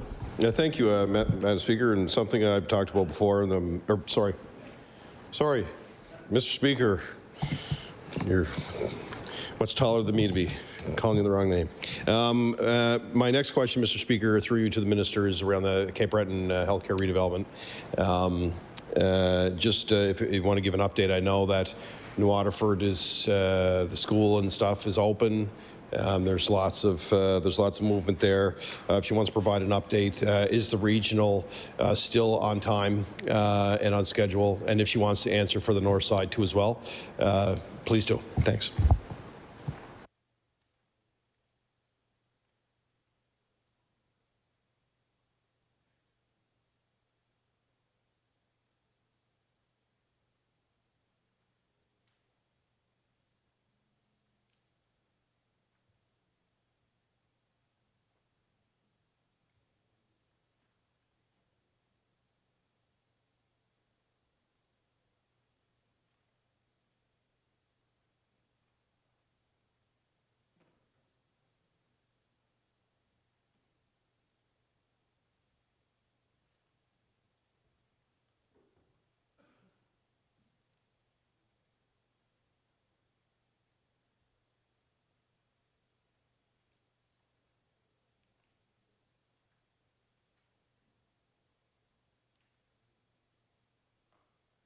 I recognize the Minister of Health.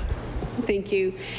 So yes, I get regular updates on the on both of those builds, and for the most part, they are on time and on budget. Right? There's no significant changes on schedule.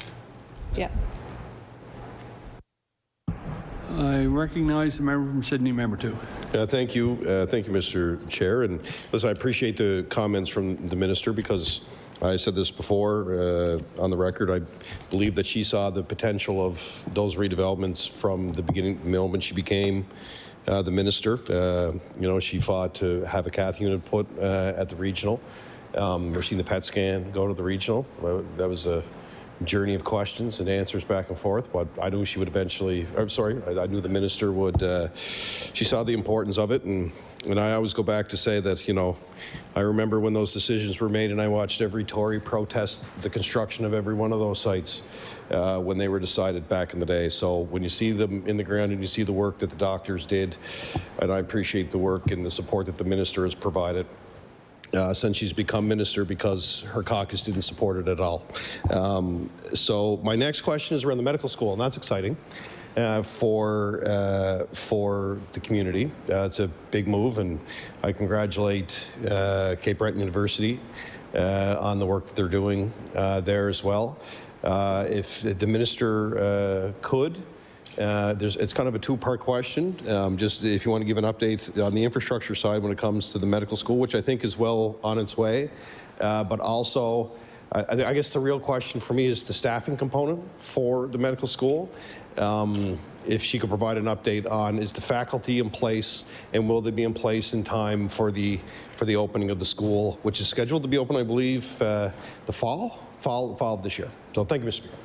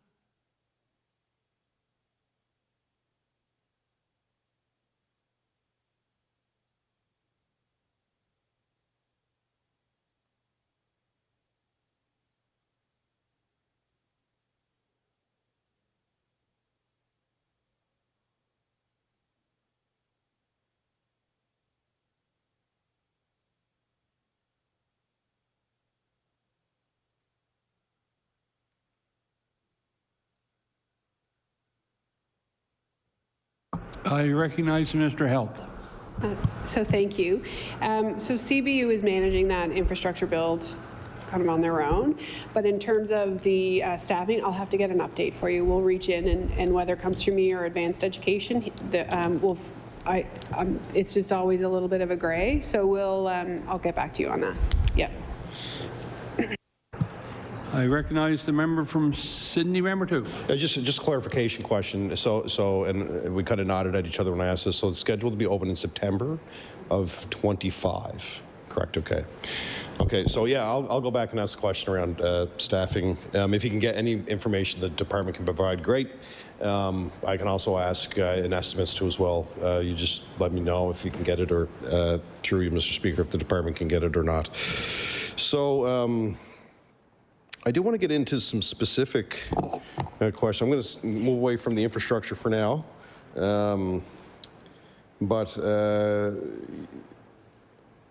Let's talk I want to talk about women's health for a moment. And I want to talk about my former colleague and good friend, Rafa Di Costanzo, who is a wonderful human who had a journey of her own. She's a real advocate for enhanced breast cancer screening. The minister would be well aware of this in our last term. My question through you, Mr. Speaker, can we get an update on the proposed legislation that former MLA Di Costanzo had regarding increased support for breast cancer screening? I recognize the Minister of Health. So thank you. I thank the member for the question. So I know that this is a worry for a number of people. So I just want to talk a little bit about that. So the legislation is, for me, I don't think clinical pathways should be legislated on the floor. I just don't think I just don't think it's smart. I think clinicians are always closest to the evidence and closest to the patients, and I think they need that ability to be able to make changes as necessary, right? But I do think the evidence should inform how we move forward and the funding that we provide for certain things, right? So I think that's the connection that we need. So I just will say that currently Nova Scotia is one of only 2 provinces or territories in Canada that has to incorporate 5 best practices for breast cancer screening. So self-referral starting at age 40, offering annual screening for ages 40 to 49, including breast density categories in the results letters, automated annual recall for category D density, and accepting self-referrals after age 74. So we continue to work really closely with the Nova Scotia Breast Screening Program and regularly check in, and they really are the experts, and they're following. So current evidence does not support implementing supplemental breast screening with density as the only risk factor. Okay, so evidence is not clear that supplemental screening with ultrasound or MRI improves outcomes for someone with dense breasts. So it is a risk factor, but it's only one. So increased breast density is one of several risk factors. Other risk factors include age, family history, reproductive history, genetic mutations, high body mass index. Increased breast density is a single factor and does not put someone in the high risk category automatically. So it's really an assessment that's very individualized. And so we're going to continue. The provincial and territorial screening guidelines are evidence-based and regularly evaluated. So I know it's on people's minds. I hear about it, and I appreciate you bringing it here again so that we have an opportunity to talk about it.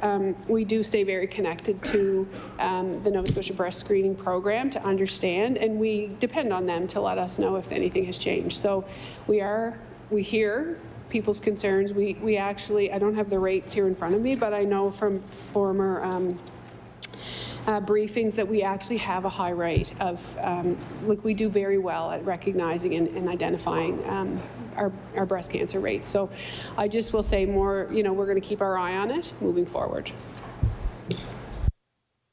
I recognize the member from Sydney, member 2. Thank you, Mr. Speaker, and I think it's important, and I appreciate the minister providing that, because I think it is on a lot of people's minds, and being able to provide an update and having my former colleague have a chance to hear that I think is important, and for many of the advocates that are are concerned about this, and again, you know, I hope that we can get to a point where we can finally come to a conclusion on what the decision will be, which hopefully will be increased support. So we are hearing from constituents that appointments for regular mammogram screening in most HRM locations are not available until 2026. Can the minister comment on what investments in women's health screening this budget is going to make?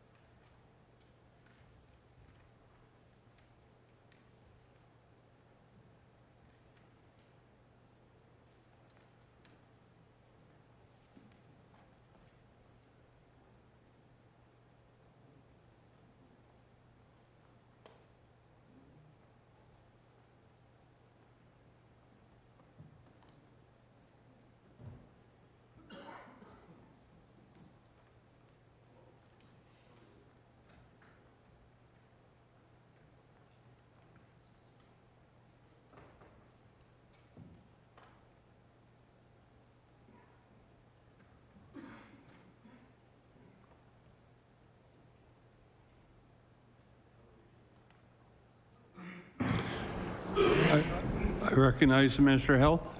Thank you.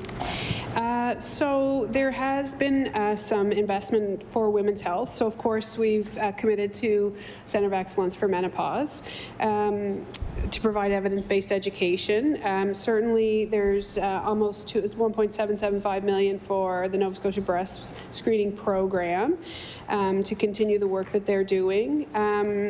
So there's been some work happening. So currently services for women and gender diverse individuals is improving with investment. So IWK General Gynecological Clinic provides specialized gynecological care related to the management of issues like menstrual problems, postmenopausal bleeding, endometriosis, pelvic pain, infertility, contraception, and menopause. IWK is establishing 2 centralized health hubs, one in Dartmouth and the other in Halifax, aimed at providing a range of women and gender diverse health services in one location. They also have done some work around a complex menopause clinic that will also work out of those 2 hubs. And the Deanne Reeve Pelvic Health Suite at Dartmouth General Hospital is set to open later this month, and it's used to enhance access to cystoscopes for women health procedures to reduce wait times. And also the complements, I can check on the regional hospitals to ensure that their OB and gynae complements are strong and full, but I understand, I feel that they are. But we'll double check on that. So making sure that we have a good hub and spoke system to support women and gender diverse folks in the care that they require. I recognize the member from Sydney, member 2. Thank you, Mr. Speaker. I'm going to switch focus, and I'm going to actually tell a little story, Mr. Speaker, very quickly about the wonderful newcomers that have come to the CBRM. And I had the privilege of marrying a couple. Believe it or not, I got to be a marriage guy for a day, and I got to marry them. I got a one-day license. But what was interesting was the couple that I married, one was a nurse, the man, and his wife is a dentist, and she's not practicing yet. And the best man was a family doctor, and he's not practicing. And his wife was the maid of honor, and she's a family doctor, and she's not practicing. So the whole wedding party, probably could have taken thousands off of the wait list in Cape Breton. And it's an important conversation because there are a lot of medical professionals that are in communities across Nova Scotia, and I use CBRM as an example because it's, you know, it's a fast growing, it's probably the fastest growing community now in the province. And this, and the minister may not, this may be more of a, not a numbers question, but it's just something I think I want to put on the radar, is that there are a lot of medical professionals in the CBRM that are trained. And I know that, and the minister can talk about the expansion, and particularly these residents were from India. We have a large population, just students from CBU that came into the community. So I guess really my question is that, you know, we have all of these medical professionals in the community that are going through various processes, and is there a plan to kind of speed, outside of, like, I know there's some programs, but at a local level, is there any investment happening to support at a local level?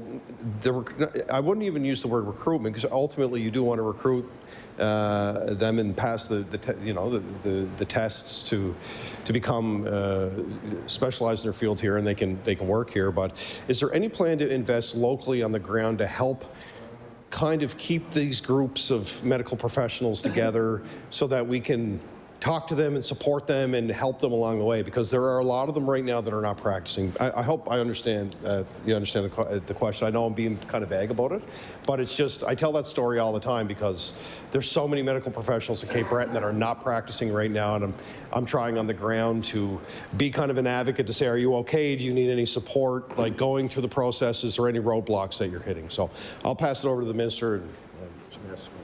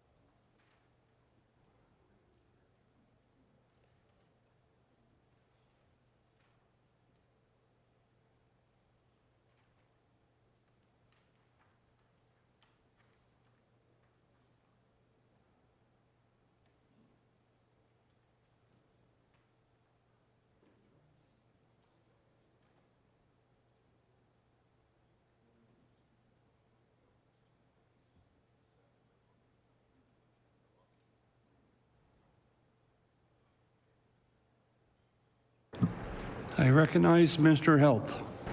So I thank the member for the question, and we do know that there are a number of people with medical training who have lived and been trained internationally and have now come to live in Nova Scotia.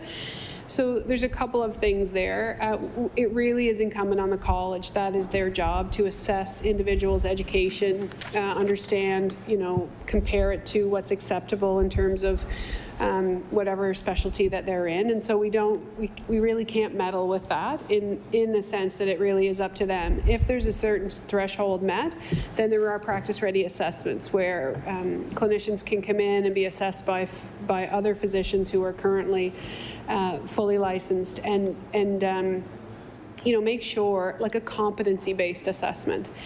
Sometimes, and I know certainly Minister Comer might be in a really good position to talk about some of the advances. So as an example, in psychiatry, there are a number of people who are trained, didn't actually meet the full requirement, but actually were able to work as clinical associates or clinical assistants under the purview of a psychiatrist or a fully licensed physician. So of course, we want to use people to the best and highest use, make sure that we're honoring their credentials.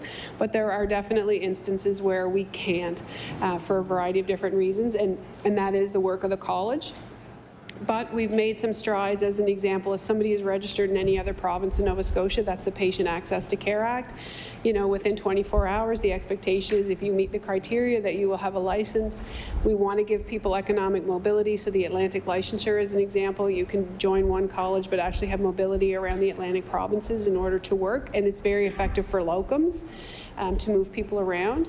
And then, of course, this PACE clinic is new, and so it's bringing people in, doing practice-ready assessments in a really efficient manner to try and move people through. So to those folks who are wondering, I would ask that they reach out to their colleges and understand, but other times there are folks who can come into the healthcare system in a different way and maybe be able to work in a different capacity than they were potentially trained in their home country.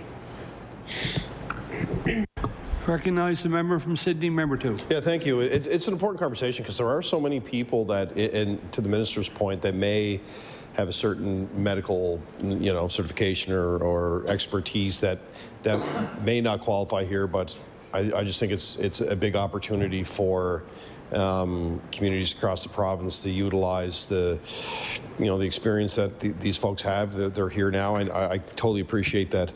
In some cases, that's not going to be the case, and that's okay. But it's just something that continuously pops up at home now, with the population growing as fast as it is, and I always think of, what investments can government make on the ground to just at least build a network. You know what I mean? So we get a sense of everybody that's in these communities that may or may not enter the medical back into the medical profession, or as the minister said, do something else. So I'm bad. We got 18 minutes, so I'm going to ask for a couple of breakdowns, actually.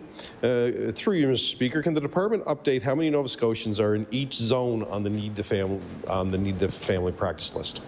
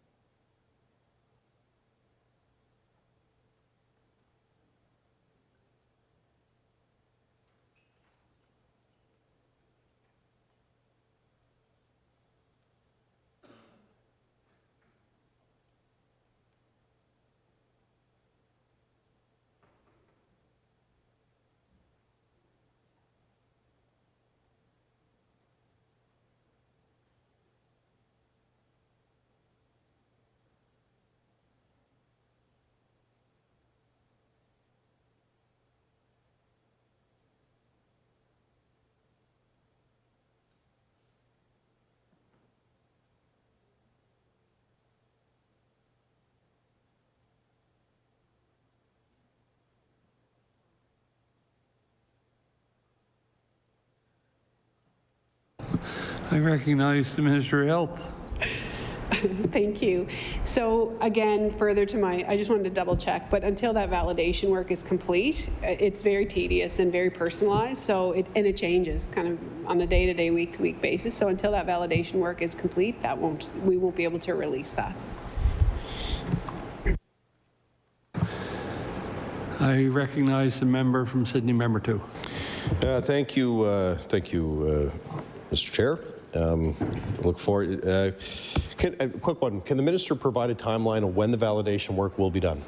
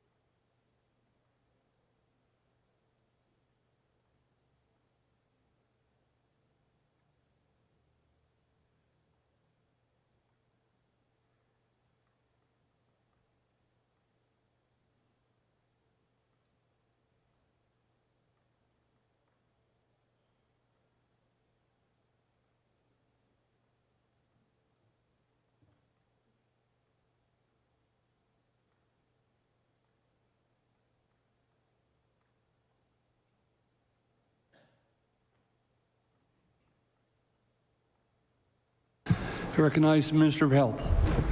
So thank you. So we did start in June, and there was over 160,000, and we've gotten about 60,000 people off. It is tedious work, and so the folks that are doing that work are reluctant to give us a fine timeline, which I understand. But what we will continue to do is show the decrease of it, right? So that validation work, sometimes it's people who are already attached.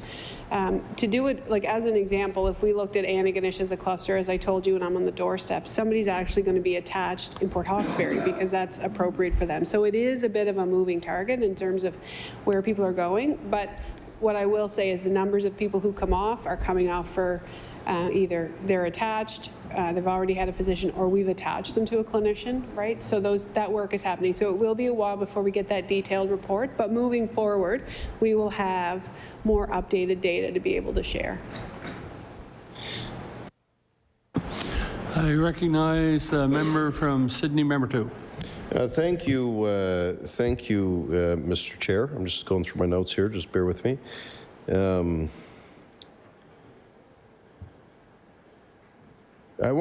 So I've been asked the question around wound infection rates for surgeries, particularly at the Victoria General.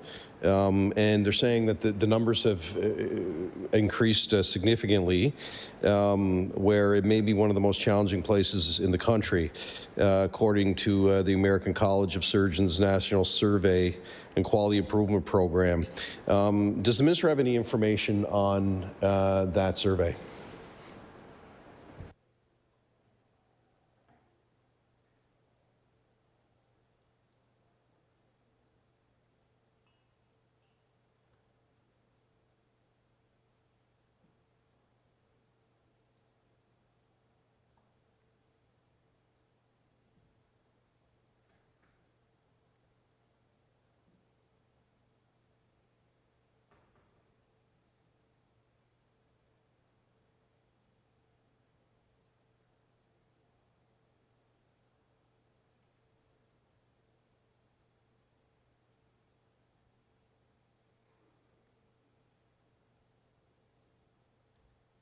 I recognize the Minister of Health.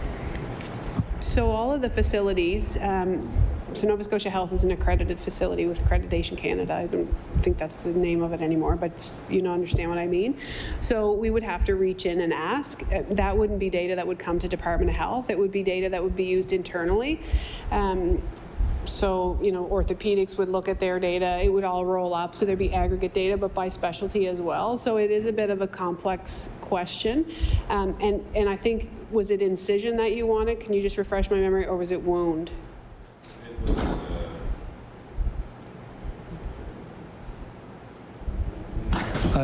Sorry. I recognize the member from Sydney, member 2. Sorry, it was regarding wound infection rates for surgeries. I recognize Minister of Health. Yeah, so we can look at that through the surgical programs and see if we can get you some information, but it won't be tonight. Yep. I recognize the member from Sydney, member 2. Yeah, thank you, Madam Speaker. Or Mr. Speaker. I promise I won't do it third time. I won't do it a third time. I promise. Question for a quick one for the Minister. How many nursing vacancies are there in Nova Scotia right now?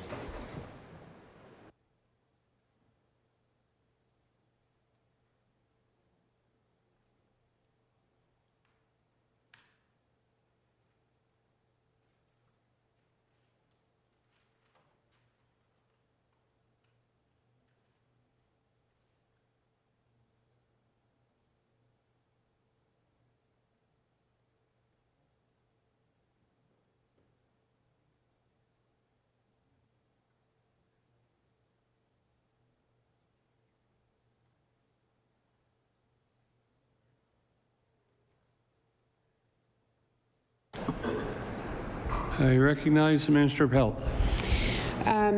So this is a very tricky number. People ask for this all the time. Number one, it's not static, right? So there's permanent positions, there's permanent full-time, there's permanent part-time, there's temporary full-time, there's temporary. So I'm going to give you a ballpark of around 1,400, but there's a ton of nuances in there. It doesn't mean someone's not off on maternity leave. It doesn't mean that somebody's not off on sick leave and they can't be replaced. Like, I can remember Department of Health asking us when I worked in long-term care about vacancies, and the person that ran HR used to, like, it's such a nuanced question. So not to be obtuse about it, but we would say roughly 1,400, but there would be a variety of different ways, whether those are permanent or temporary, you know, and what FT equivalent, you know, it could be 2 half-times. So it just, it is a really, it's never a simple answer. Yeah. I recognize the member for Sydney, member 2. Thank you, Mr. Speaker. The next question I have in the last 8 minutes that I have, it goes around the idea of improving employee retention for the healthcare system, and I know the minister talks about it, you know, here and there in regards to some of her comments. I think the last satisfaction survey in 2021-22. The positive employee satisfaction survey for Nova Scotia Health employees was 42.4%. My question to the minister is, can the minister provide any updated statistics from that survey, which again was 21-22 was at 42.4%. Does the minister have any updated numbers on employee satisfaction to date?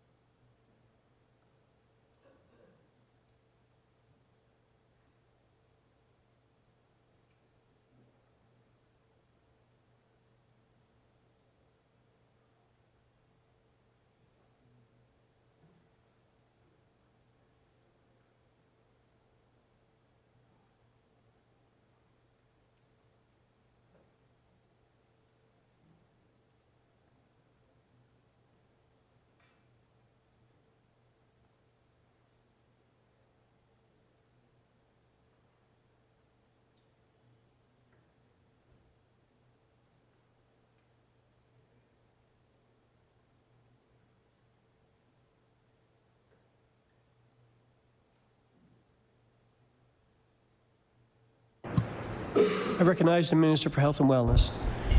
We're just checking. So you may as well ask, like, instead of while we check. Yeah. Recognize the member for Sydney, member 2. Yeah, so thank you, Mr. Speaker, through you to the minister. So as of 21-22, it's the positive employee satisfaction for Nova Scotia Health employees was 42.4%. That was as of 2021-22. So what I was looking for was an update on the data. If you don't have it tonight, I can totally appreciate that, Mr. Chair. If the department can provide it, that would be fine by me.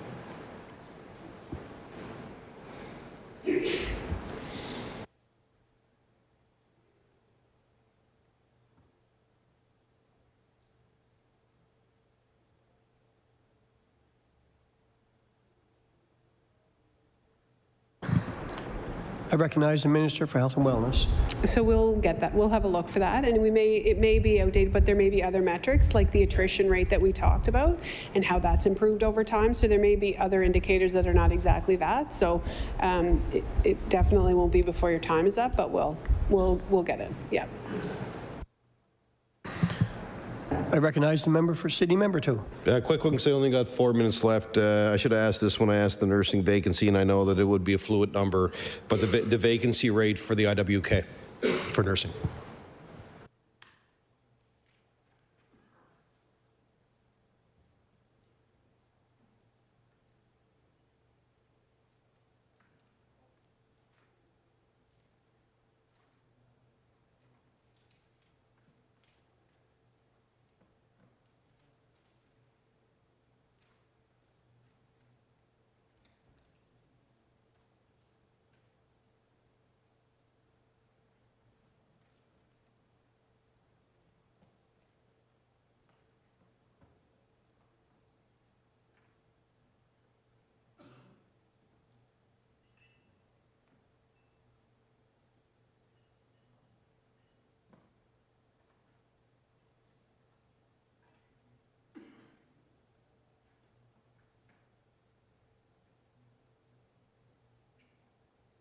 I recognize the Minister of Health and Wellness. So thank you. So across all of the IWK, their vacancy rate is around 4%. So it gets broken down by a variety of different things, but they have about a 4% vacancy rate. Yeah. Recognize the member for Sydney Member 2. I'll just, okay, with 2 minutes and 30 seconds left, I'll ask a local question on cancer care in Cape Breton. PET scan was announced. I know there were some talks around when we were having the debate in the House around, having the staff available logistically to ensure that the PET scan could happen in Cape Breton. The announcement, of course, was made that it's coming. So my question to the Minister, with the last 2 minutes left, is she confident that everything's on track with the PET scan for the Cancer Centre and that the staff will be available? Thank you, Mr. Chair.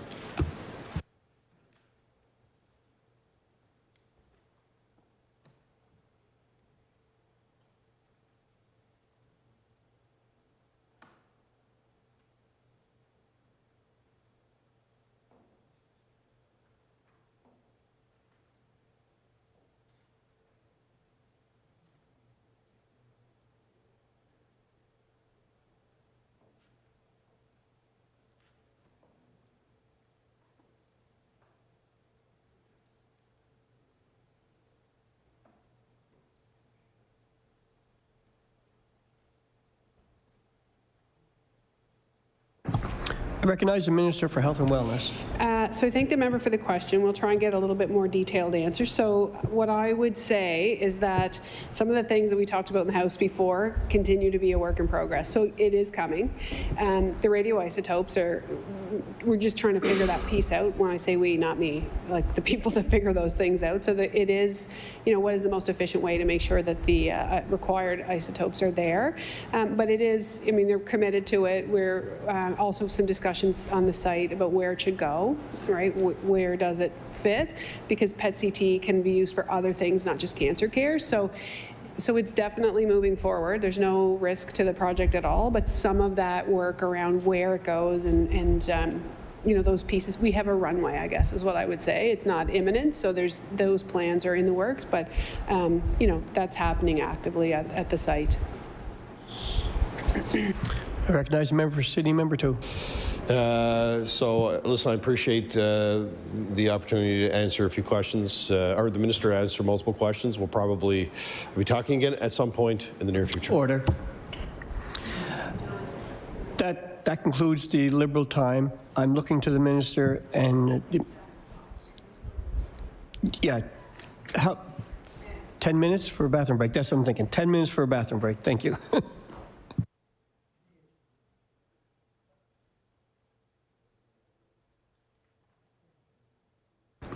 We're in recess.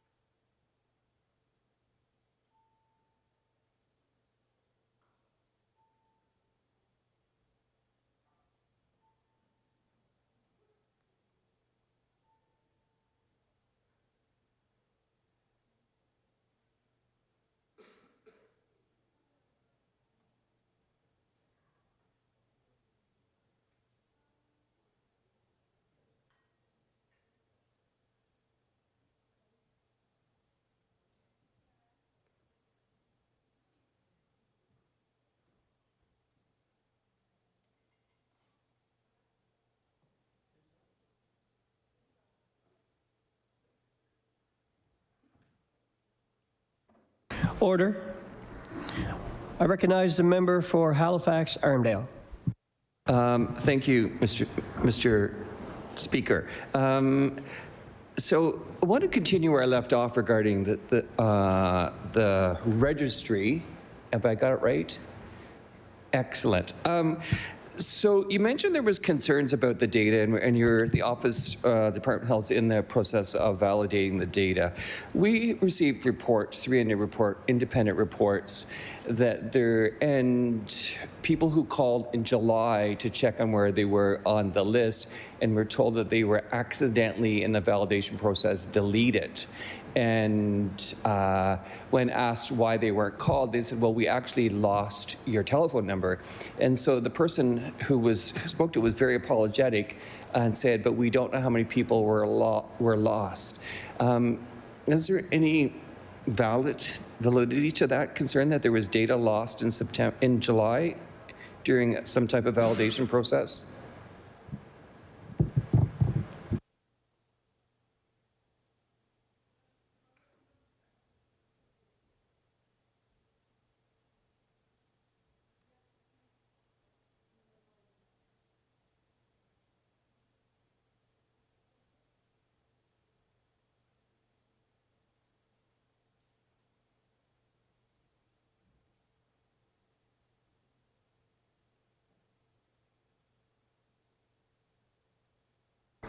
I recognize the Minister of Health and Wellness. There was no data lost.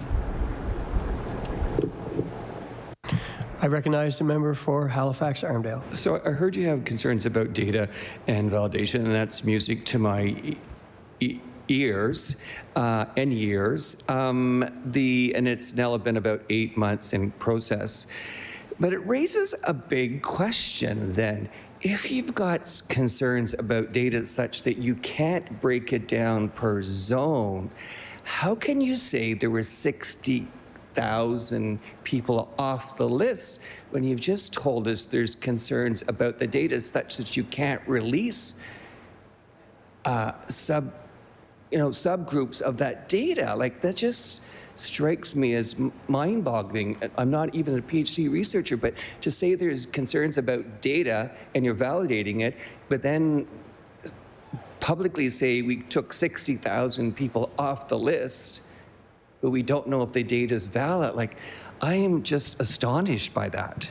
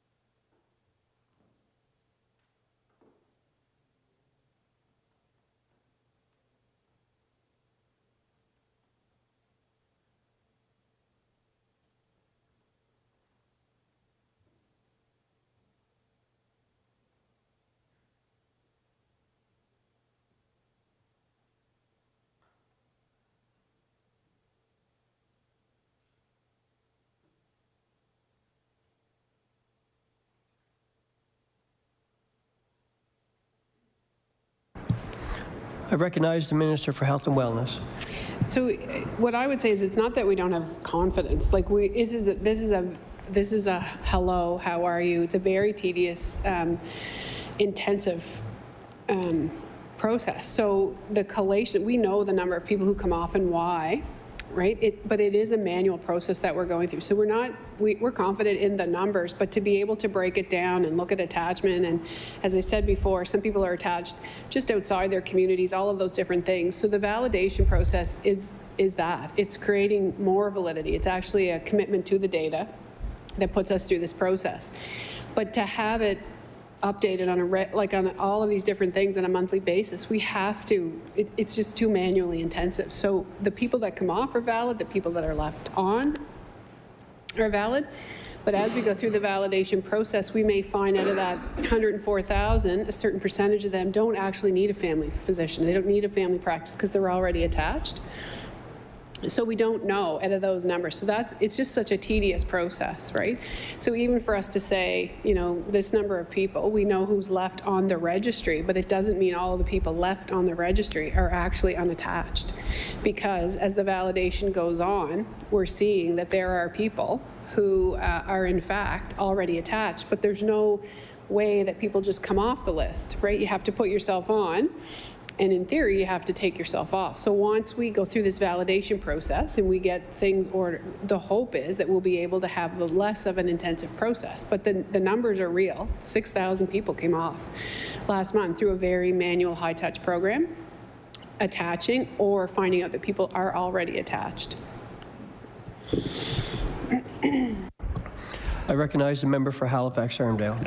I have to admit, I'm still perplexed that the data cleaning or validation has been going on for 8 months. I get it's manual. I get that you can't release it every month because data is changing. But 8 months later, you can't say with any confidence that the 60,000 people were reduced in the Western zone or the Eastern zone. Like, it's just really hard to believe. I believe the manual time, but it's really hard to believe that can say with confidence, yay, 60,000 people off the list, but we can't tell you where because the data is not accurate.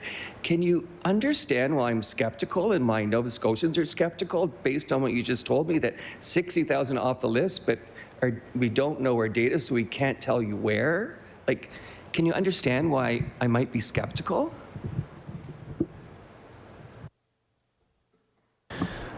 I recognize the Minister for Health and Wellness. No, because I think the reason I'm so confident is the numbers, because when I see the people who work in the data analysis group, like, it's very difficult for me to represent what they do and they're experts in their field. And so the worst thing we can do is put the wrong information out. So by making sure that this is a validation process, making sure that those numbers, who's on the list, that number's real. Would love it to be zero. It's not. There's 104,000 people on that registry. We're going through a manual validation process, understanding why they're there. We know the percentages about why people are there.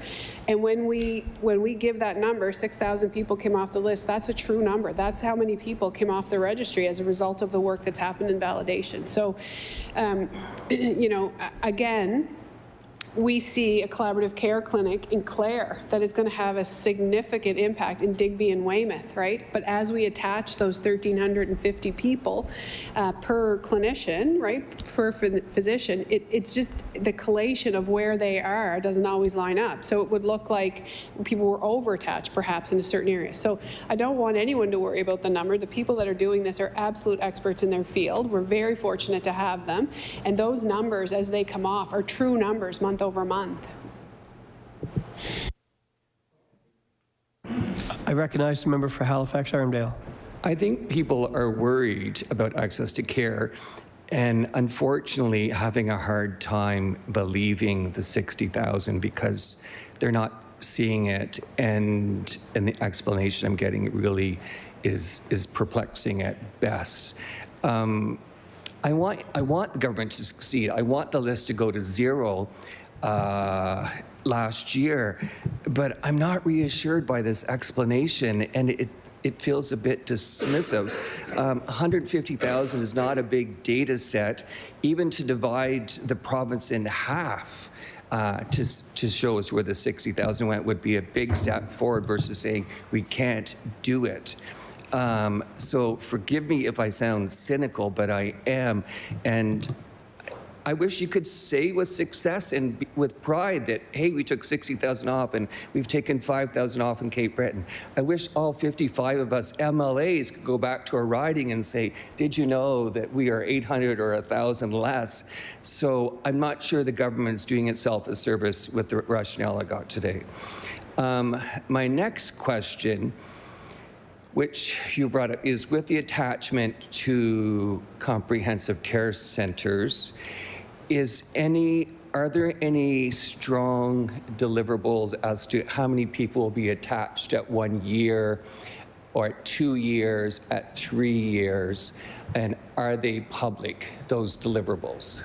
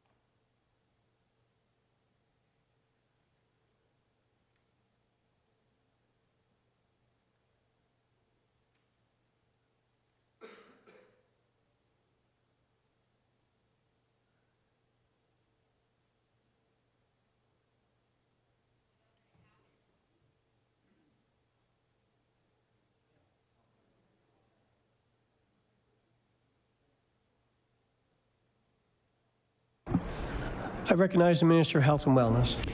So since 2021, there's been 219,781 people removed from the Needed Family Practice Registry. I recognize the member for Halifax Armdale. So just to be clear, my question is going forward with each collaborative center being established, are there deliverables or goals attached as to how many people will be attached in a certain degree of time period? I'm not looking backwards, I'm looking forward. I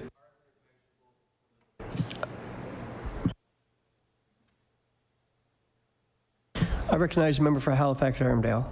You weren't on mic, so you say it again.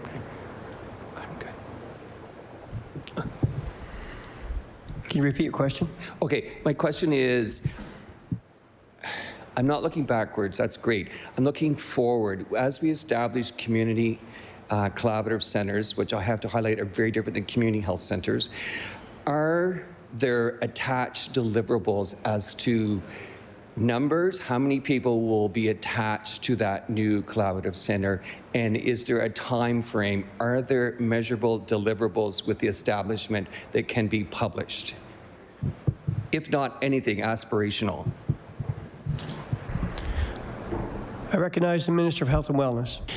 So there's a couple of things there. I don't know that it's all that straightforward. So what I would say is that so there are fee-for-service physicians that have a panel, and we don't necessarily prescribe that because of a fee-for-service. But we have a number of physicians who've moved to the longitudinal family medicine model, which really is more prescriptive, and there's more accountability built into the agreement in longitudinal family medicine. So, so there's a number of standards. We implemented it October 1st, 2023.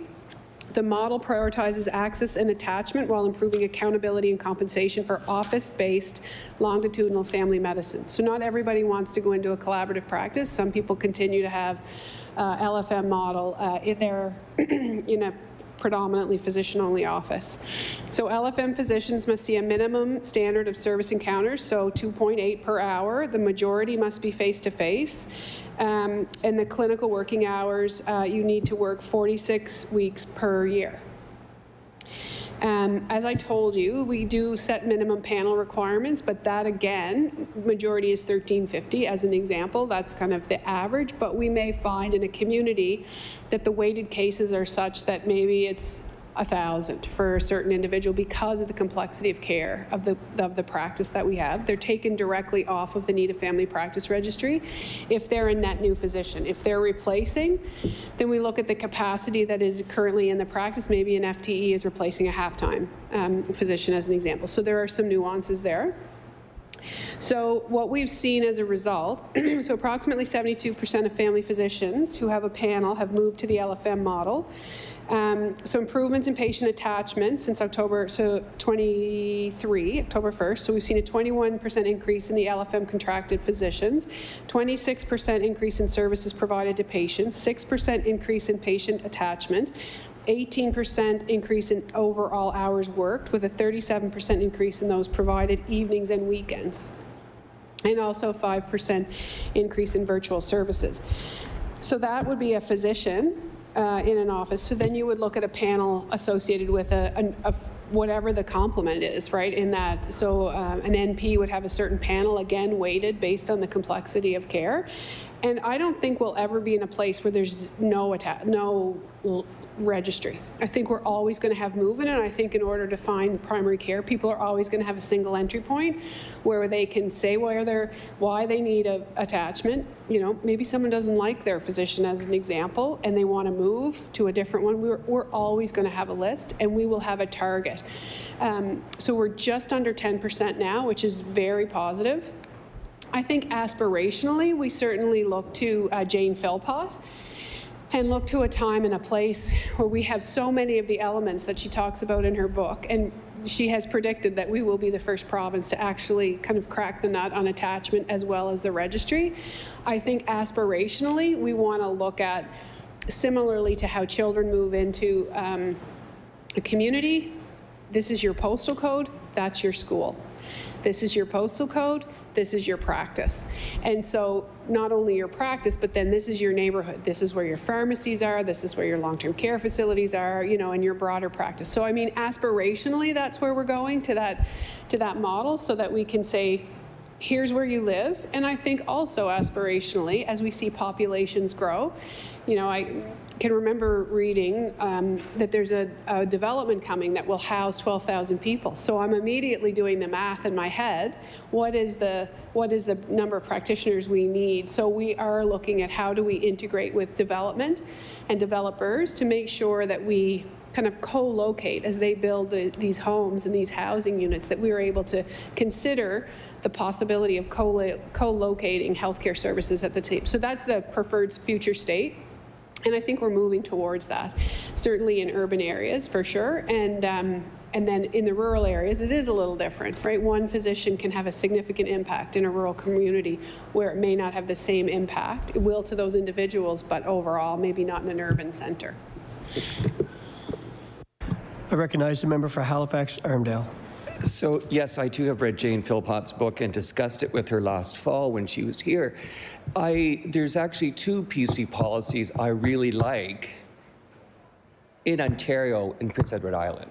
So Jane Philpott and the PC government released 2 days before their election a clear hard copy document that shows this is how many, with clear, measurable goals. This is how many community health centers we're going to open. This is our goal, our measurable goal of how many people will be attached at year 1, at year 2. So I really would recommend look at the PC Doug Ford's document that Jane produced about 2 days before the provincial election. It's got clear, smart deliverables, not aspirations, and it's a huge task because Ontario has, I think, 3 million unattached people.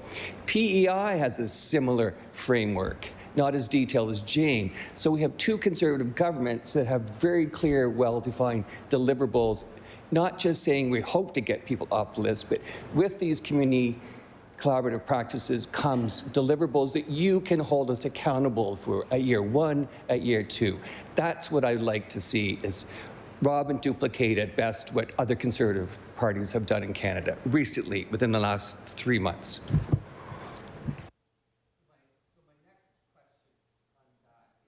I recognize the member for Halifax-Armdale. Why are there not clear-cut deliverables?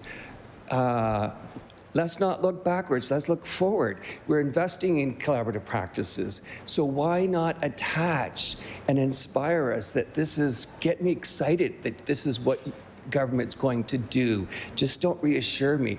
Give me some excitement that in year 3, 28,000 people will be attached to 6 collaborative centers, or in year 1. Like, that's what we're looking for. So that was more of a rant than a question. Which brings me up to my real question is, how are the collaborative attachments being measured, and what are the parameters being measured?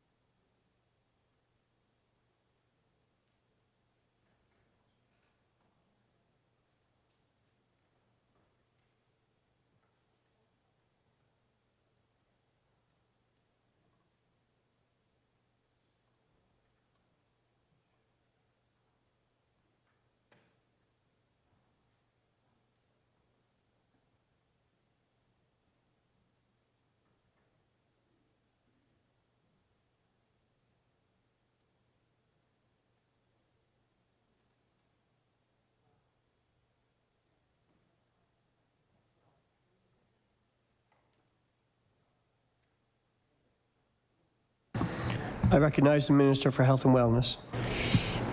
So I'm not really, I guess I'm not fully following. So what I would say is that we are looking at collaborative family practice teams across the province in various states of readiness. So the PACE clinic, as an example, at its fullness will have 6,500 people attached to that clinic when they're running at full steam. We're just moving them up. The accountability does sit in the LFM model, so that we do prescribe how many patients people would see. A panel for a nurse practitioner would be 800. If you have a family practice nurse, it's additional 500. So it really is about recruitment. So we know that we have a number of physicians. We expect to have 45 family physicians come on an annual basis. They need to be matched to a community. So it's not widgets. It really is around making sure that people are attached. We have a very adored clinic in Clare, and so if we stick to we're only going to put a clinic in this place, we can't really help the folks who are in Digby and Weymouth. So there's no like it shall go here and it shall go there and this, and that's been the problem all along. Nobody could transition into practice, nobody could transition out of practice, right? It was one in, one out. So there's so many different models. The goal is to have 5% of, or less of unattached people in the province. And so it really is around recruitment. It is around trying to give people choice around how they practice, but we do set the minimum requirements, the number of patients you need to see a day, the expectation of weekend and evening access, because attachment is not access. Right, so we have tons of physicians, but people I hear regularly around waiting a month for an appointment. That's not access, right? They're attached. So we have to be really clear about that. So we have practice optimization teams that are working to make sure that people who have established practices are seeing patients in the most timely fashion, that there are different ways for people to access care. So to me, they're not mutually exclusive. And I could tell you next week I'm going to have 0, but it's not accurate. I need to really look at the recruitment of the people coming in. And when we put people in communities where they're not necessarily wanting to go, we can't retain them. So it is a bit more deliberate than just saying you'll go here, you'll go here, you'll go there. It really, I don't think that's worked in the past. So there's accountability worked into the physician contract. We know how many folks a nurse practitioner can take, what can be added if you have a family practice nurse attached to your clinic, and then we move on from there. And so if we were really married to just one way, we wouldn't be able to support. As an example, we hold Clare up all the time as just an example of what can happen when communities work together and support one another. So, we expect that the folks in Digby and Weymouth will actually be, very soon be fully attached, because we know that we're able to expand and there's capacity, not just infrastructure, but care and mentorship through that Clare clinic. So we really have to look at the assets in a community and build from that in order to say. So, I could tell you, I could write you a great plan and it would be shiny, but I can't tell you that it's necessarily going to be perfectly accurate, because we really do have to work in community and with the recruitment efforts that we have. I recognize the member from Halifax, Arndale. So if you read the Ontario PC government, I can't believe I'm quoting, from January, it's not forcing anybody to go anywhere. It's once the Department of Health and the Ford government has made decisions where they're going to put collaborative centers, there are measurables in terms of how many and when. So nobody's being forced to go anywhere. So that's a misrepresentation. It's when we, with planning, decide this community needs a collaborative health center, what's the goal that we're going to achieve and report back on. And I commend them for taking that bold step of putting goals public, because I'm not an experienced politician, but it can set you up for failure. But again, I commend the Ontario government for saying, this is what we're going to do with the new cloud health centers and hold us accountable to it. That's what I'm asking for. So I want to move on to safety in the emergency department. So as you know, there's been a couple of serious incidents. You mentioned earlier on that there was $7 million dedicated or given to, I think, NSU or someone for patient safety. When I spoke with colleagues in NSU, they said we haven't seen, don't quote me, it's not exactly, where has that $7 million gone? So that's something that just needs clarity if it's been completed. And that. I want to raise the question, though, putting metal scanner detectors in emergency rooms sounds great, but who's going to, if the alarm goes off, who's going to check the person? Is it going to be the nurse? Is it going to be the security guard? Secondly, do they actually have the legal authority to check a person's private belongings because the medical detector off? The most important part that I think is being missed, and I could provide you with, and I had conversations with Merge colleagues around this, and they said, we're not surprised. We knew it was coming. Nothing to do with metal detectors. There's tremendous evidence in Canada, Europe, that overcrowding and length of stay leads to increased violence. And it's shown in very many jurisdictions. It's published, I'm happy to write it, that overcrowding and length of stay has a high correlation to increased violence in the workplace. And so metal detectors may be one tool, but the root cause of violence, and having been emerged myself recently as a patient, the overcrowding is incredible. The root cause is overcrowding and length of stay. And I have been assaulted twice in Emerge with fists and once with an IV pole. So all the medical detectors in the world are not going to stop that. So I guess what I'm saying is, given if you accept the data, which I can provide you, that overcrowding leads to increased violence, first of all, how do you vision implementing and operationalizing the metal detectors? Who's going to do it? Can they legally do anything with that information? And how are we going to, I'm willing to help, respond to the root cause of violence in emergency?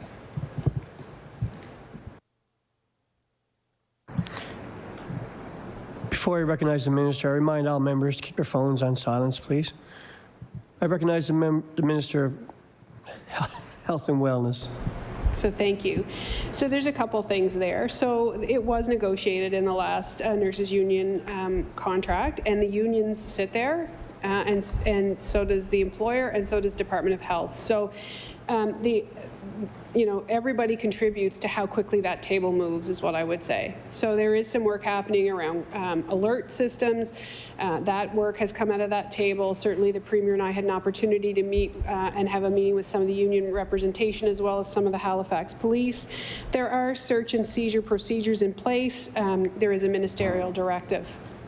So it is one lever. That metal detector is one lever, and we understand that the injury that occurred was a weapon that was taken into the department. So I appreciate that a can of Pepsi can be a weapon if it's full. I've had my own experiences in Emerge. But this is the thing. The NDP constantly berates and complains and minimizes the work that's happening in the West Bedford facility.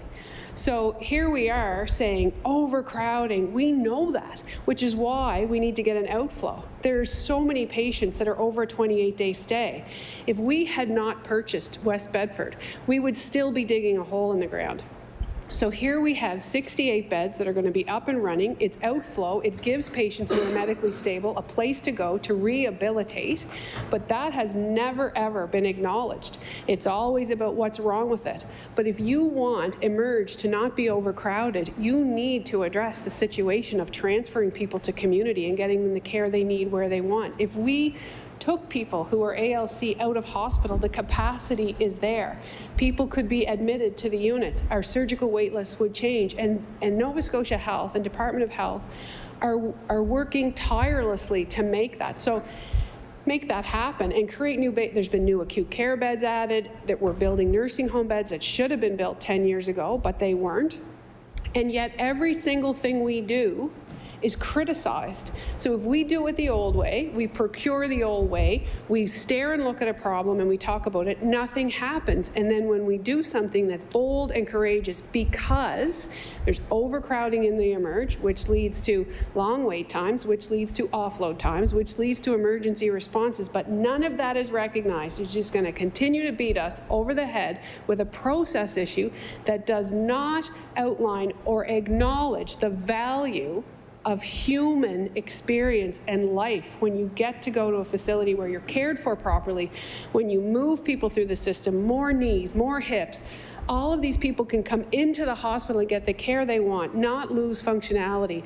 And then we look at the emergency room. So I appreciate it. Well, there's nothing being left on the table, but I do find it a bit hypocritical that we sit here and listen and be berated for more, faster, and all of the things we're doing is so wrong and so bad, and then you also come in here and you tell us that we're not doing anything to fix the problem. So it's very frustrating to me. I don't think it's fair, and I don't think it's accurate, and I think it's just a political narrative that is not serving anyone.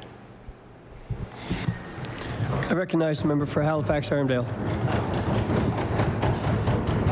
Thank you. I certainly would applaud bold and courage with transparency.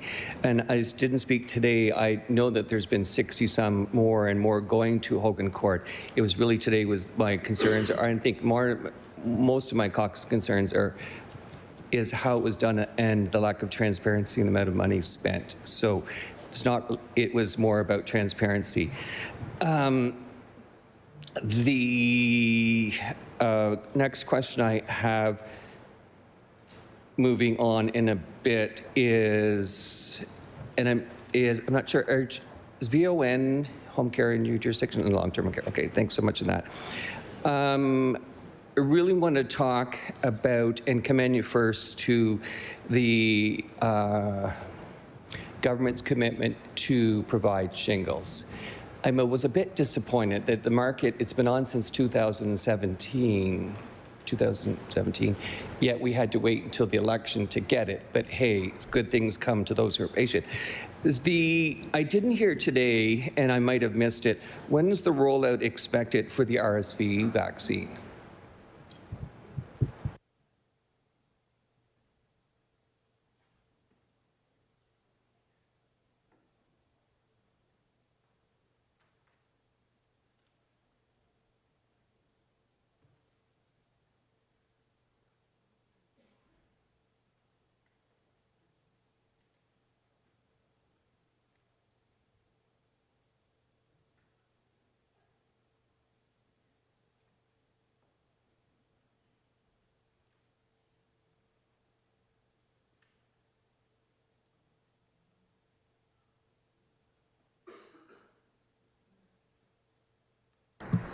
I recognize the Minister for Health and Wellness. So thank the member for the question. So incrementally over our time in government, we have implemented a variety of different vaccination programs. So high-dose flu was implemented for folks. Meningitis B, we were, I think, the second jurisdiction in Canada to cover university-age students moving into a congregate setting with meningitis B, which I'm very proud of. So we expect that the RSV vaccination program will roll out in the fall as suggested by Public Health.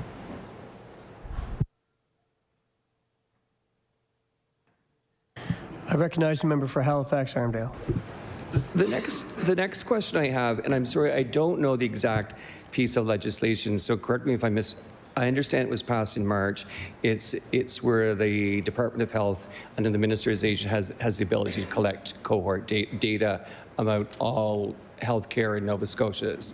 So I refer to whatever bill that is. I appreciate and understand why it's being done. It's hard to make decisions on planning without data, especially valid data.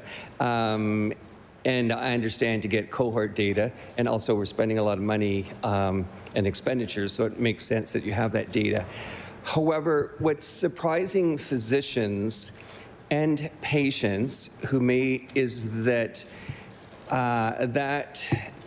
two questions. Well, actually, first question is that a minister of the government has access to details of a patient encounter. And so that's been a bit concerning. My friend, Mr. Momcart, raised the question about the patients showing up at the wrong time zone for their appointments. So I guess my question is, I certainly appreciate the need for data, and we're a small province, and we should be able to get that data, and we've been years without it. Does the minister or the agent of the government need access to the granular details of a patient encounter? That's my first question about that. I would just like to remind the member that we refer to other members by their constituency or the minister position. I realize we're all new in the position, so just a reminder. I recognize the Minister for Health and Wellness. Yeah. So those were changes that we made to the Personal Health Information Act. And so I actually do not have any access to individual data unless I go through the consent process like every other MLA. So I actually don't. What those changes allowed was for individuals to be able to see their own data, which is how the information flows to the app. But for purposes of the minister or designate or agent, it is for managing the system. And so it's all aggregate data. So I can't, under the Personal Health Information Act, I can't go in and say I want to see so-and-so's record. I would need a consent process just like every other clinician. I'm outside of the circle of care. It's a personal health information. There's no reason for me to meddle in that. But I can tell you how many people were in Emerge yesterday through the data, but I can't tell you who was there. That's not my concern. That's the operator and the care provider. But here we have a whole section of the healthcare system that we had no line of sight to. So we want to know how many appointments are happening in order to system plan. I don't want to see patients' information at all. I have enough to do. It's the least of my worries in a way. Their clinicians are responsible for that. But we also want patients to have access to their own data. And so that is the changes that happen in the Personal Health Information Act. So nobody should be worried that I'm sitting there scrolling through records. It just cannot happen under the Personal Health Information Act. I recognize the member for Halifax Armdale. Thank you for that. That's reassuring. Can you tell me where the data is currently being stored? Not the physical plant storage, but with what organization? And yeah, that's the question.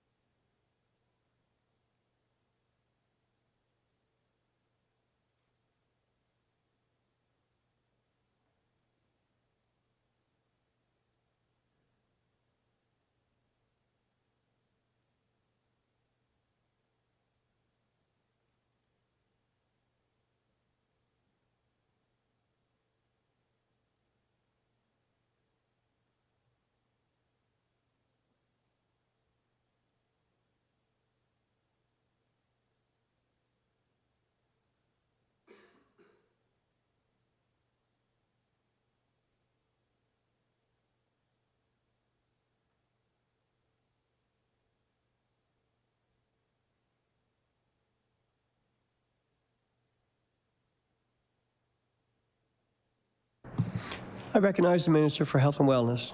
Okay. So Nova Scotia Health is the agent with respect to the storage of the data, and we have a data sharing agreement. So I just actually had a conversation about this not long ago. So It also upholds FHIR principles, so FHIR, Fast Healthcare Interoperability Resources. So there is a very high level and international standard that the data is cared for, I guess, and stored and utilized to make sure that it meets all those criteria.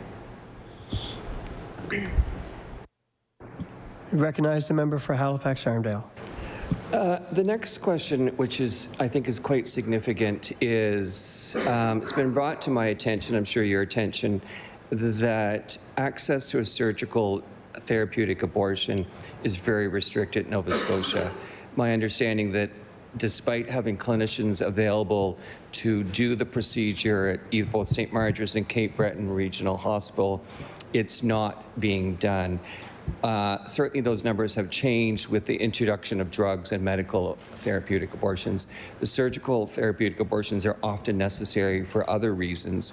Yet I'm told, and I don't have the exact numbers, so that's a question for you, is that women in Cape Breton who are either not eligible or may have failed a medical therapeutic abortion have to come to Halifax, and despite having providers who are willing to do the procedure and save women the travel or finding someone to drive. So can you tell me how many women in Eastern Zone would have had to travel to Halifax for a surgical procedure? And why can't the surgical procedure be done at either St. Martha's or Cape Breton when there's physicians qualified and willing to do the procedure?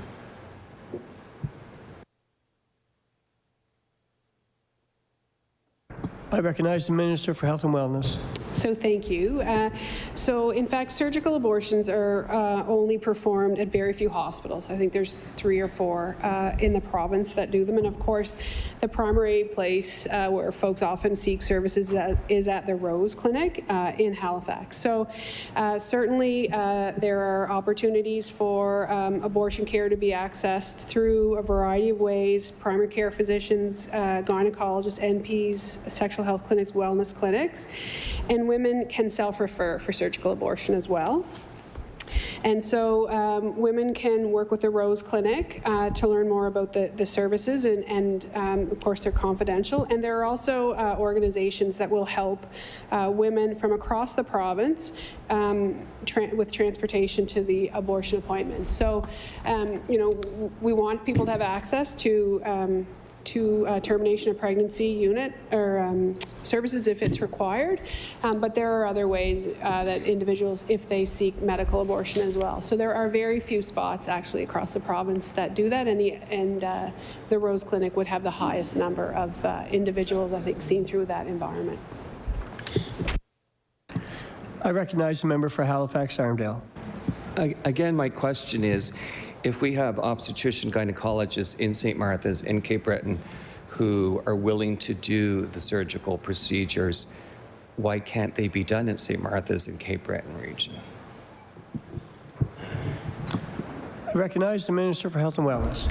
So I would say if there are physicians that want to perform that procedure, first of all, we have to look at OR requirements, right? And they should go to their surgical directorate head, the surgeon of the division, and see what the opportunities are. If it may be a capacity issue, it could be a number of different things. So if there are physicians who are really actively interested in performing abortion services, they have to work with NSH. It's nothing government's holding back, but we have to look at where the clinical services are available and if there is the appropriate supports, if there's OR time, all of those things. So if someone has a desire to do that, they should reach out to the division head in their hospital and see what the OR time is like, what the possibilities are. But I can't speak to that. I'm not aware of anybody coming forward to the department to ask those questions. I recognize the member for Halifax-Armdale. I can speak to that and challenge that on Main Street about a month ago, Dr. Vaughn Marshall, an obstetrician in St. Martha's, has spoke to that he has been trying for several months, going through the process with Nova Scotia Health in the zone that he works in to get this procedure. So he has been working and getting no response. He's been meeting, he's very collegial, he's just saying, I'm willing to do this, women don't have to travel. So they have started the process and feel like it's gone nowhere. from the local zone in the health authority. So physicians have tried to offer the process and reached out to work and understand it's a big puzzle. There's OR and there's nursing staff, but they've not gotten any resistance based on that. They just haven't gotten any solution or response to why it cannot be done. I recognize the Minister for Health and Wellness. Thanks. So I really don't know anything about that, right? So that's at an operator's level. I'm sure there's a number of individuals that come forward looking for different procedures and services and things that they would like to incorporate. So it really is based on the capacity in the system with the operator. And so certainly, to my knowledge, there's been nothing brought to the department in order to, hear about that. So I would just ask the physician to continue to work within the surgical services in the zone.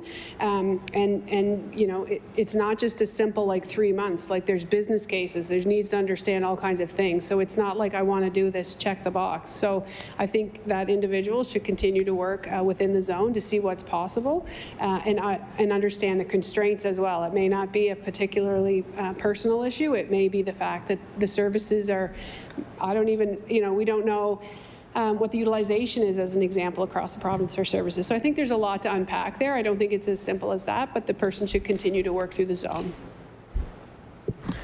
I recognize the member for Halifax-Armdale. So I asked the same questions of him and had no sense that he was trying to go rogue. He tells me he's been working this for 6 months, and the feedback he's getting is it's not a decision that can be made locally within the zone.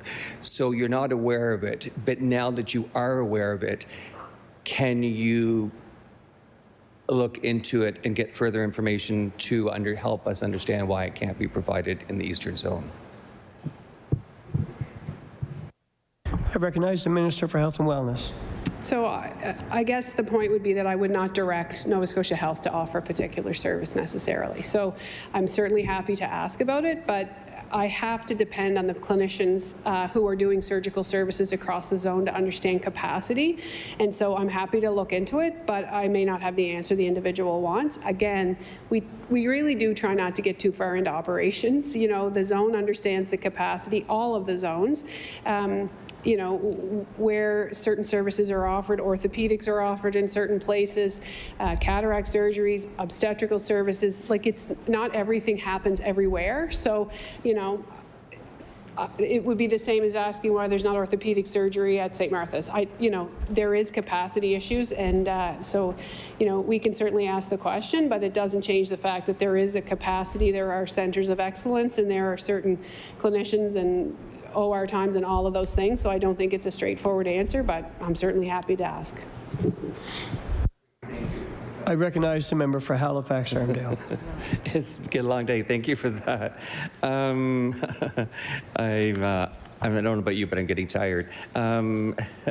The next question I have is related to chronic Medicare, so diabetes and COPDs.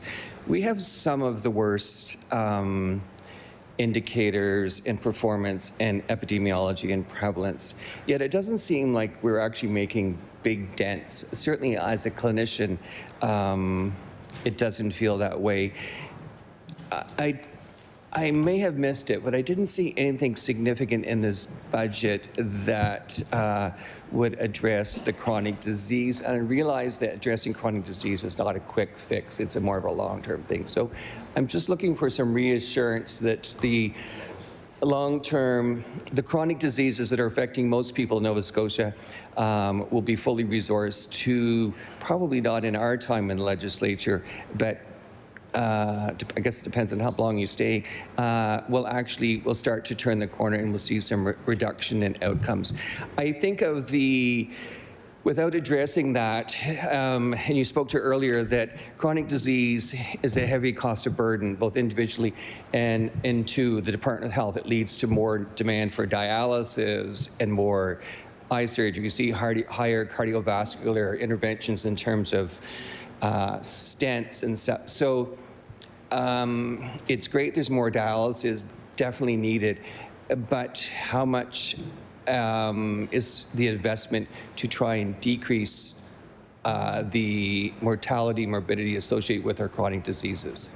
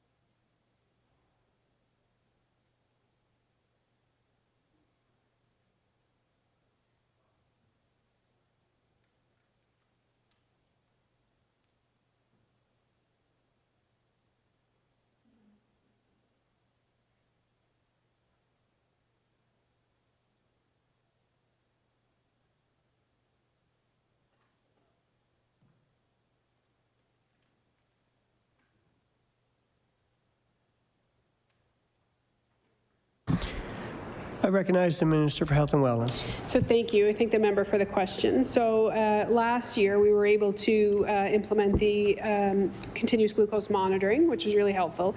And so we continue to implement that program. And so it is for anyone living with type 1 diabetes, but also those with type 2 diabetes who have multiple daily injections. So that has been very helpful. It certainly provided some insight in terms of people's ability to manage their chronic disease. We also expanded the pump program, the insulin pump program. And so I have a little note here that said 91% more Nova Scotians supported by the Nova Scotia insulin pump program than the previous year after the expansion. So there's 332 Nova Scotians receiving support through IWK. 216 of those enrolled are over the age of 25. So the expansion of that program is really helpful. I think it's we recognized it was a very vulnerable time for people to lose access to their pump and maybe buying one prematurely because you know, they were going to age out. So we're really pleased with that program. And we're also spending about $1 million annually on the Inspired program. So this is chronic disease management. We certainly hear from a variety of different physicians, you know, looking at how we support people living with inflammatory bowel disease as well as many other things. So I tell my colleagues all the time, I'm actually the Minister of the Healthcare System and they are the Ministers of Health. And so there's been a lot of cross-government work around what we are actually doing. So the school food program is really an essential part. There's a school food nutrition policy, and so we know that people are going to have access to healthy meals while they're at school, kids. We look at working with municipalities, with the MPALs around improving and increasing physical activity as an example. So there's really good programs in a couple of pilot communities called Make Your Move to really incorporate activity. We're also involved with Lighthouse. I'm not sure if you're familiar with it. So really looking at that Lighthouse program and how we work with Novo Nordisk, who really are leaders in the world around chronic disease prevention. They are a foundation that has a subsidiary drug company with the primary focus to eradicate diabetes. So they really do have a huge social component to their business, looking at agriculture, food security, looking at environmental issues. So there are a number of things that we're doing across government. We do a population health assessment, but we have been talking very intentionally in the department about how we start to monitor and make sure people have the information they need around support. And I will say Nurse Family Partnership, I have to get a plug in all the time for this program. high-risk families through a voluntary program are partnered with a registered nurse from prenatal to age 2, and it's a high-fidelity program in 8 countries in the world. Eastern Zone was the first pilot site for that, test and try in the province. It's been expanded to Western and Northern Zone this year. So really intentionally working with families around goals, increasing economic opportunity, increasing health outcomes, and also just a variety of different really positive outcomes at even up to age 15 and beyond. So it's been a very, very important program. I recognize the member for Halifax Armdale. My last question of the day looks like, and probably the easiest one, as we expand collaborative health centers, have there been any consideration given to making nutrition as an integral part of those collaborative centers across the province?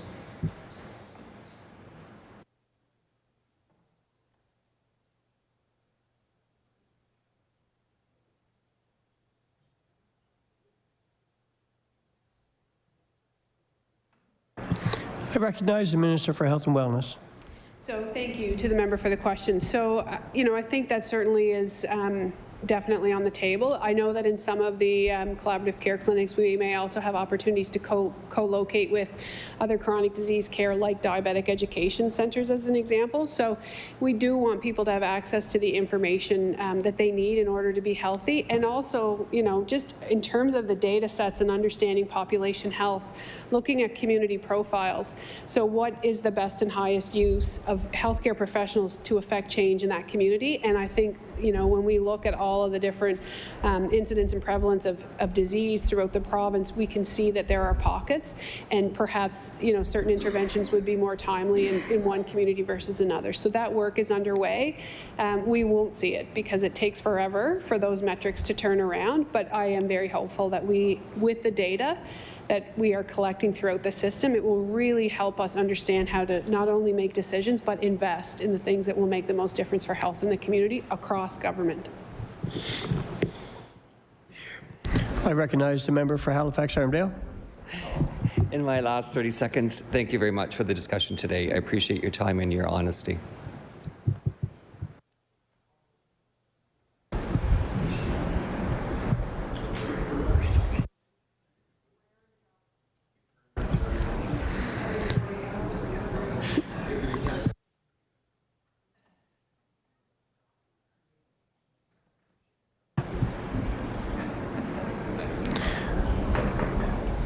I recognize the member for Sydney, member 2. Thank you, Mr. Speaker. I'm going to start off with my first question.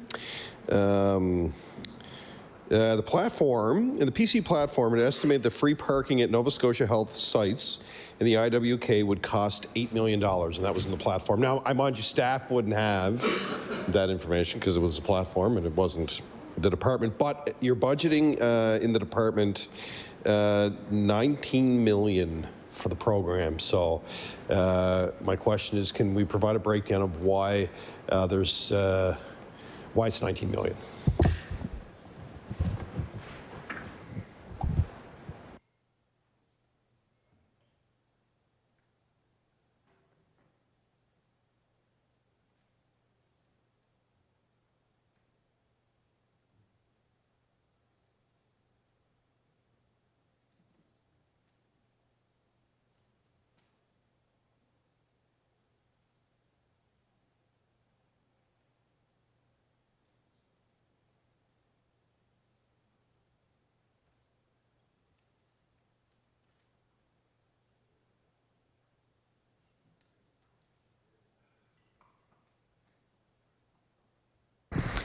I recognize the Minister for Health and Wellness.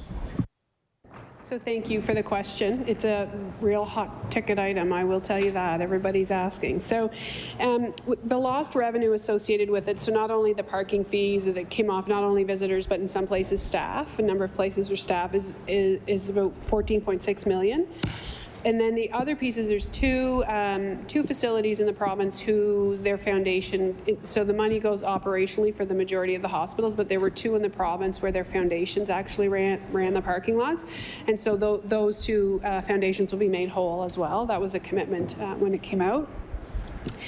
And It seems like a very simple thing, but in fact it's not. So you can imagine if you open the gates at the VG and say it's free parking, how are we going to make sure that the people that are parking are at the hospital or they are the staff? So we know time is of the essence. It may be that it's a phased approach. It may be easier in a rural facility to do that, but we know that there are some logistics around it, and so those logistics are being examined as quickly as possible. But we do need to understand what is the best way to roll it out, but it will be this sooner than later, more faster is what I would say.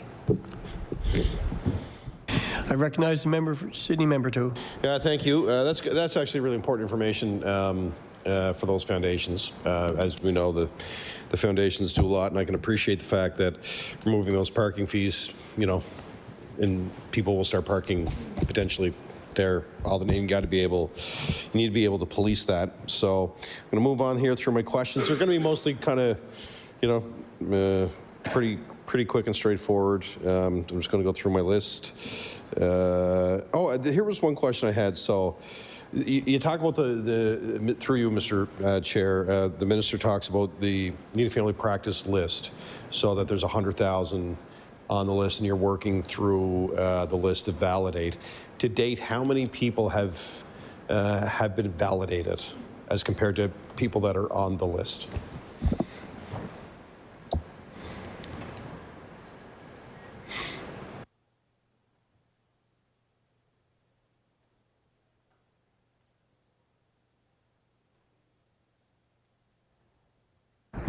I recognize the Minister for Health and Wellness. That's a good question. We'll have to ask someone else. So we'll add that to your list, okay? Yeah. I recognize the member for Sydney, member 2. No, I appreciate that. That's an important question, one that, I know there's lots of people working on it, so we want to make sure that if we can get the information, I appreciate it. So we also, where do I want to go now? Okay, so the QE2, I'm going to talk about surgeries at the QE2. So the QE2, the number of surgeries completed has fallen sharply since last year, from 2,938 surgeries in the first 5 weeks to 2,024 to 2,691 in the first 5 weeks of this year. That's a decrease of about 8%, even as the population grows. Can the minister provide some context to those numbers in the decrease?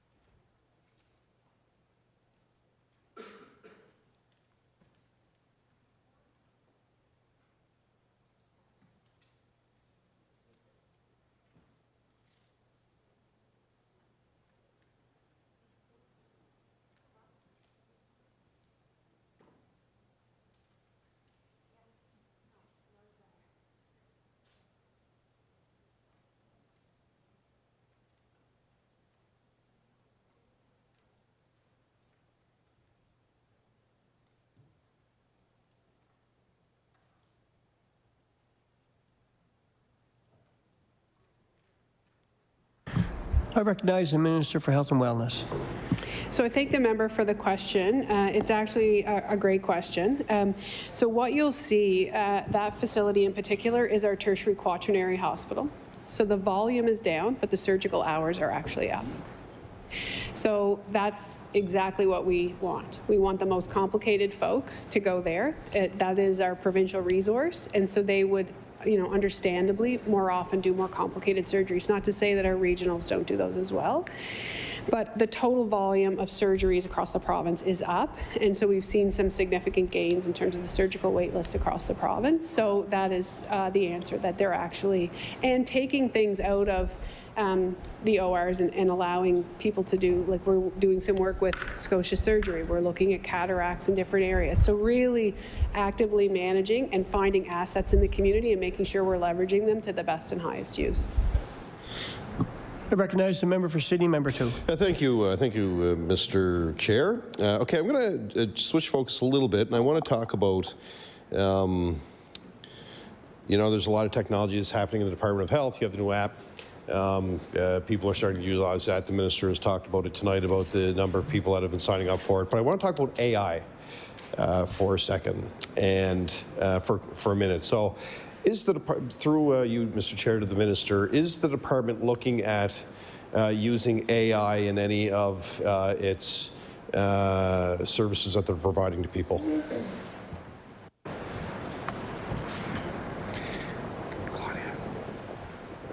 Watch this.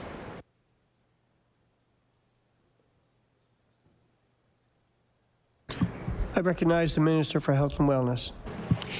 So yes, we are looking, well, the clinicians and Nova Scotia Health is looking. So we do have a partnership with Google around AI. So one of the things that will happen, not this year, I think maybe it's next year, I'd have to double check, but we actually, they have a platform where they will help diagnosing through radiology. So they will look at different radiology, they'll go through AI and it will kind of be normal, abnormal to help support radiologists. The other thing that it will help is it will be embedded in the medical record. So Dr. Matthew Clark talks all the time. He's an emergency room physician.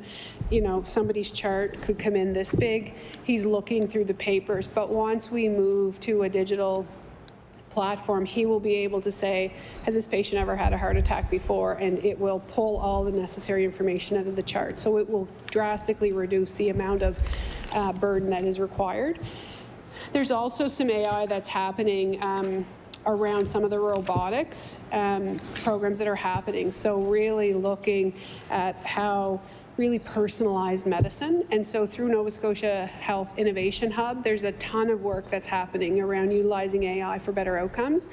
And so the precision medicine that it brings, being able to anticipate different things. Like I'm definitely not the best person to be telling you about it, but AI is certainly being used as an enabler throughout the healthcare system. There's lots of good examples at Nova Scotia Health, and certainly the partnership. Dr. Matthew Clark, who's an emergency room physician, is really part of the digital transformation team and has been very, very helpful in this space. So I guess I would say yes, but I can't really fully represent our very smart clinicians and data and IT people.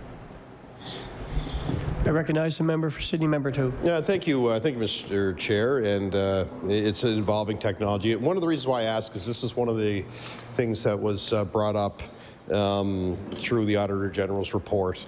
My next question is that I believe there was a contract for AI or to explore AI with the Department of Health, and can that be confirmed by the minister?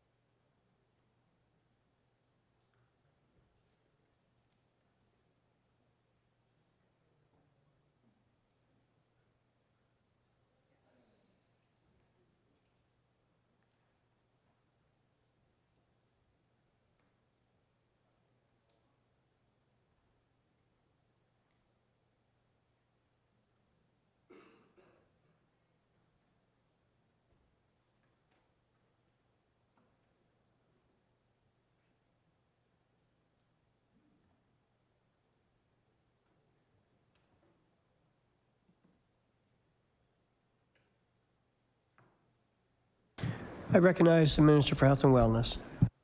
The only AI contract that we have is with Google. Yeah.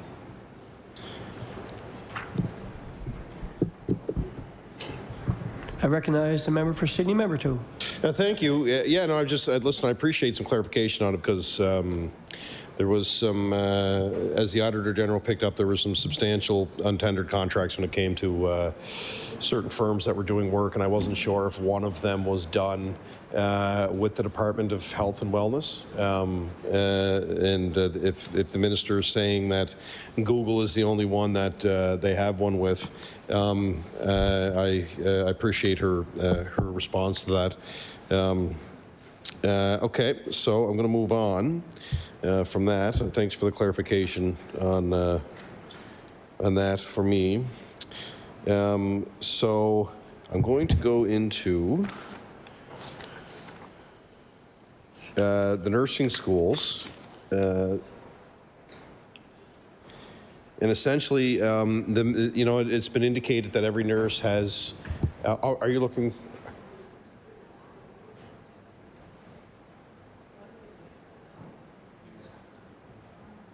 Oh.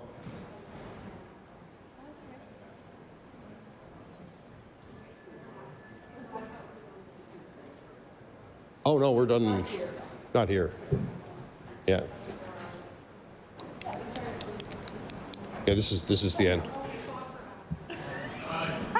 Order, just to clarify, we did take a 10-minute recess, so we added it back on. I think time is 10:20 or 7:27, something like that. But the 5 minutes is what's actually left.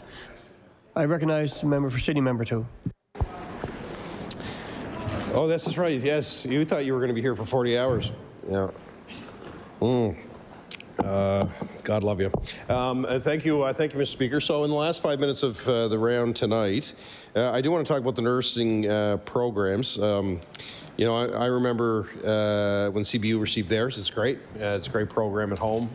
Seats were expanded over the years too as well to support nursing, and we've heard the minister say that every nursing student is either going to work or has been offered a job. So can she provide statistics on the graduates of the nursing program and how many of them are actually staying here in the province when they graduate?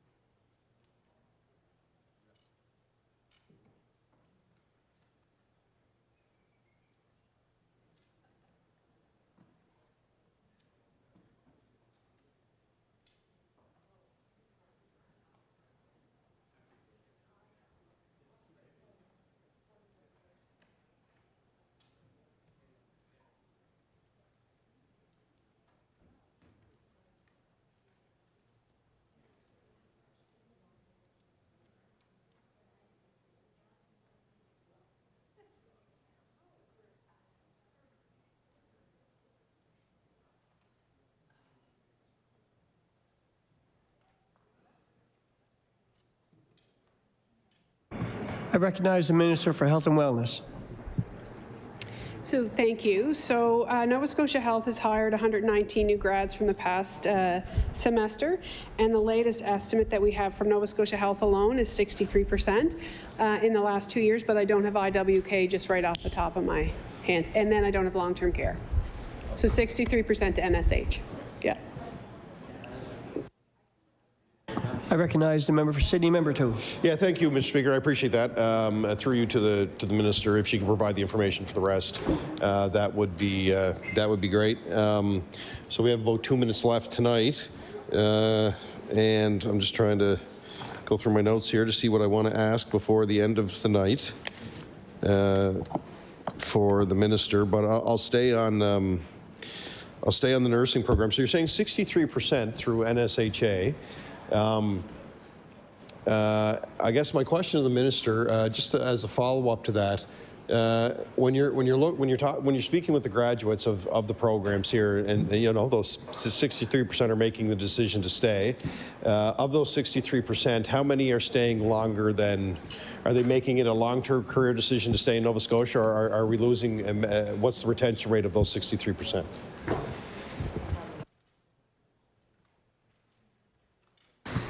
I recognize the Minister for Health and Wellness. So the attrition rate is only at 0.4%. So I would say yes. I think the incentives that we offer are good. There's sign-on bonuses. You know, there's a number of different things. There's loan forgiveness. So I do think that it is having a positive effect. And then we did, when we did the ministerial directive around travel nurses, we said that the travel companies, we wouldn't employ nurses in the first year of their graduation. So. And I also will say, you know, Nova Scotia's got a very generous, 1, pay scale and 2, benefits package. So I was recently at the student nurse pan-Canadian or national meeting, and we actually had a student nurse come from BC who was very, very pleasantly surprised to hear how lucrative, like just a great package in terms of pension, benefits, all of those things in addition to pay. So, you know, that was really nice to hear. He wasn't sure if this was the coast he wanted to live on, but he was very enticed by the work that's happened around recruitment and retention. I recognize the member for Sydney, member 2. Yeah, no, listen, I appreciate that. Again, appreciate the information. We have about 12 seconds left, but again, thanks to the minister for this round. Thanks to the staff for being here, and we'll get back into it tomorrow. Order. The time allotted for consideration and supply today has elapsed. I recognize the Government House Leader. Thank you, Chair. I move that the committee do now rise, report progress, and beg leave to sit again on a future date. All those in favour signify by saying aye. Aye. Contramine? The motion is carried. The committee will now rise and report its business of the House.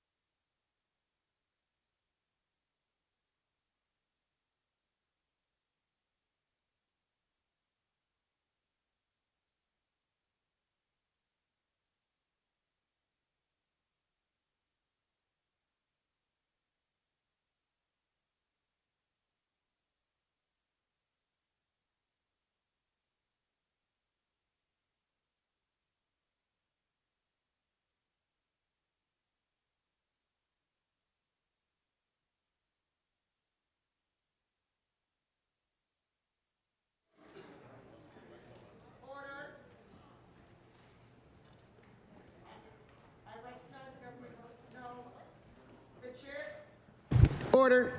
The chair of the Committee of the Whole hosts on supply reports. That the committee has met, has made some progress, and begs leave to sit again.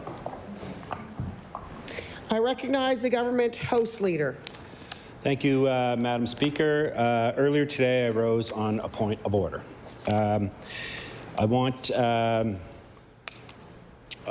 I believe that I was operating within the rules, and there was a misunderstanding, and for one reason or another, I didn't see the text, but that's on me, Madam Speaker.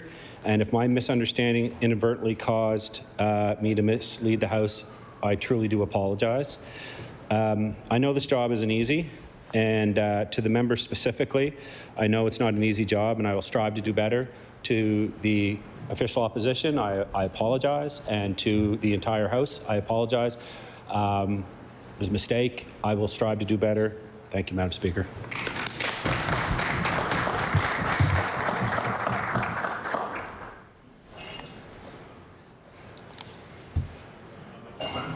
I recognize the honourable government host leader. Madam Speaker, would you please call order of business government motions? Government motions, I recognize the honourable government host leader. Speaker, would you please call Resolution 5? Resolution 5, I recognize the honourable government host leader. Madam Speaker, I move that Resolution 5 do pass. I recognize the honourable member for Halifax, Needham. Thank you, Madam Speaker. Where do I start? Whew. All right. So we're going to talk about resolution number 5. And it all comes down to being democratic and a democracy. I spoke about that earlier today. And I talked about the democracy literally meaning ruling by the people. This resolution, in no way, shape, or form, is ruling by the people. It empowers individuals to exercise political control over the form and functions of their government. While democracies come in several forms, they all feature competitive elections. I spoke about that. Freedom of expression and protection of individual civil liberties and human rights. So when we're creating laws and policies, we as elected representatives in this democracy strive to balancing conflicting demands and obligations to maximize freedom and protect individual rights. So I said earlier, it's only been a few days, and here we are. Here we are, talking about dismantling democracy. I'm going to talk about debates, because this is a part of the resolution. Debates are the backbone of democracy.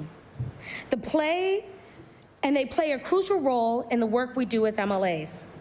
The integrity of debate should be protected at all costs. The integrity of debate should be protected at all costs.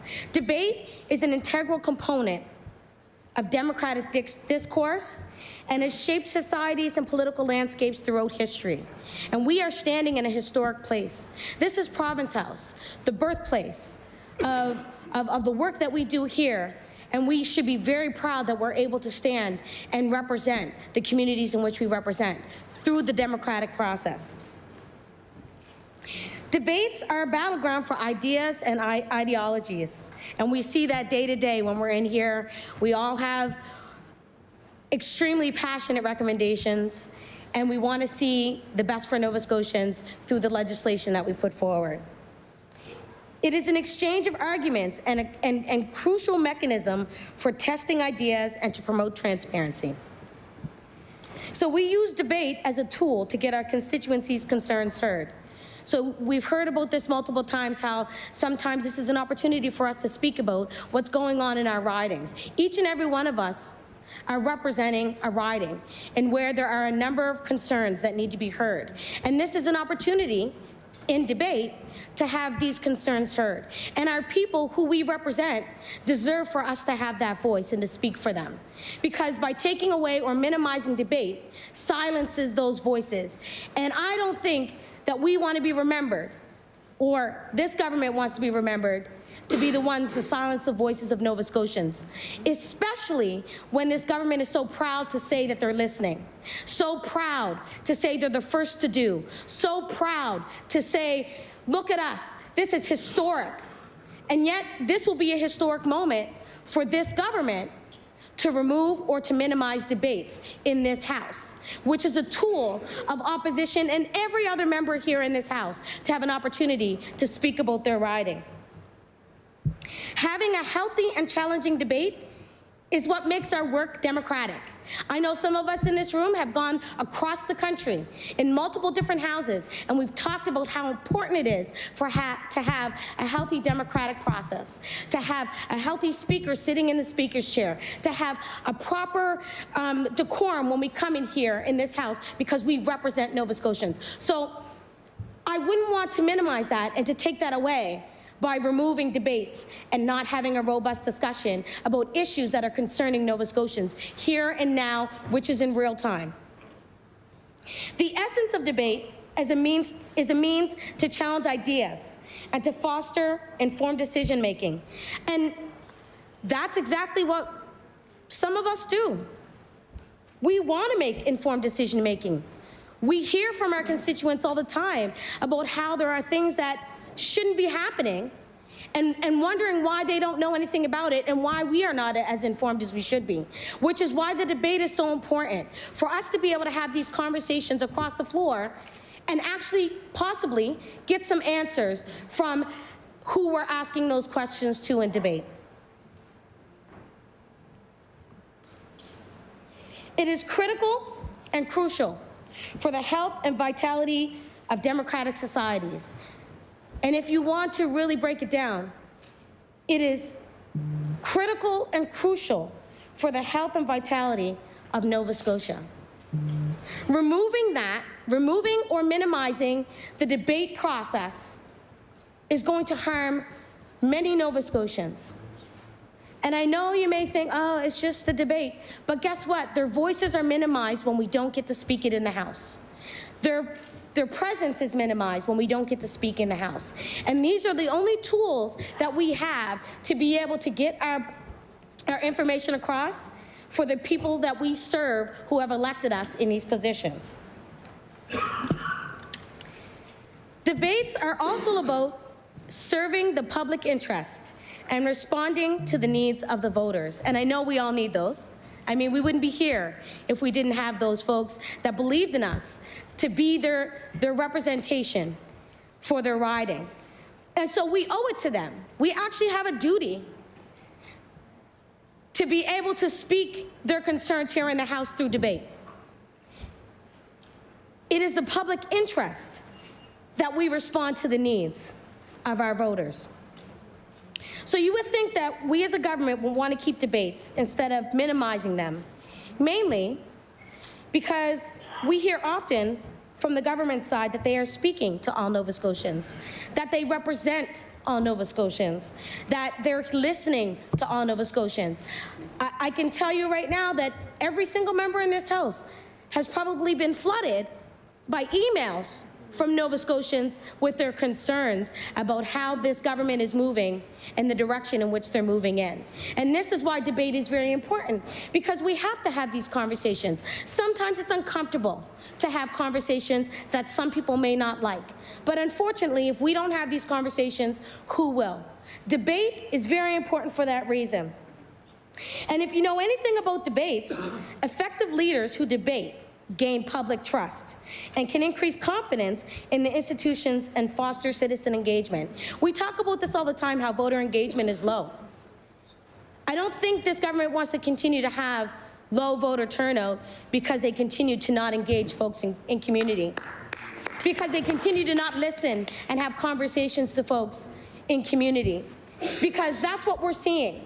And it hasn't just happened this time around. It happened the time around when I was elected, and that was supposed to be the lowest voter turnout in 2021. But unfortunately, here we are again, because we, or folks, haven't built public trust. And that public trust is showing in the votes that are being cast and not being cast by this province. After all, this government is confident that all Nova Scotians their needs are being met. And we hear this every day, how everything's great and things are moving wonderfully and you know, nothing needs to be changed. We're working hard. But I will say, in 4 years, has anything really changed? In 3 years, has anything really changed? I know numbers have grown, probably not the good numbers that you'd like, but it's all about us having conversations about how we can do better. That's what debate is about. It's about having conversations and debating issues that Nova Scotians want to hear. This is why it's so important for us to continue these robust conversations, because how else are our citizens going to get their voices heard? You're here. So I said that debate is crucial to the work that we do as MLAs. All of us, all of our constituents deserve to hear our voices and their concerns in this House. Every single one of us. I'm not excluded just because I'm an opposition member. Every single one of us in this House has a duty to our constituents, each and every one of them, no matter what party stripe they hold. We owe them their voice here in this House. We say it's the people's house. We talk about how people are invited to be in here. We talk about how we talk their concerns. We say member statements. We do all of these other things about the people in our constituency, but we're going to minimize debate so that people don't hear about what's really happening in Nova Scotia and the concerns of all Nova Scotians. Just some concerns, not all Nova Scotians. So debate is really crucial in the work that we do if we don't already know that. We are simply the vessel in which we carry those concerns through debate and discussion. So, and I said it is our work as opposition, and our constituents' voices need to be heard. And I don't know about anybody in this room, but I can tell you right now, Halifax need them? Ain't no joke. Halifax need them will be the first ones to tell you or me that things aren't right. The first ones to want responses. The first ones to demand that they voted for me or voted for somebody, and they just demand to have their voices heard. And guess what? Every single time, and I know you've heard me in this House, you've heard me speak about our constituents. Why? Because their voices matter. Every single voice in Nova Scotia matters, from one end of the province to the next. And when we minimize our opportunities and our tools to be able to do this great work that we have, that we should be privileged to have. And when I say privilege, we don't sit here because we want to sit here because we didn't get elected. We were elected by our constituents.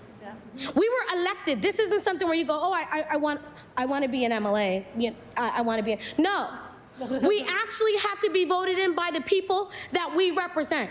And so when I say our constituents deserve our voices, I mean every single one of those constituents. The same constituents that I would respond to in Yarmouth, the same constituents that I would respond to in Digby, the same ones that I would respond to in Shelburne, the same ones in Argyle, and I can name all kinds because I get them all the time. So when I tell you that we deserve to respect our constituents in a way that we don't minimize the work that we're doing because folks want to be rushed out of this space. Guess what? We have a job to do. We're here to do work. We are here to work for Nova Scotians. And when we minimize the work that we do, we also tell Nova Scotians that we don't care. And I'm going to tell you right now, I care. I care deeply for my riding, and I care deeply for all Nova Scotians, especially when the government tries to take away things that are really crucial to the work that we do.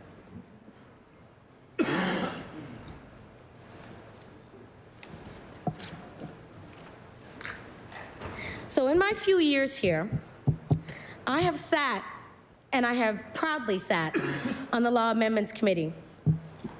I have learned so much, and we have heard from multiple stakeholders from different backgrounds, for many different reasons, all because of a bill being presented.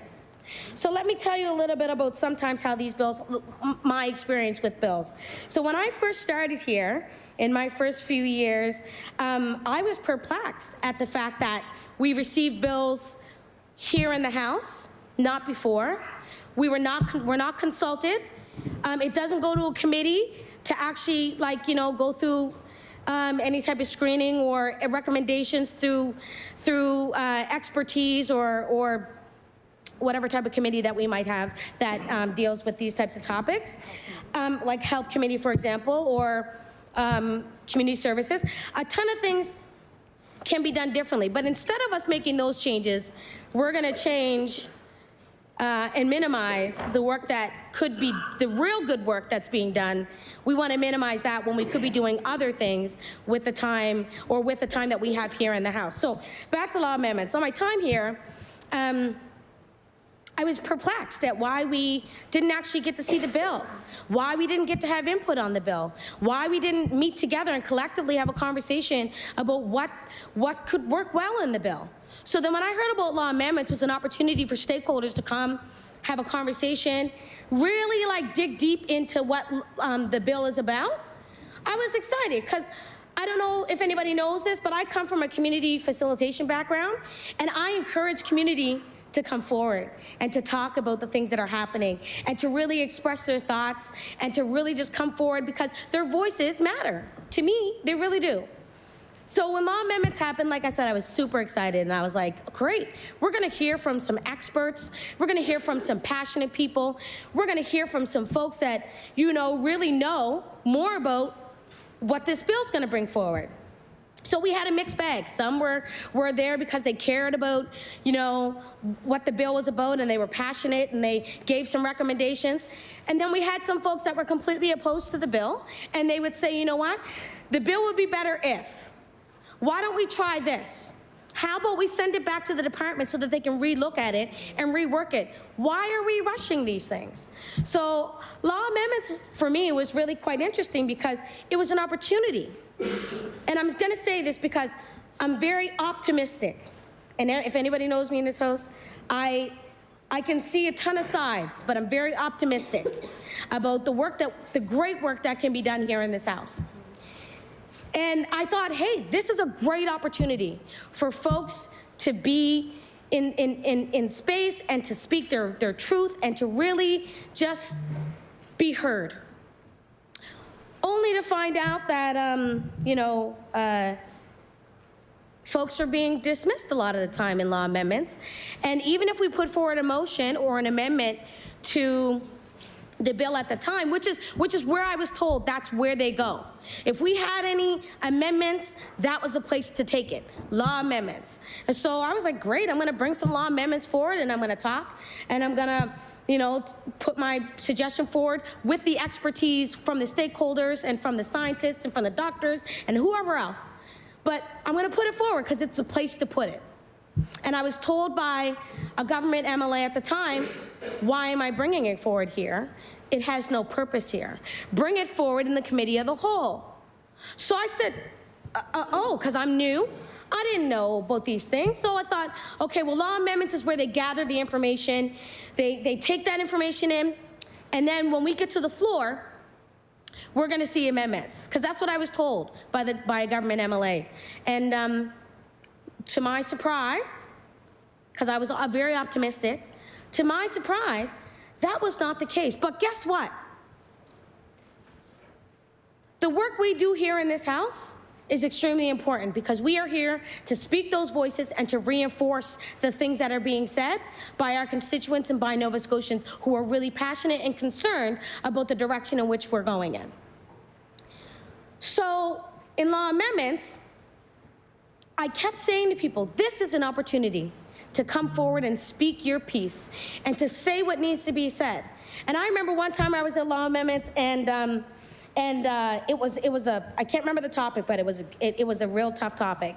And there were over 30 folks coming to speak.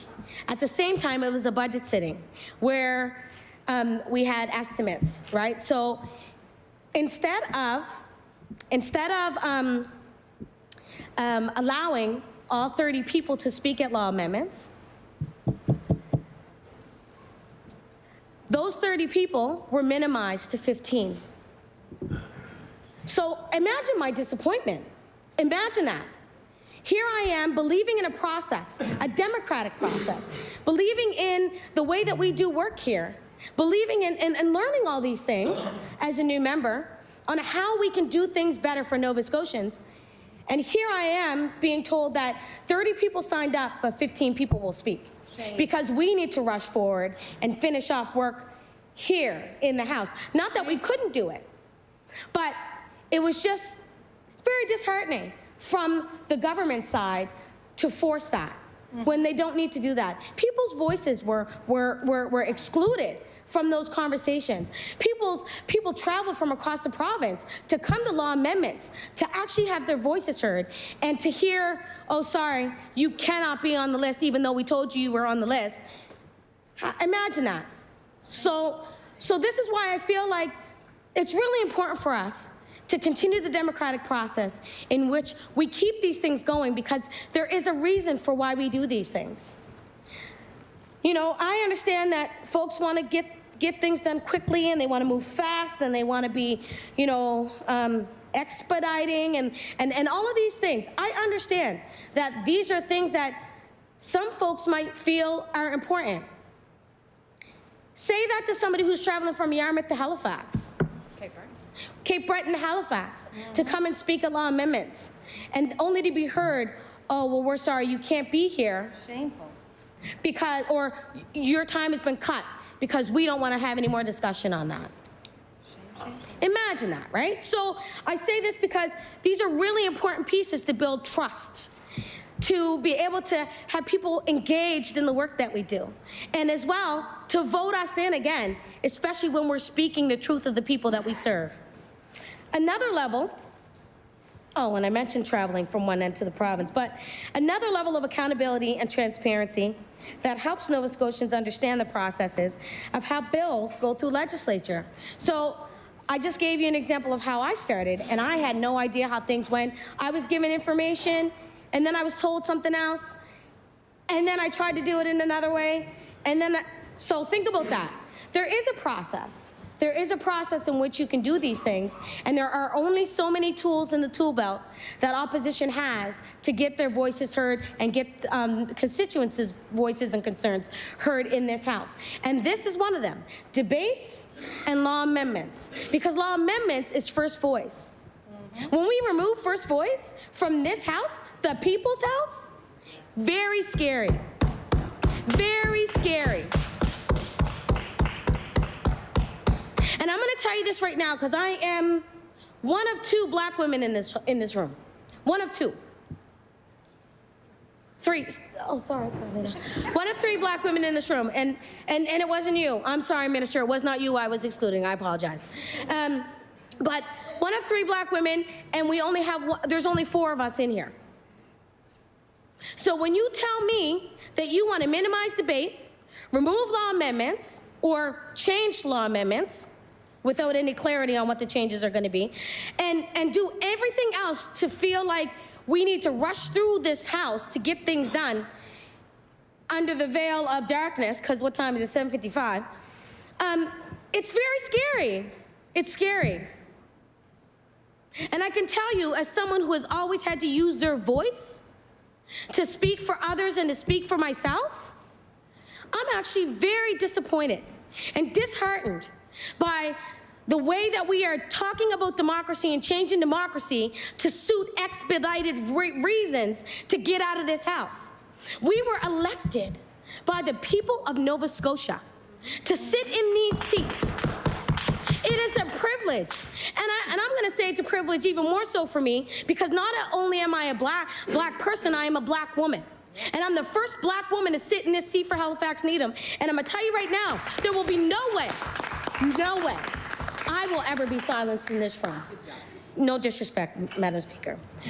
So I want to reiterate, we have an onus on all Nova Scotians to be able to continue to have a robust debate, have expertise and first voice conversations in this House. And when we remove that or change the processes to minimize that, you're also minimizing the voices of all Nova Scotians. And I would not be proud of that. So law amendments is an opportunity for folks to speak to a bill that has been debated in this House, give feedback and even recommendations on how to make the bill better. And that's on a whole nother level, how to make things better. I really wish folks would listen. I mean, I don't know what ears they're using when they're listening to people, but I really wish folks would listen, because it's another level of oversight. Oversight. We've talked multiple times in this House about how we are seeing more and more lack of transparency, lack of accountability, lack of even just having a conversation with folks. I can tell you I can count on one hand how many times I've spoken to or have had responses to or from a minister in this house or from an MLA in this house. So when I say it's important for us to hear from Nova Scotians, I would like to think that we're listening to that. Because that's the most important thing that we have here in this house, is to listen, to debate, and to really hear from first voice accounts about what is really going on in Nova Scotia. Because when we're in here, it's like flowers and roses.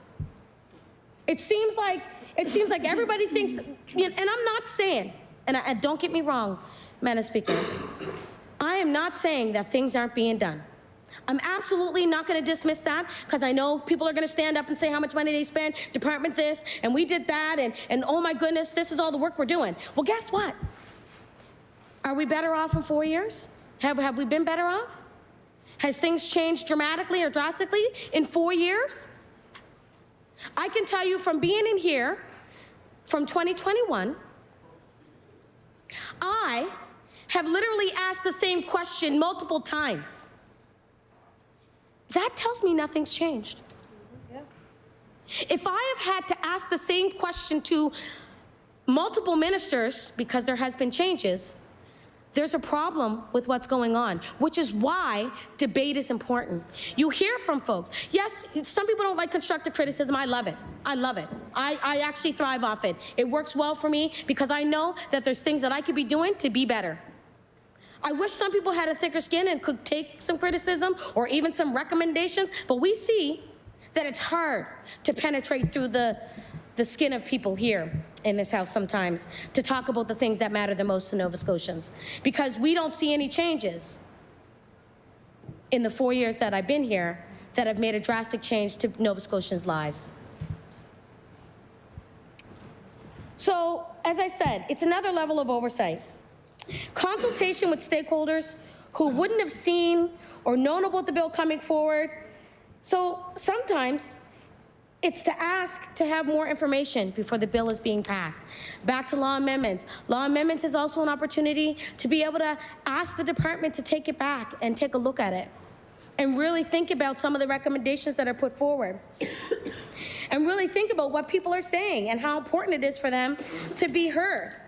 And I just want to tell you that I've heard from many folks in law amendments. And the best part about law amendments, even though we know that things typically are not passed in law amendments, or that the government doesn't listen and they always vote down motions, but I've heard from multiple folks who have come and spoken at law amendments, and they have said, we are so grateful to be able to have our voices heard. This was an opportunity for us to speak our piece. We would love to be able to come back and have conversations about what this looks like in our community. It's an opportunity, and I said this before, for us to build trust in this democratic process. It's an opportunity for us as MLAs to be able to have these conversations with people in community that sometimes we typically wouldn't have. It's an opportunity to hear from stakeholders, from scientists, from doctors, from pharmacy, from firefighters. It's an opportunity, and I don't want to stress this any more than I can, but I heard the minister across the way during a speech say, we are about optimism, not opposition. And when I think about optimism, I think about opportunity. I think about possibilities. I think about all the ways that we could be engaging folks through these processes that we have here, that our democratic process that allows us to do the work we do as MLAs.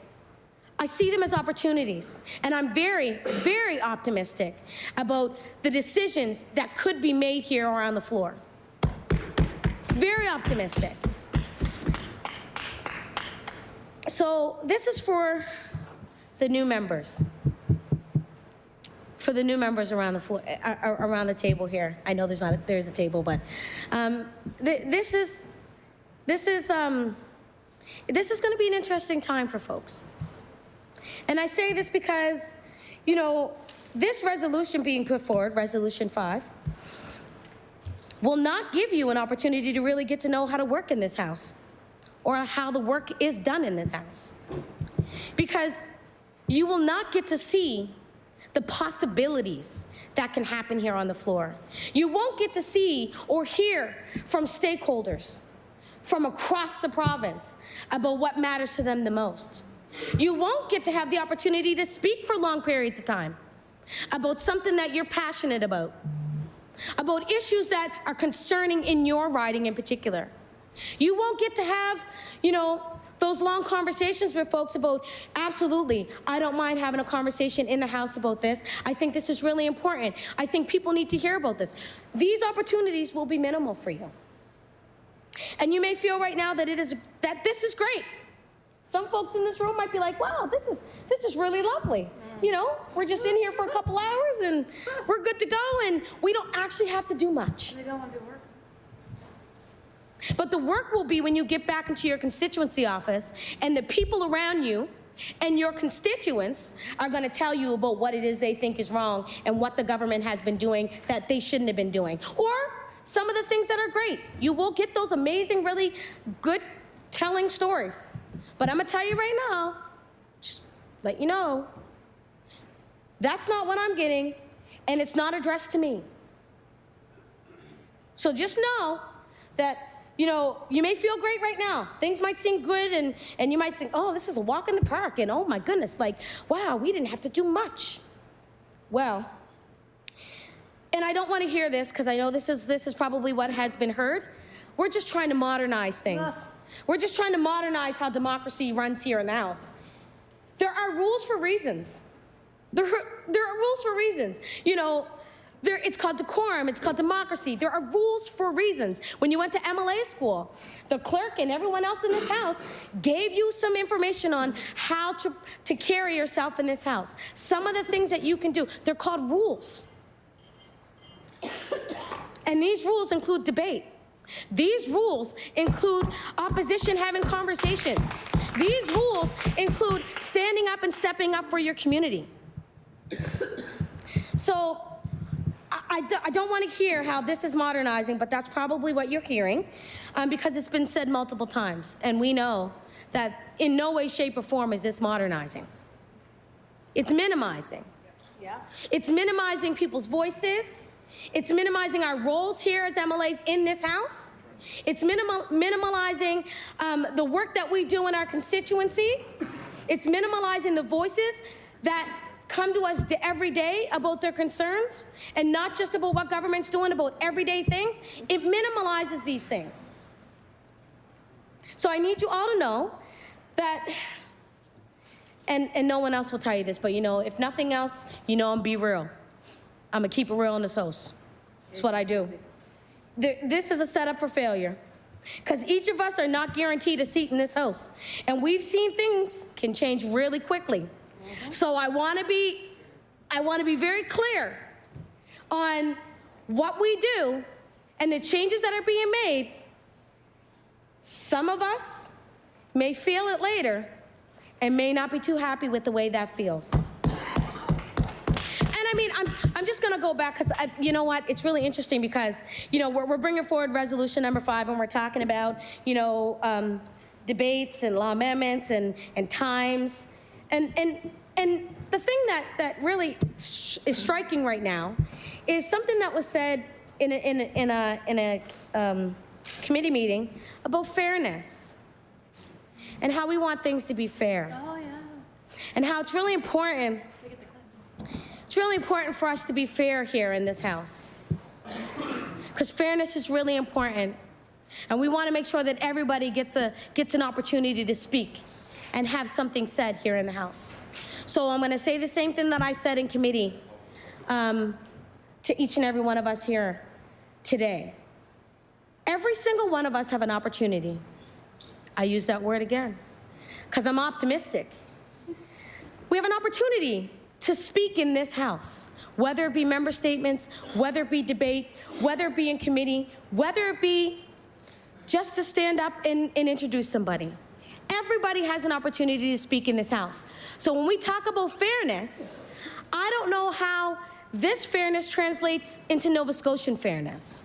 Because what I'm hearing is that we don't want to hear from Nova Scotians. We want to minimize the amount of conversation that's being had. We don't want to hear constructive criticism. We don't want you to talk about the things that are happening that are concerning for Nova Scotians, because if you did, the debate would be great.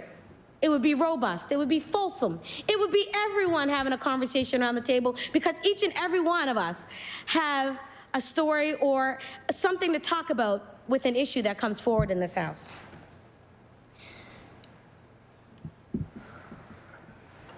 So I did say things will change very quickly, and they could. They could at any time. But I want you all to think about this. Would you want your community or riding to be silenced in this House? Because by limiting debate, you do just that. Limiting debate takes away the voices of the people we serve, or minimizes the voices of the people we serve. Sometimes it silences those voices of the people we serve. And is that really what we want to be remembered for? It won't be us remembered for. Well, is that really what this government wants to be remembered for? Do you want to take away public voices? Because changing law amendments does that, and so much more. For some, law amendments is the first and only time for folks to have their say over the bills and legislation that is being passed. Since every one of us in opposition receives this information on the floor, like I said earlier, we don't get time to have conversations with the minister or conversations with the department about what this legislation is about. We hear it in a briefing note. We hear it in an announcement. And guess what? That's pretty much what we hear. And if we ask for more information, well, we don't really have a whole lot of time, because it goes to law amendments, which in turn is a time for experts to listen and hear. And I said this earlier, which is an important part and a crucial part of the work that we do, because we're hearing from Nova Scotians. And then once it goes from there, it comes to the floor again, where we can actually have a bit more of a debate on some of the things that we heard in law amendments from the experts, from the passionate people, from community members.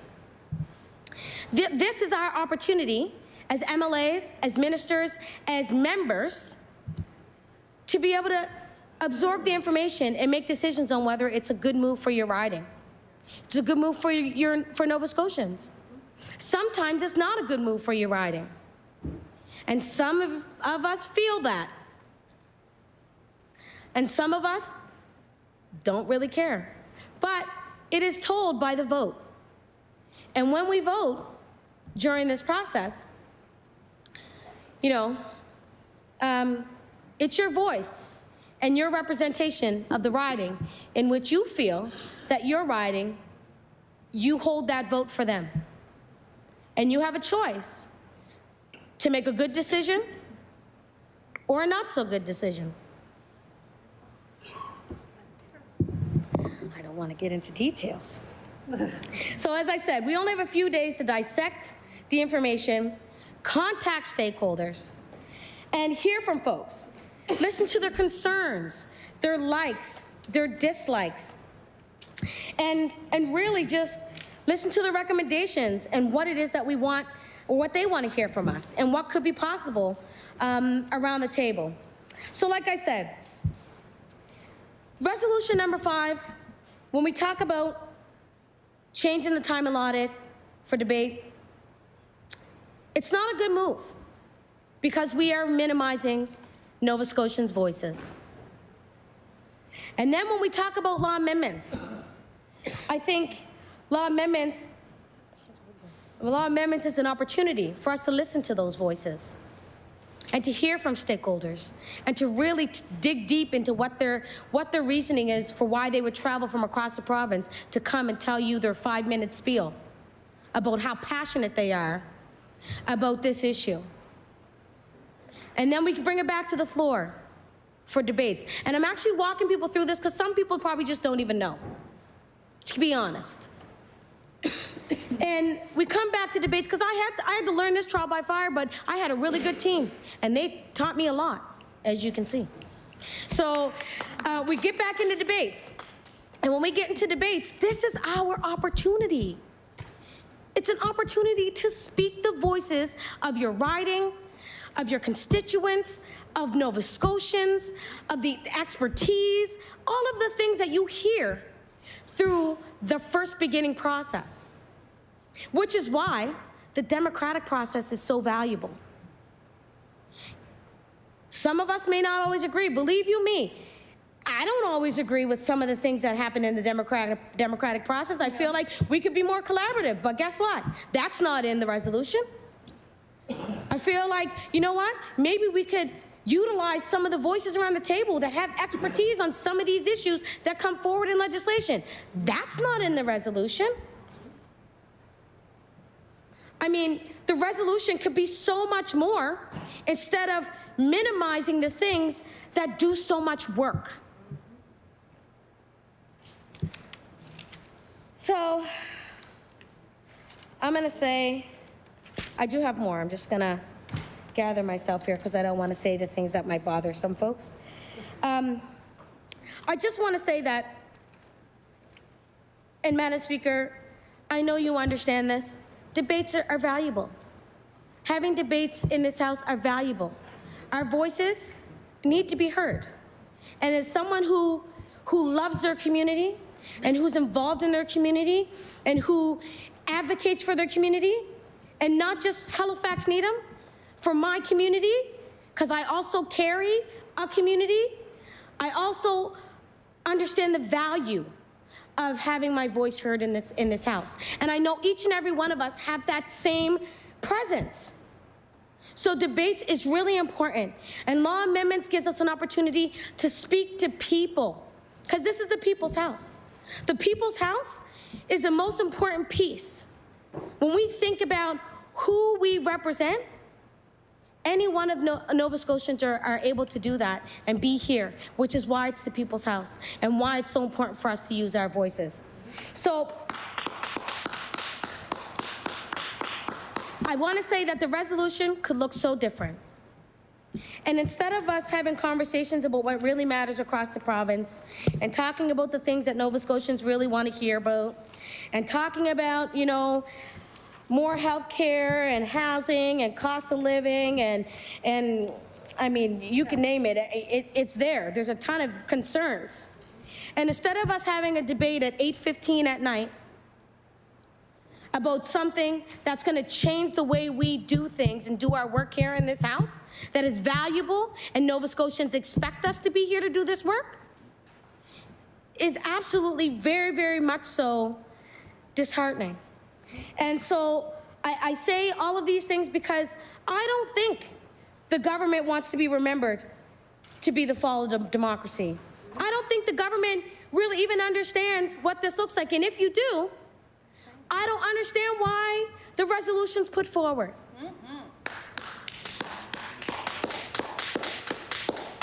Because if anybody read the resolution and went through the green book that we all received when we became MLAs, that tells us in detail,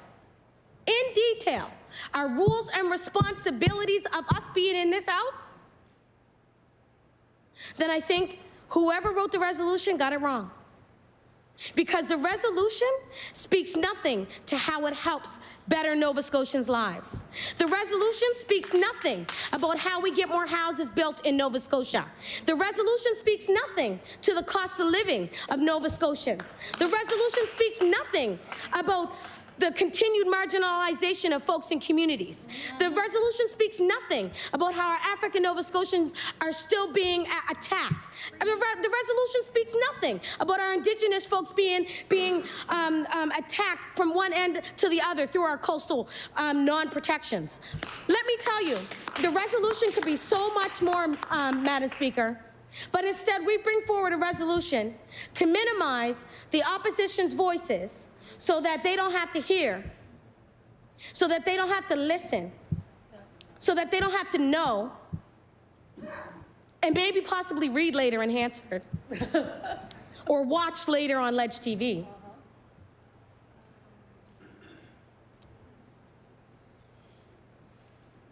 Because the resolution does nothing to help Nova Scotians get better and be better and have better lifestyles and do what we're supposed to be doing in this House, as legislators and create laws that make Nova Scotians' lives better.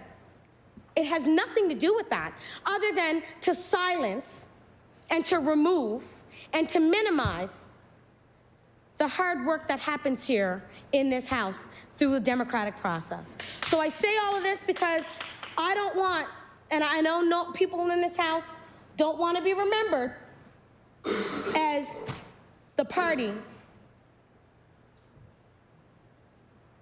that had the fall of democracy. And I'll take my seat, Madam Speaker.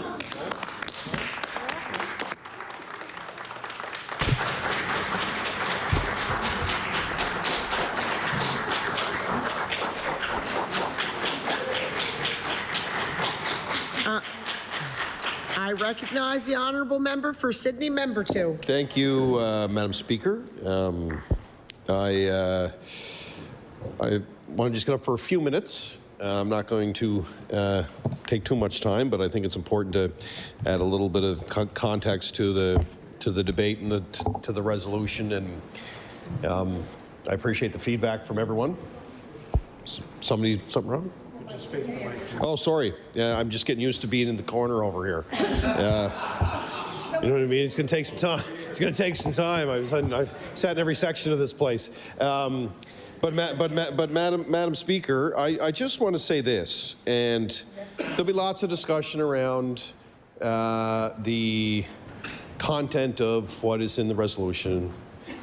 We heard passionately from my colleague about, concerns around the resolution and what is lost in the talk. But I just want to talk for a minute. I don't know, maybe it's because I've been here for a little while. Maybe I've been here too long. I don't know. I've seen governments of all different sizes. I've seen majorities. I've seen minorities. I've went through 3 days straight of being here, sleeping on the floor. I've seen it all. And generally governments will make decisions around policy, or they'll make decisions around strategy, and they'll use the legislature as part of that. So they'll compose committees on certain things, or they'll make changes around composition on committees, or there's a whole pile of examples. All governments have done it. But ultimately that's done because of a whole bunch of different scenarios. Ultimately, it's about the size of the government matters. In a minority government situation, you're looking at different makeups of committees, you're looking at a whole different world. You know what I mean? Slight majority, well, I would call it like a majority of 20, whatever it is. If you have a majority of 1, you know what I mean? You're looking at your committee composition, and you're looking at some of the rules, and you're asking yourself, as a government, okay, we have to function in this reality for the next term. So ultimately, we're going to make some decisions around, or look at changing some policies around how we're going to operate because of the composition of the place. So here we are in 2025 with a government that has a supermajority. A supermajority that ultimately can do whatever it wishes. And yeah, that's well, people can clap about that. But like I said, I sat in that corner over there, Madam Speaker, as a Liberal. And that's how quick it can change. And this supermajority doesn't have a federal prime minister to run against this time, or anybody to blame, if you're following the polls, Madam Speaker. It's a very different world out there right now. Very different world. I feel bad for the NDP, Madam Speaker, to be honest. I do. But my point is, Madam Speaker, on the resolution, we've seen all week all of these changes come through when they have 43 seats here. It just, whether you agree or whether you agree or disagree with the resolution is not why I'm on my feet right now. I'm on my feet going, this is one of the largest majorities in the history of this place. So we have 43 seats. Let's go in and just start smashing everything. Let's just, law amendments was such a problem for us to form government that we're going to get rid of it. And the Auditor General was such a problem for us that we got 43 seats, so let's fire her without cause. And the list goes on and on. So as somebody who's one of the more veteran MLAs in here, I'm scratching my head and I'm going, why? Are you, there was an old friend of mine, he was a counselor, God rest his soul. He's not with us anymore, but he said sometimes in politics you make decisions and suffering is optional when you make them, right? That's right. So I didn't want to use the name, but my colleague served with him too as well. And he used to use that when I started, and I'm watching this situation and I'm going, why is the government doing all of this stuff? You are getting absolutely obliterated in the media right now. I'm getting calls from all over the place. You're trying to fire the independent auditor general without cause, and you have 43 seats. It doesn't make sense to me at all why we're here tonight, and I'm sure some of the members of the government probably agree with me. I would agree. Why you're in this situation right now. It has been story after story after story about cutting time for committees, negative story. About looking at policies to fire the Auditor General without cause. Negative stories, that's just circulating all over. I'm actually, people are really paying attention to this stuff. I saw an article on TV tonight where they had this government and Trump in the same article. Shame. Like, this is where you're at, and I'm watching this going, why are you putting yourself through this? This is not going to create any more success for the government. It's not. So again, people may agree or disagree with the resolution. The government's going to support it. But I'm sitting here going 10 years later going, they won 43 seats. They're sitting here and they're getting pounded and pounded and pounded and pounded in the media over decisions they don't have to make. Law amendments isn't going to cost you the government. If anything, law amendments is used and people bring forward resolutions, which, by the way, the Premier of the day filibustered for 4 hours straight. I've never seen anything like it in my life. They used the committees to their disposal when they were in opposition, because I had like everybody here, Madam Chair, on this resolution, we're sitting here having the debate, and I sat on that side and listened and took every word from the PCs and the NDP when we were in government. So it's like law amendments isn't costing them government. The independence of the Auditor General and protecting that integrity is not going to cost you the government. But boy, oh boy, the decisions that you're making right now, a lot of people are raising their eyebrows. They're saying, why? This wasn't in the campaign. They didn't campaign on any of this stuff. Nothing. None of this was in the campaign. It was vote against Trudeau, vote against the carbon tax, liberals are bad, liberals are bad. Can't do that anymore. So, and I said this in the debate before, and I talk about this in the resolution, this government went through its first term without having to make very few decisions. They had historic transfers from the federal government, and they had historic revenue coming in through population growth. That's going to slow down.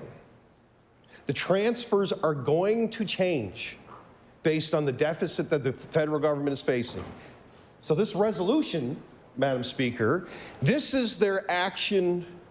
This is a decision that they're making that they never made in the last mandate. 143 seats. So let's make it now. Let's make that, let's make all of these decisions now and have the public turn like that, because they're like, wait a second, the Auditor General is important. They didn't campaign on removing the independence of the Auditor General. They didn't campaign on cutting time in committees, and they didn't campaign on reducing the amount of reports that will be public, that now they'll be all vetted. They didn't campaign on any of this stuff, because if the government did, if the government campaigned on some of this stuff, and plus what's happening right now at a federal scene, there would not be 43 seats in here right now. Some people would not be here right now. And I think some of the MLAs on the government side understand that. It was a wave. It was a tide, and tides come in and tides go out. I've seen this time and time again, the NDP, they had a tide. We had a tide. The PCs have had a tide. And the tide always changes, whether you believe it or not. And in the first 2 months of the mandate, Madam Speaker, for this government, they have shown people, they have moved away from the messaging that they've had in their first term to say, we are in control, we are not going to govern with empathy, we are going to govern with ego. This is our government, this is our house, and we're going to do whatever we want. And this is where we're going to start. We're going to start with this resolution. We're going to give the ability to fire the Auditor General, which people are never going to forget. They're never going to forget that move, whether you switched it or not, which this government does, and I hope they do. They're not going to forget that. So resolution, Auditor General, reports, the media was told today that you could only ask the specific questions of a department to a minister. The media, who we all know from our experience, we'll be in front of a microphone and the media will come forward and they'll ask us a bunch of questions about everything. Whether we're in politics or not, there's people here who had professional careers before they came in here. But the media was told today that they can only ask the specific question of a minister. I was asked that in a scrum today, and I said it's absolutely, completely disrespectful to the media and the people who tell the stories of what happened in here. But again, these, for whatever reason, and I know many of you in this room, we debate issues. I'm getting to meet the new people. I've had long-term friendships with people. I respect you and I respect your families. I don't understand how you guys can accept this stuff. It's not who you are. This was not who you were in the first term, at all.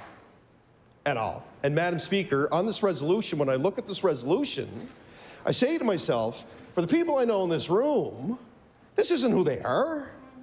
Not even a little bit. None of you campaigned on this in the last election or this one. And now, you all have to wear the fact that you're trying to fire the Auditor General without cause, if you want to, and you would have to vote on that. And I guarantee you, if that ever happens, we're calling for a recorded vote. Absolutely. 100%. Like, the thought of that, to me, is unbelievable that we would go there, regardless of other provinces. 2 other provinces have some sort of same legislation. Does that make it right? So, like, we've heard messaging from the government saying, oh, we respect the work of the Auditor General. Then scrap that. If you do, scrap that and give those people the autonomy that they deserve to do their jobs. Madam Speaker. Thank you. You're speaking too much to the House and not to me. You guys, you. I ask that you keep her on track. Thank you. You did it once, and I was going to let you get away with it, but you moved on too many times. Thank you. I recognize the honourable member for Sydney Member. I respect your decision. That is the Cape Bretoner coming out of me when I use those terms. That's right. That's right. That's right. You put an S in at the end of the U. Use. Yeah, that's been used in a democratic form before. But anyway, I don't want to go. I won't go on too much longer. But the message for me is, you can go through this resolution. There are things that people will agree or disagree with, but I really just don't understand how, knowing the people that I know in here, the relationships that I have with many of you, the relationships that I'll have with some of the new members, regardless of parties. 10 years later, I'm like, man, like 43 seats, supermajority. Let's go in and just do whatever we want. It's backfiring on you already. 2 weeks in. The Auditor General decision is super backfiring on you. And, this resolution, I just don't get it. You have 43 seats. Come into this thing. Be the cheerleaders. The province. You won. Celebrate it, embrace it, Madam Speaker. But instead, We're going to go in and pillage. We're going to take all the democratic institutions that we've had all these years, and we're going to say, it's our time.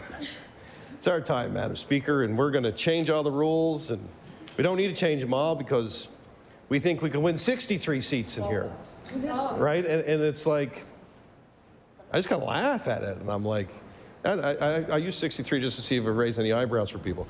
But the point is that we're here tonight having this debate. We don't need to be having this debate.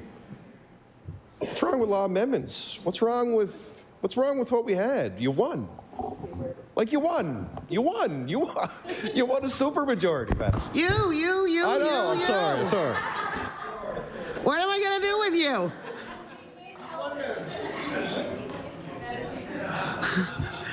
You're killing me here. All right? Okay, so this is the second time I've warned you. I wouldn't do that, but I'd cut off your mic and not open it again. All right. I recognize the honourable member for Sydney Member 2. Thank you, Madam Speaker. I'm going to finish. I think I've made my point. I've made my point. Good people in here, regardless of political stripe. I think you're being led down a path. I think the MLAs are being led down a path that many of them don't want to go down. I get it. Governments make decisions, but in an environment where you won 43 seats, none of this makes sense. Thank you, Madam Speaker.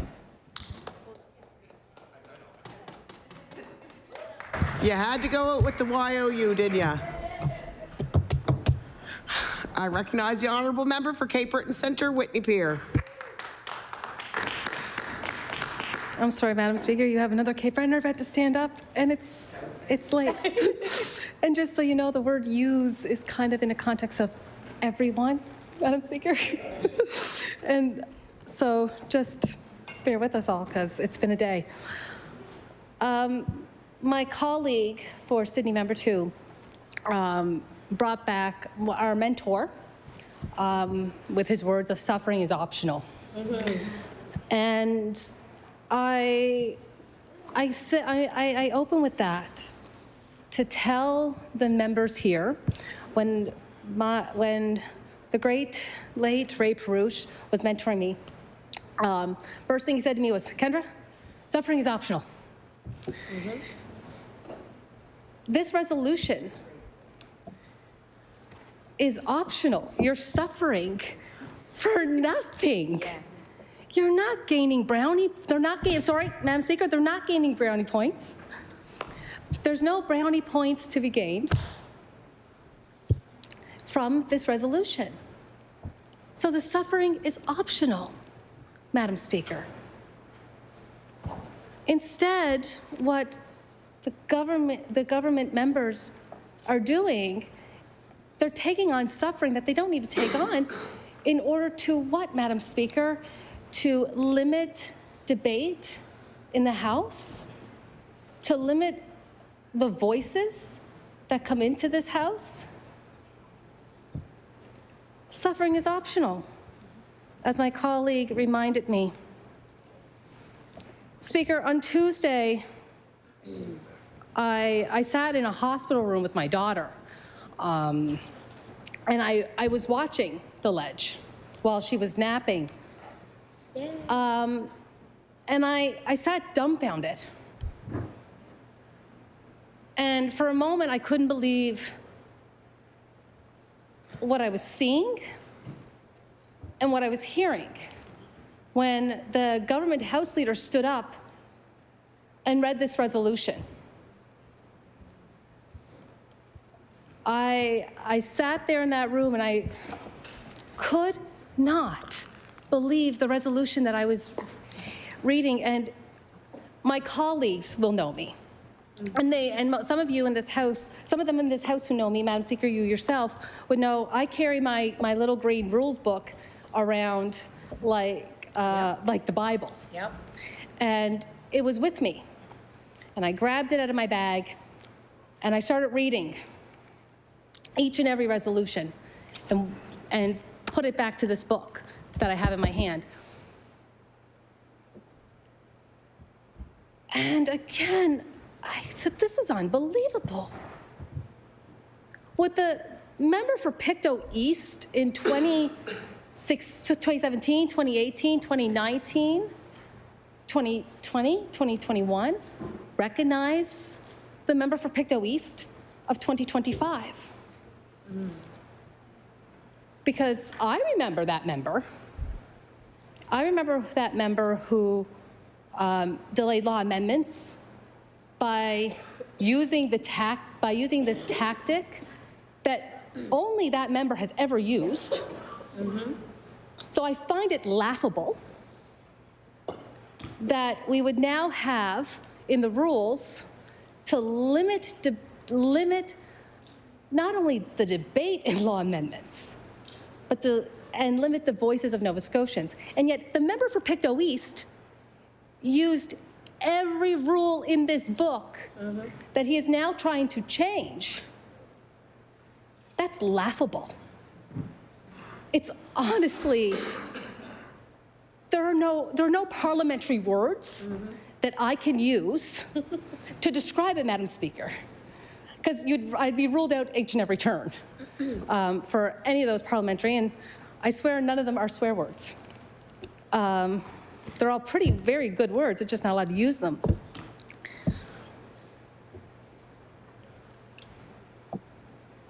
I cannot believe, Madam Speaker, that a government, members, would be so willing to silence the voices of Nova Scotians. The Nova Scotians that they say they represent. The Nova Scotians that they say they speak for. If they speak for them, Madam Speaker, then why are they so afraid to hear their voices at law amendments? If they speak for them, Madam Speaker, why are they so afraid to allow us to debate the bills? We live in a representative...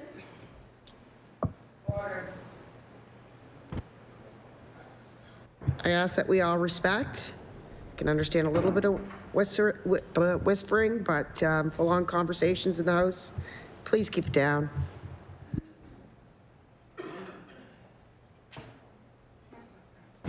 I recognize the honourable member for Cape Breton Centre, Whitney Peer. Thank you, Madam Speaker. Madam Speaker, we live in a representative democracy. It is a political system in which citizens of a political entity or boundary vote for representatives to handle legislation. The elected representatives are in turn accountable to the electorate for their actions. Madam Speaker, that means every one of us MLAs have a choice. And this is to the government side, because I know where I'm standing. But this is to the government side, members. Were you elected to represent your constituents? Or were you elected to represent this Tory government? Good question. Or the Premier? Were you elected to represent the Premier of this government? Yeah, good question. Again, I ask, were they elected to represent the constituents of their ridings or one person? The answer, I would hope, and I know many of my colleagues here, would fall on that they were sent here by the residents of their riding to represent them. Madam Speaker, we were sent here to this hollow chamber, the People's House, by Nova Scotians to do what we believe that they sent us here to do. That means that we listen to them when they phone us, when they call us, when they appear before law amendments. We are responsible, each of us, for the actions that we take in this legislature. We are responsible for if we uphold the democratic principles of our parliamentary constitutional monarchy, government, a parliamentary government, which is a representative democracy. We are responsible for each and every decision we make. Order. Madam Speaker. Order. Sorry. It's all right. I just find, like with the last speaker, that you're speaking too much to the House. You know, it's just a gentle reminder, as I did with the last member. So I recognize the honourable member for Cape Breton Centre, Whitney Peer. Thank you, Madam Speaker. I think the reason for that, and I will get back to the resolution, is that we are trying to provide some information to our colleagues, to provide, you know, little pearls of wisdom that we have picked up over the years. Madam Speaker, democracy is a very important thing, and we have seen south of the border how fast it can disappear when democratic norms start getting eroded. Madam Speaker, I don't believe in being an alarmist. I don't believe in hyperbole. I don't think everything can be extreme. But, Madam Speaker, when I see a resolution before me that strikes at the heart of the democratic process in this province, I cannot help but think of what's happening south of the border. The Trump playbook is alive and well in many countries. It's alive and well in provinces. We are seeing it play out on the federal stage, that book. And earlier, the member for Sydney, member 2, alluded to a news document that compared this PC government to the Trump administration in the US. I actually have that document, and in that document, it states, let's see here, let me get it. Flooding the zone is a term used by Steve Bannon, who was very close to US President Donald Trump during his first term. I have no idea where he stands now in terms of who is in and who is out. It refers to doing so much so fast, it's impossible for people to keep up. What do you pay attention to when so many changes are brought in at once? What is important to oppose? How do you oppose it? How do you even keep track of everything that's happening, especially in the absence of good communications? With the disembowelment of Communications Nova Scotia, with the omnibus bills that seem to become a norm in this House that used to be very few and far between, we're seeing the flood zone. I think that is accurate to say that we are seeing the flood zone. Confusion, put so much on the table that nobody knows what's there and what isn't. Confuse the enemy, I guess. Madam Speaker, the people of Nova Scotia need to know what to oppose. They need to be able to tell their elected representatives what they think their elected representatives should oppose. They should be able to come before government in the form of law amendments. And that's anybody. I don't believe in restricting law amendments To me, anyone who signs up for law amendments should be at law amendments and speak to government. Yep. And it allows them to, that law amendments allows them to say, this is what we want you to pay attention to in this bill. This is why we think you should oppose it. This is how we think we can make the bill better. But if we follow through, if this government, this Tory government follows through with Resolution 5, they have dismantled a major part of our democratic process in Nova Scotia. I'm going to quote someone very famous, a feisty redhead. Her name is Reba McIntyre, and my mom used to play her a lot. And we were watching this video, and it was called "Is There Life Out There?" And there's a break in the video, and she's at this university, and the professor said, "Excellent paper, an A, but I could do without the stains." And she said, "I learned more from the stains than I did the paper." And you learn more from your mistakes, Madam Speaker. You learn more from the things that may not be just right than you do from everything you do perfectly. Law amendments allows Nova Scotians the opportunity to say, these are stains. And let's make changes to them. Let's fix what we think are flaws. That is an important tool, Madam Speaker. It's a very long article, but it does go on to talk, and which is great because we like media, and we don't want to see media die, Madam Speaker. I'm just trying to find that last quote here that I have in here.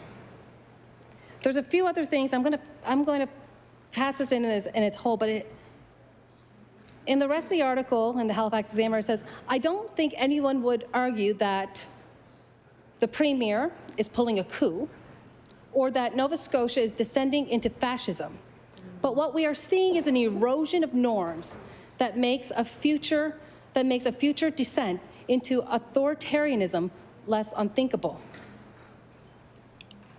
Those are harsh words, Madam Speaker. Those are very strong, harsh words. And I thought they were important to bring forward to my colleagues and to you, Madam Speaker, to say, again, when we try to limit the amount of times MLAs can speak, more than they already are, the more we disallow, or, I'm sorry, not we, this government disallows the voices of Nova Scotians in law amendments, or disembowels law amendments altogether. We in Nova Scotia are heading straight towards the very thing that we said never again to. The very thing that we fear. The lack of democracy, descent into fascism. Because, Madam Speaker, all the 43 seats, it doesn't seem to be enough. Would all the seats have been enough for this government to feel secure in their majority? But the fact is, they had this government, this Tory government had to bring forward a resolution that limits the opposition, that limits the voices of Nova Scotians. And I can't fathom it. I don't understand it. I cannot believe I'm standing here at 8:52:38 discussing the importance of democracy, the importance of the voices of Nova Scotians in their house. Yeah.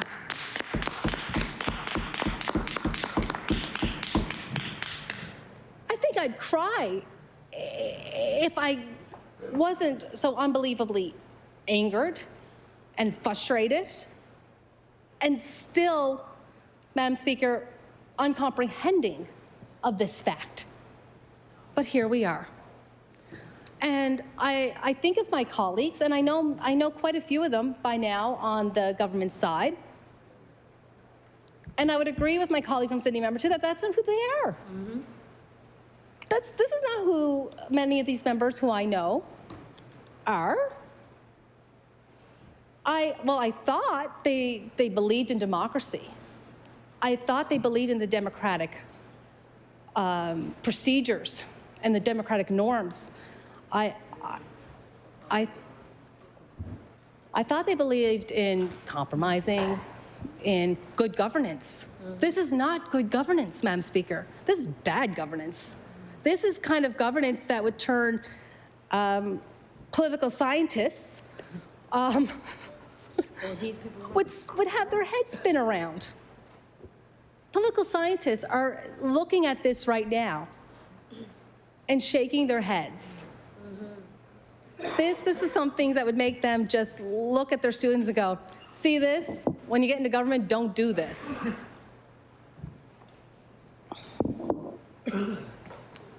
Madam Speaker, the debate that we have in the House, it's not about the MLA. It's not about that. It's about our constituents. I represent the people of Cape Breton Centre, Whitney Pier. They sent me here. They sent me here because they believed I would bring their voices to this legislature. They sent me here to be their voice in this legislature and to provide them with information on what's occurring in this legislature. And Madam Speaker, to limit their voice by limiting mine and my colleagues is a disservice to each and every constituent that the members of this House represent.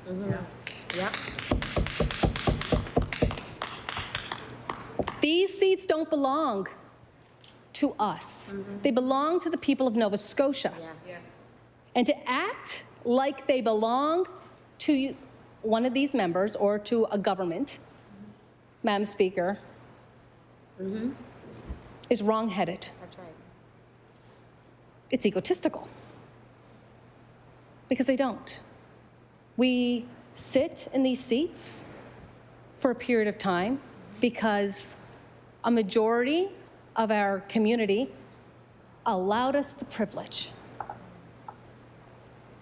And in turn, those community members that allowed the members of the government to sit in their seats for this period of time have decided to limit their voices, silence dissent.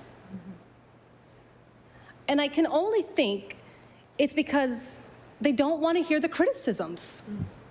And Madam Speaker, constructive criticism is an important aspect to our democratic process. Because if somebody agrees with us all the time, that is not somebody you should have in your corner. You should have somebody who strives to make you better, Madam Speaker. And that is what the people of Nova Scotia do. They strive to make all of us as MLAs better. They strive to make the laws that are presented before this House stronger, more robust, more fair. And oftentimes what we have are people who really understand the issues at hand. Professionals who will actually say to us at law amendments what this bill will do, the consequences of a bill will have this negative impact on whether it's the environment, housing, healthcare. I mean, for example, Madam Speaker, if you will, in law amendments, we had professionals come to us to say in healthcare regarding the bill that the minister could just gently touch our records. And people said there could be problems with that, major problems for a minister or their designate to be able to look at these medical records. And what we've seen actually have been some, I believe there has been some issues. There have been some issues. There was people who had appointments in my riding get sent out for these appointments.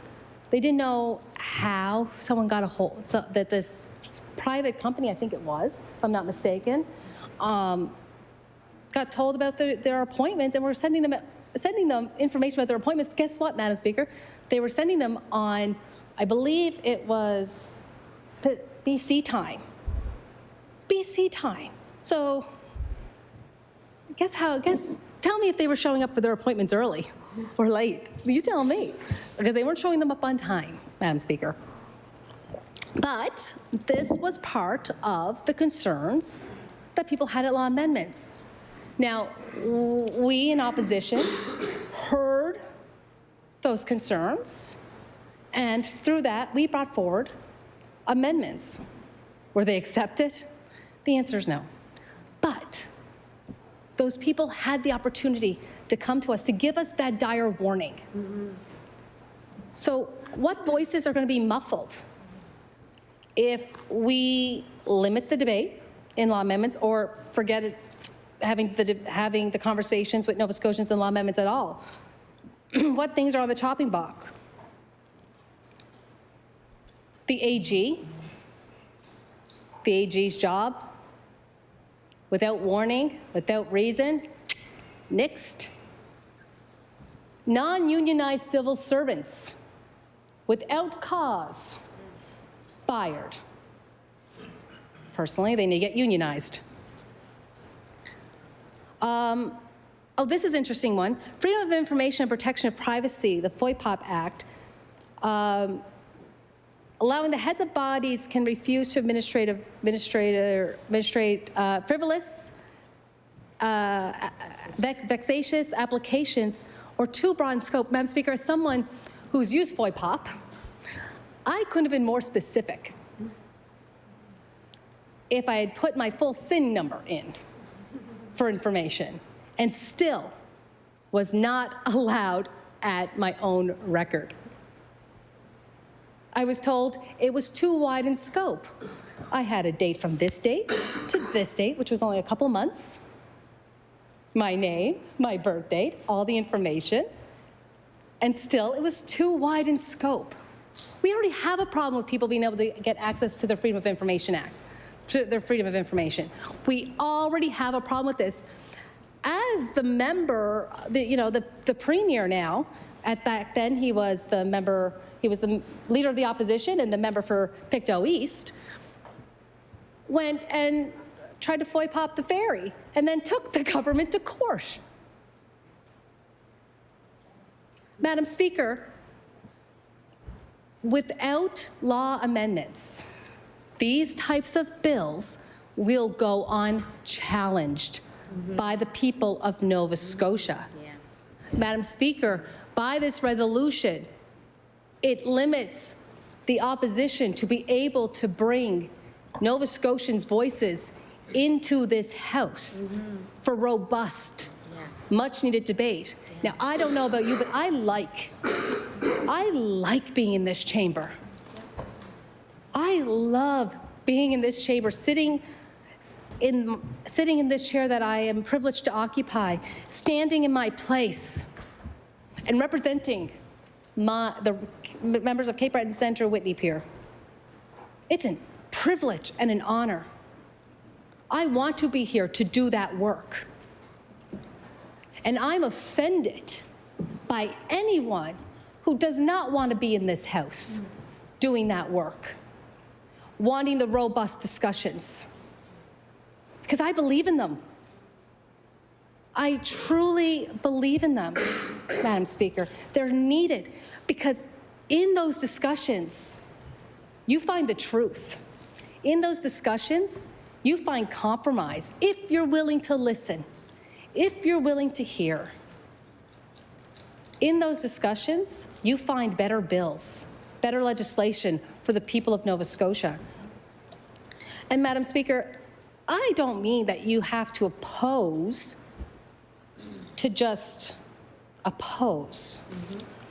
I have to get something up here that I had written just a little while ago, and it was this, Madam Speaker. The loyal opposition improves ideas by openly pointing out when they are deficient in a positive-sum fashion.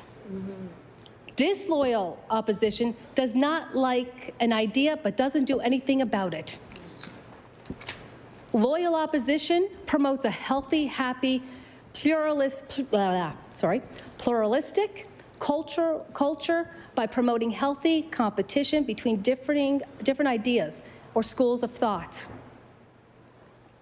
Disloyal opposition breaks companies with infighting. Loyal opposition points out your blind spots and ego distortions. Disloyal opposition allows you to continue unknowingly beating your head against a wall. Madam Speaker, we are His Majesty's loyal opposition. Yes. And what we are bringing forward tonight with this in our opposition to this resolution is telling you why it is harmful to the democratic process. We are telling you that it doesn't even need to be here.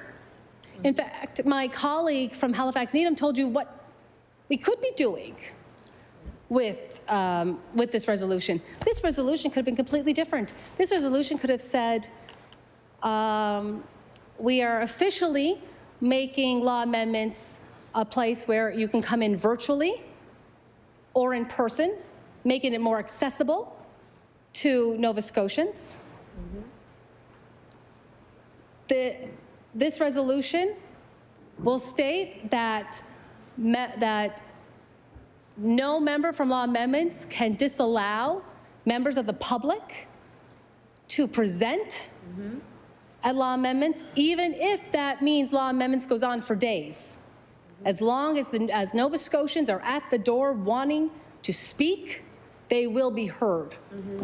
That's what this resolution could have been. It could have been a defense of democracy. Yeah. Instead, it is a fight against democracy. And it's shameful. But it's not the first time, Madam Speaker. And I said before, I was dumbfounded by this resolution. And I was.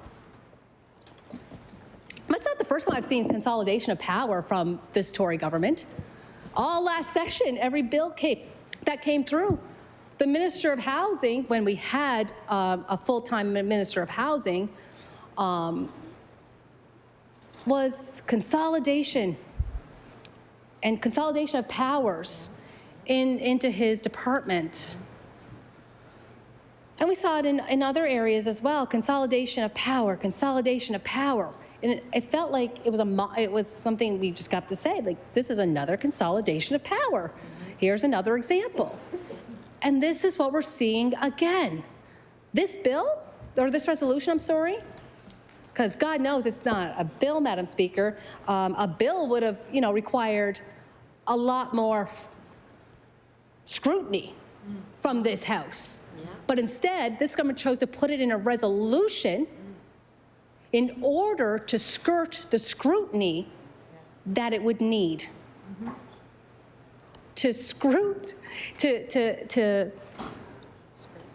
What is it? Scrutinize. Yeah, it'd just be if it was a bill, it would have had to be scrutinized by the people of Nova Scotia at law amendments.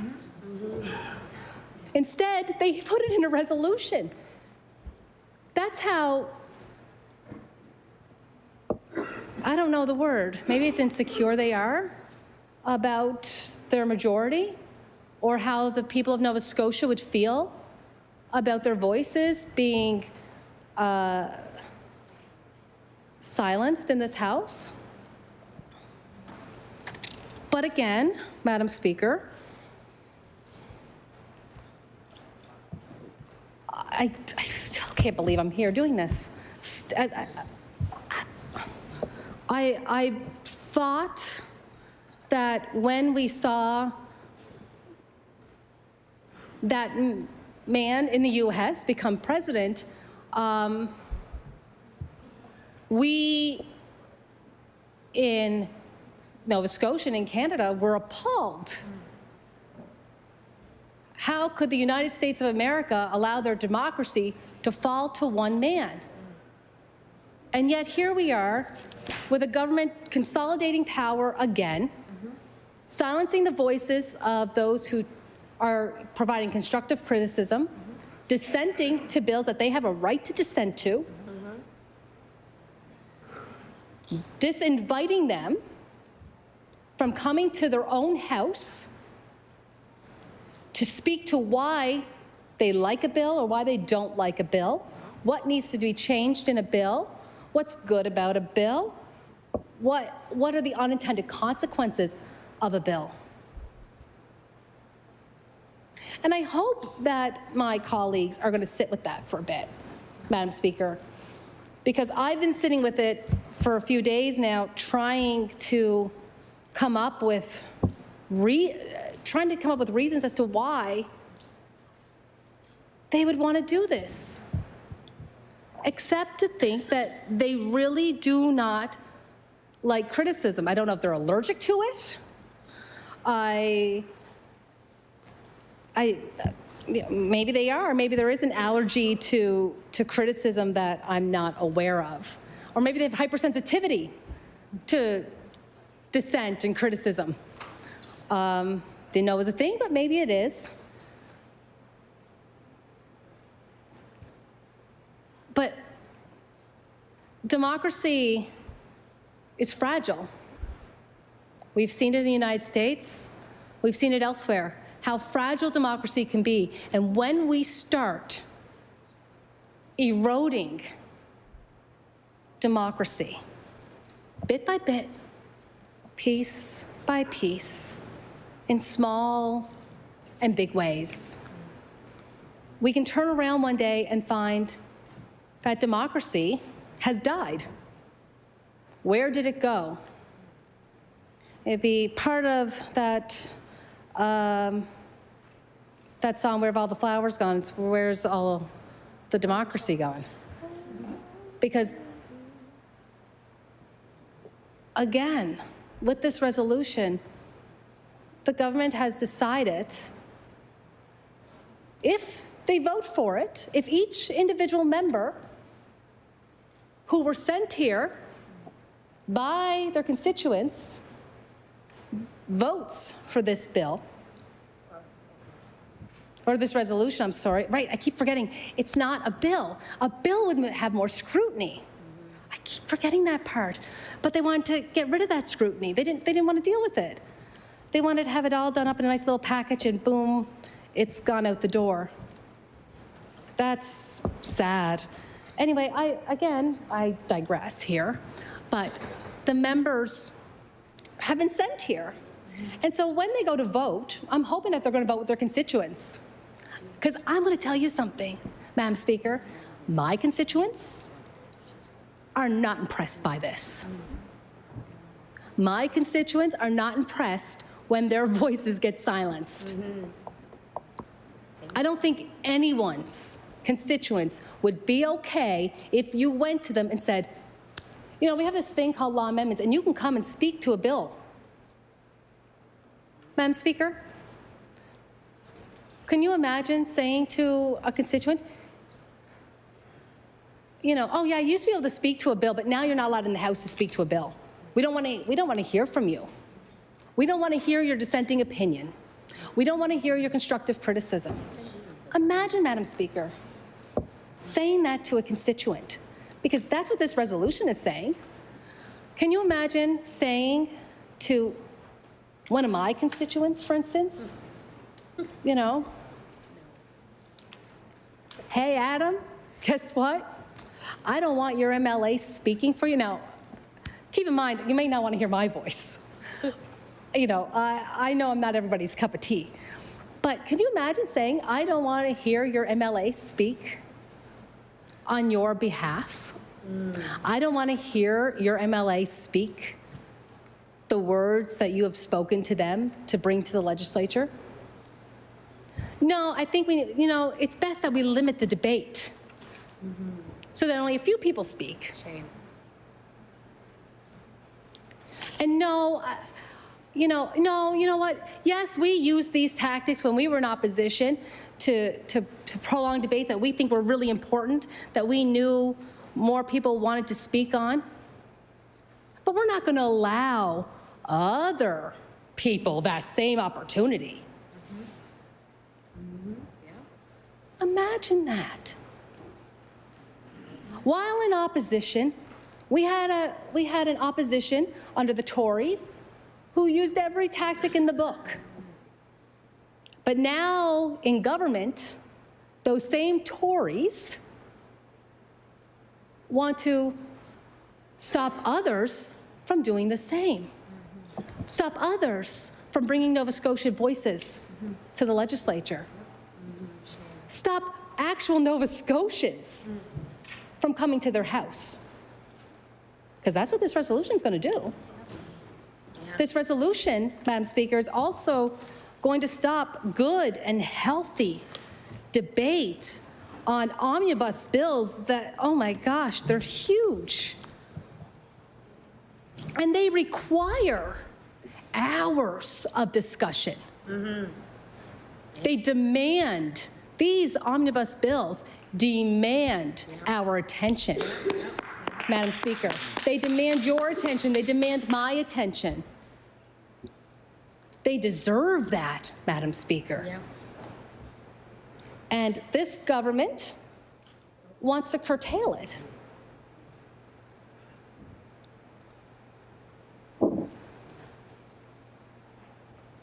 Curtailing robust discussions on, let's see, what can we, what are the other, there's so many of them. I'm honestly astounded by them, Madam Speaker. You know, we got a Petroleum Resources Act, and we have Bill 6 that looks to repeal an unproclaimed amendment to the Petroleum Resources Act, which would prohibit the fracking in, is that shale formations, except for testing or research and as allowed by regulations. Now,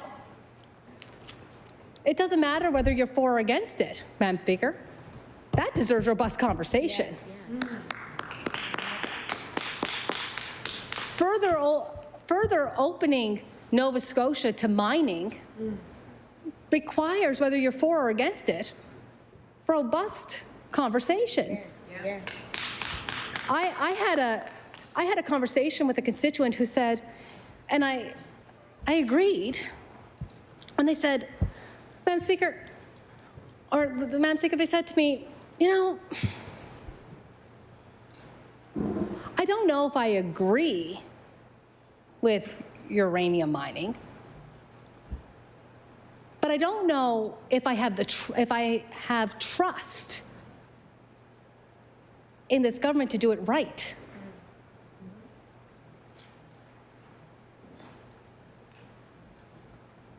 I think that's valid.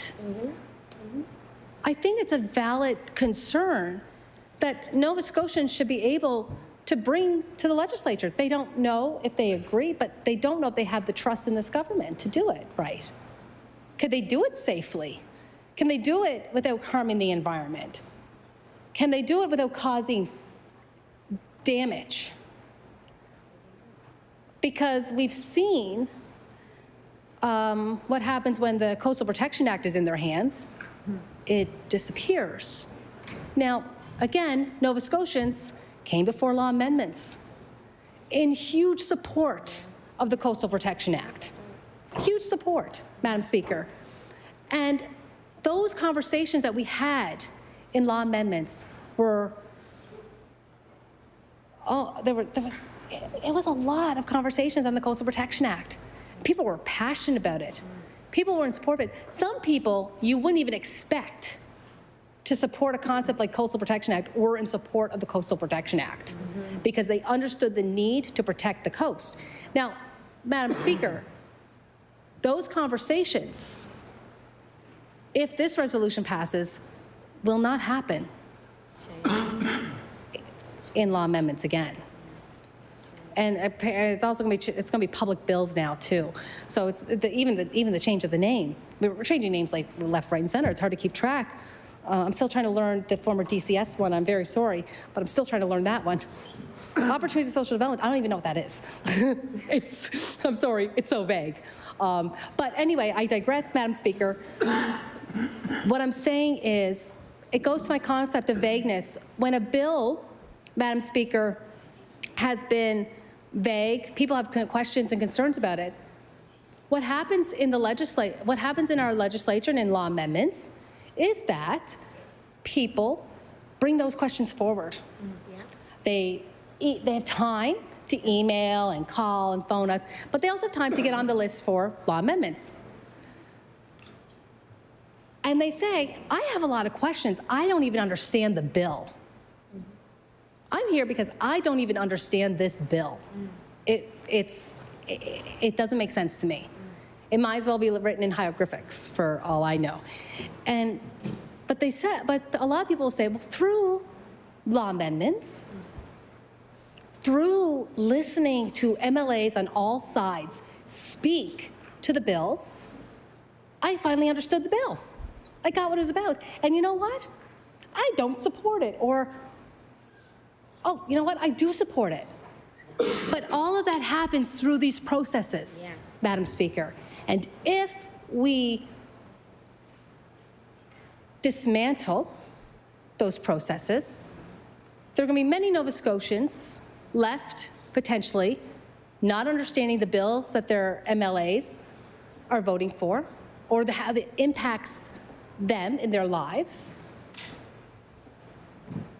And again, by the time, because it seems like this government only wants to get out faster from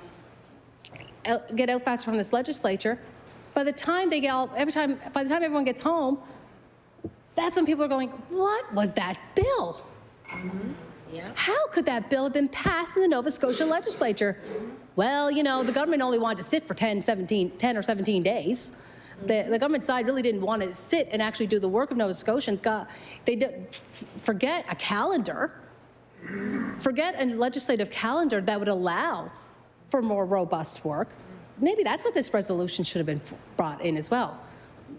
In the new rules book, rather than those Monday sittings or the Tuesday to Friday sittings in the Times, it would and at the will of the Speaker, Madam Speaker, no offense to you, but we could have had a calendar that said, this is when we sit.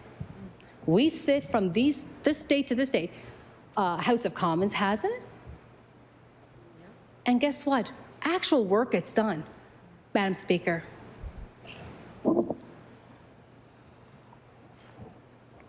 But that's what this resolution could have been. These resolutions could have been things that built up our democratic institutions, that built up our democratic norms, Madam Speaker. Mm-hmm. Instead, it is a how-to guide in dismantling the democratic norms of this House, It is a promotion of silencing dissent and constructive criticism at law amendments. It is a how-to to silence His Majesty's loyal opposition. It is a how-to guide, and by silencing His Majesty's loyal opposition, it silences the voices of Nova Scotians. Madam Speaker, it's wrong. This resolution is wrong-headed, and we are heading towards a cliff. It is time to pull it back.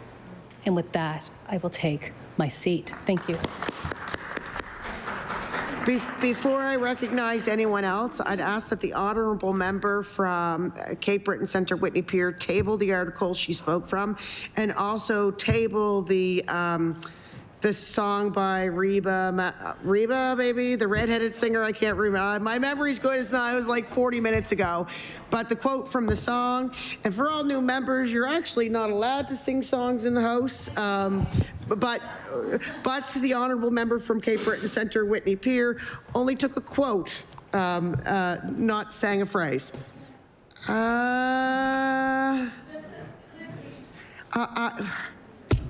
I recognize the honourable member for Cape Breton Centre, Whitney Pier, with a quick... Thank you, Madam Speaker. I did not break the rules. It wasn't a quote from the song. It was actually a quote from the video where she was speaking, and I will table that video. Well, please do. You can only table things with writing. I think at one time we had a teacup with some magic marker on the bottom of it.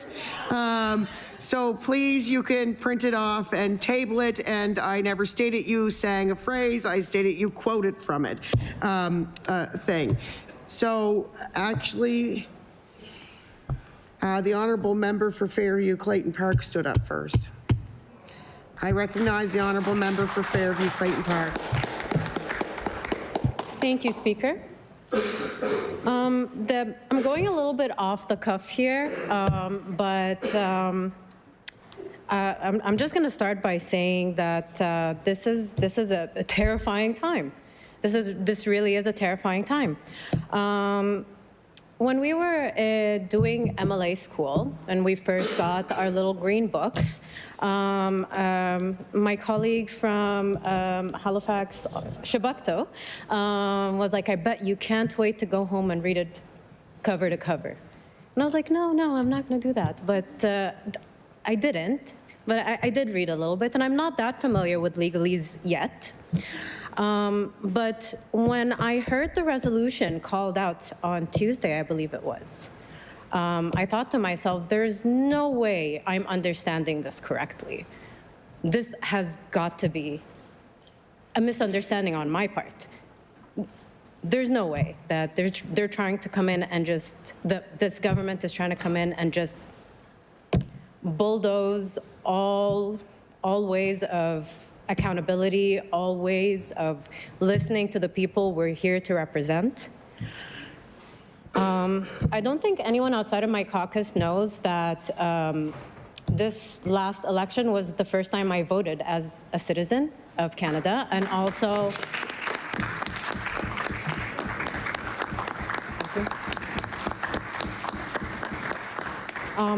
and also the first time I voted in my life, because I was born and raised in a monarchy, and the country that I'm from right now has unfortunately dissolved into a military dictatorship. And so this is not what I was expecting when I put my name on a ballot. This is not what I was expecting. I was expecting to be here, to be given the chance to represent the people that gave me the honor of being in this chair. And by disallowing debate, by disallowing the voices of my constituents, whether it be in debate or if they wanted to come to law amendments, this is a bulldozing of democracy. This is exactly what it was. And frankly, I'm terrified. It feels dystopian. And my constituents are terrified, and we are also fuming. I initially thought that, again, you know, I misunderstood this. And then I was like, okay, they're trying to dismantle a few things. This government's trying to dismantle a few things brick by brick. And then I was like, wow, just taking away complete ways for us to be able to, again, speak on behalf of our constituents. I'm getting a little warm. I'm not going to be too much longer, but I needed to put that in there, that this genuinely is this resolution is taking down our democracy. And as someone who is new to democracy and was excited to be part of it, this is not what I was expecting. And thank you, Speaker. I'll take my seat. I recognize the Honourable Minister of Opportunities and Social Development. Thank you, Madam Speaker, and I appreciate the opportunity to speak on Resolution 5, which I'll be voting in support of. You know, change is tough. We have a new mandate. We're going to modernize the practices here in the legislature, and there's a process for changing rules in the legislature, and that process is being followed. That's democracy, right? We'll put forward rule changes. If the majority of members vote for those rule changes, that's how democracy works. And there hasn't been a vote yet, but we'll see what the vote is when it comes up. The suggested resolution, I'm just going to actually read what it actually says, because I want to make sure everyone understands what we're actually talking about. So I'll be very quick here. So in Article 10, 1, Paragraph 1 of Rule 60, it's amended by striking out law amendments and substituting public bills. So it's not like we're eliminating the whole process, right? Public bills is still going to give every Nova Scotian, if they want to, the opportunity to represent themselves here to us as MLAs in the legislature on any piece of legislation that's being voted on. In Paragraph 2 of Rule 60, it's amended by adding immediately after a clause the following clause. The Public Bills Committee is established only to receive public feedback on public bills and may not amend the bills referred to it. It is a committee which is being set up just to hear people's input. That's democracy. There's still opportunities to make amendments. I mean, if your constituents want an amendment, you as your MLA, you're representing them. That's your job, right? If you agree with an amendment your constituent wants to see you put forward, you can still do that at committee. So the ability to put forward amendments and have those voted on is not being eliminated. The ability for public members to come to the legislature and have input on what we're doing here is not being eliminated, right? It's not like the whole committee is being shut down. So in my opinion, I don't think this is anything to light our hair on fire. It's certainly not an attack on democracy, right? I mean, that's just not what's happening here. Change is tough. Everyone has to go through change sometimes. I know I have to do it in my life. But what I'm asking everyone to do is take an actual look at the wording in this resolution, see what it actually says. It's not a threat to democracy. It's going to change the way we do things in this legislature. But you know what? I've only been here a week. I haven't been here very long. But I can tell you the decorum that showed here and the respect for other members is far superior than what I've experienced in my past. And that's a credit to all of you. I mean, we sat here and watched people speak on all sides of this House. There's barely a heckle. There's barely a criticism. I think democracy is safe and sound in Nova Scotia, and Resolution 5 is going to do nothing to limit that, Madam Speaker.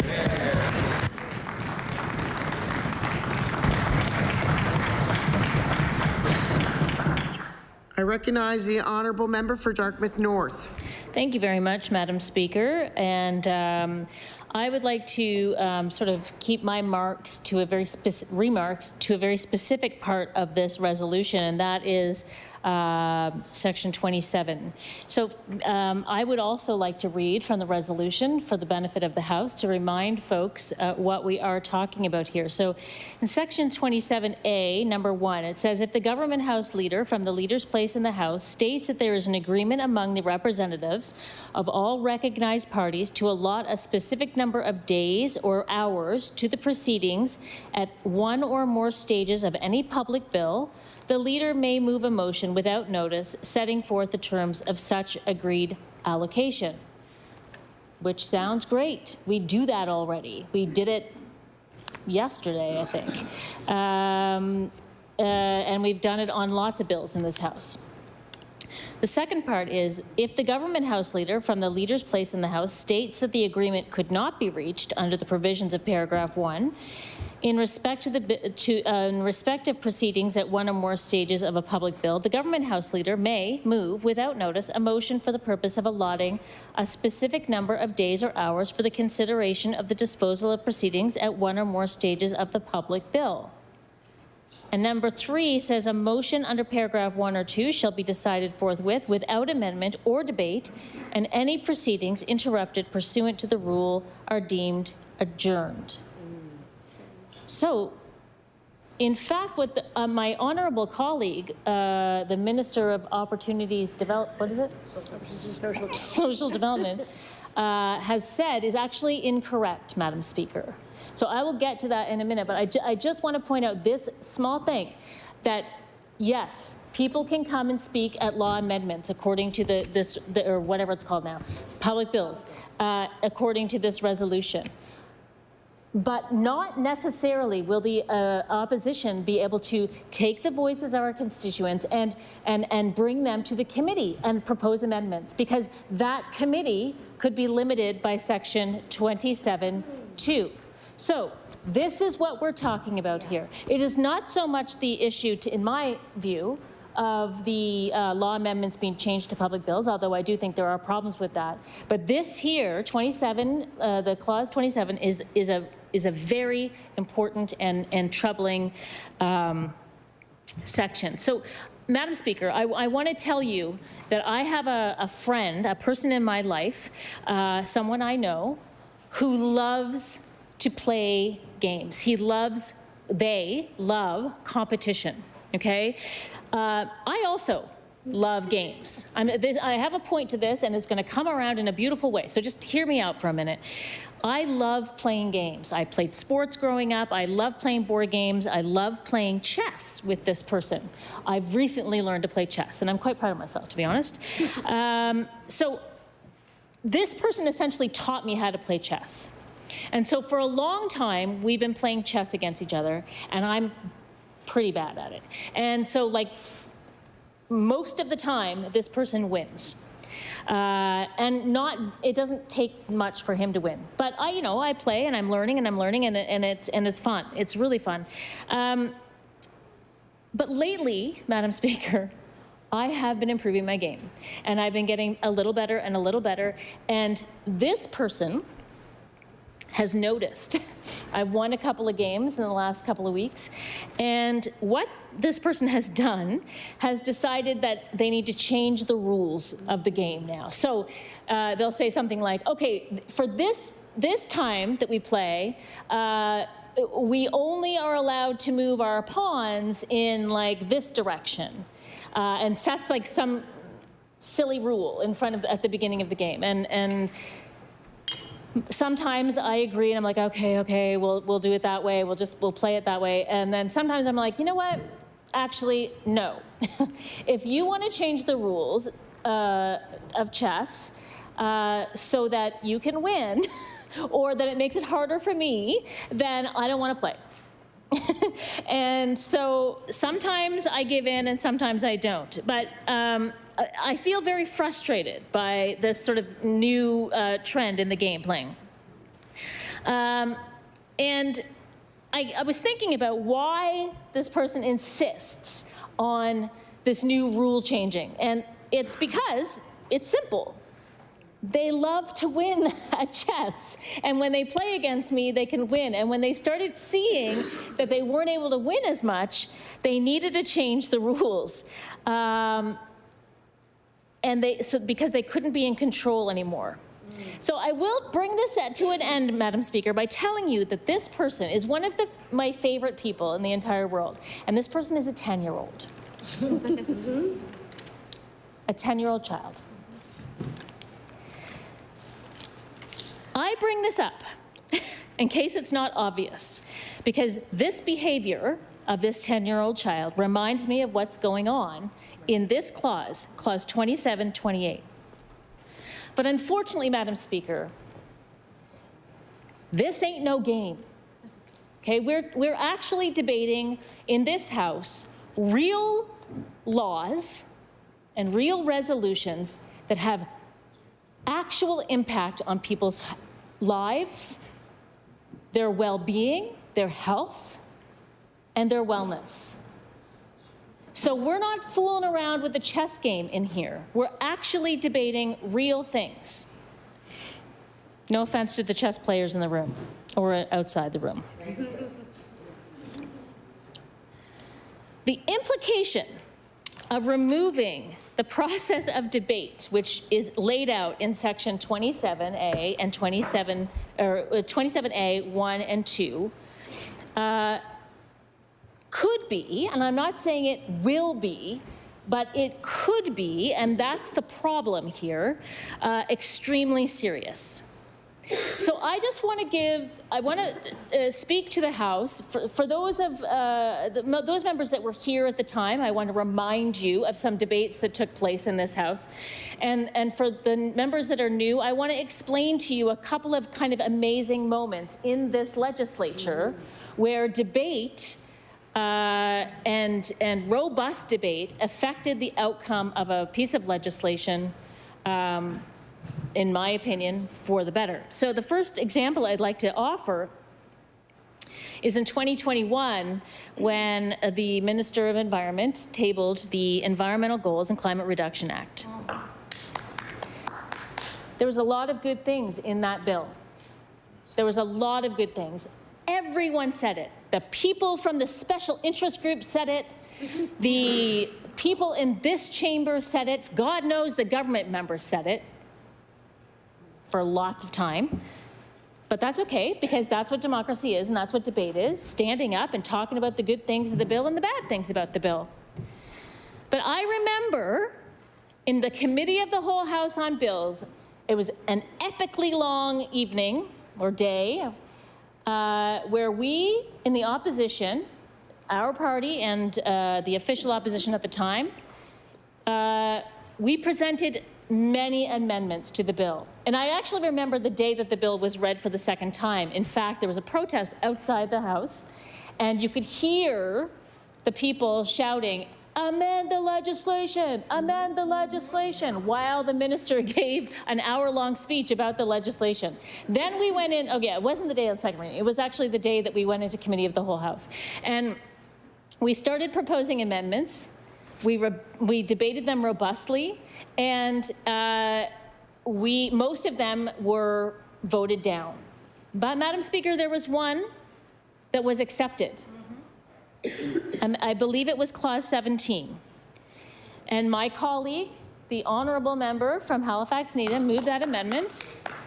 And it was to do with creating a council on environmental racism. And this government, or the government at the time, which it was this party, saw the benefit, heard the debate, understood that this amendment made the bill better, and voted for it. Yes. Now, by the way, the results of that amendment actually have not come have not been made public yet. So, P.S. Let's get on that one. But this was a very important day. Yes. And that would not have happened if this clause was in place and that government, or this government, decided, we're going to limit Committee of the Whole House on Bills today to 15 minutes. Because that's what can happen when this resolution is passed, Madam Speaker. Any part of the process of making a law can be essentially eliminated. And that's really bad. And when this government finds themselves in the opposition, it's going to be real bad for them. The other, except that we'll change it back, won't we? Won't we, pal?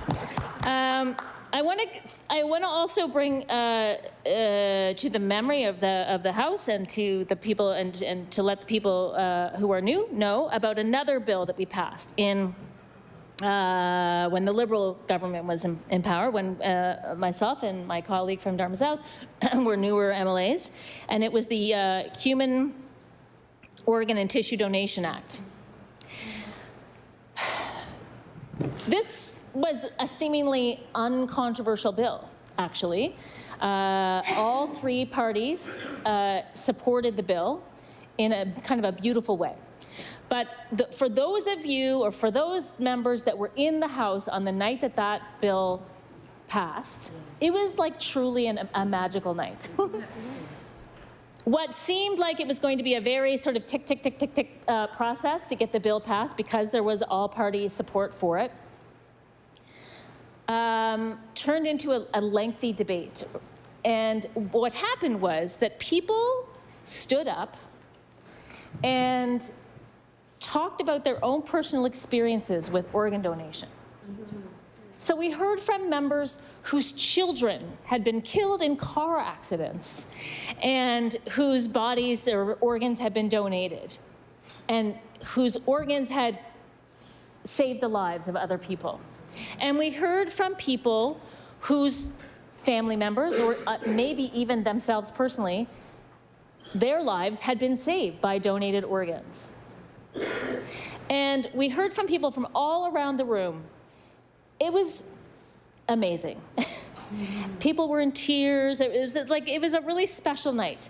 And that debate, I hold on to that debate, actually. When things get bad in this room, I remember that night. And it was so special. And I remember that democracy is possible and important, and the work we do in this legislature is vital. Again, to the people of this province. Because if that bill had not been passed, then the great changes that have happened and the more people using the organ donation program or donating their organs or opting, not opting out, blah, blah, blah, that would not be as robust. And there would be people who are dead because they didn't get a donated organ. So this is, it might sound kind of funny that I'm saying it in this way, but this is the impact that we can have in this House.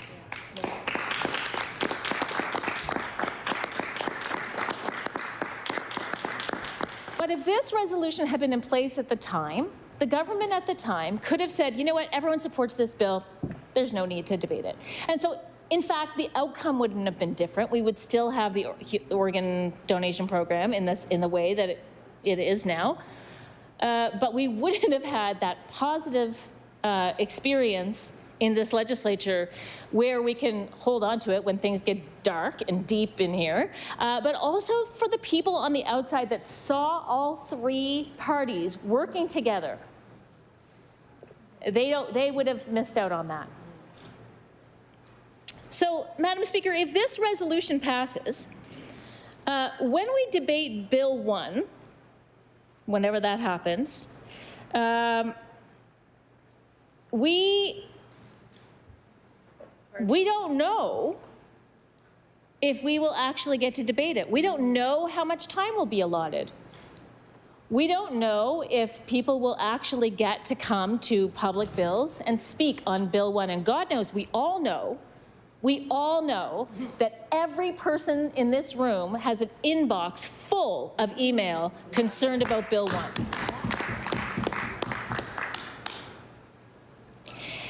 So, Bill 1 threatens the foundation and accountability of this House, the foundation of accountability of this House. And I have a lot of email about it. I know other people do. People who have never written to a politician, a political representative in their lives are writing about Bill 1.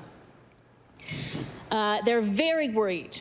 And this resolution would allow all of their voices to be silenced. Because, you know, what's the word when you say something is going to happen? It's going to happen in a second? No, never mind. Anyway, spoiler alert is what I'm trying to say. Spoiler alert. If I am granted the ability to debate Bill 1, I will be talking about all of the email. I will be bringing those voices, those emails, to the floor of this legislature in one way or another. But now that I've said that, maybe I won't get the chance. So I'm going to move an amendment soon. Madam Speaker, I have an amendment to move. But before I do that, I will just talk basically. The amendment essentially, before I move it, I will explain that the amendment basically strikes out this change. That's what the amendment will do when I move it.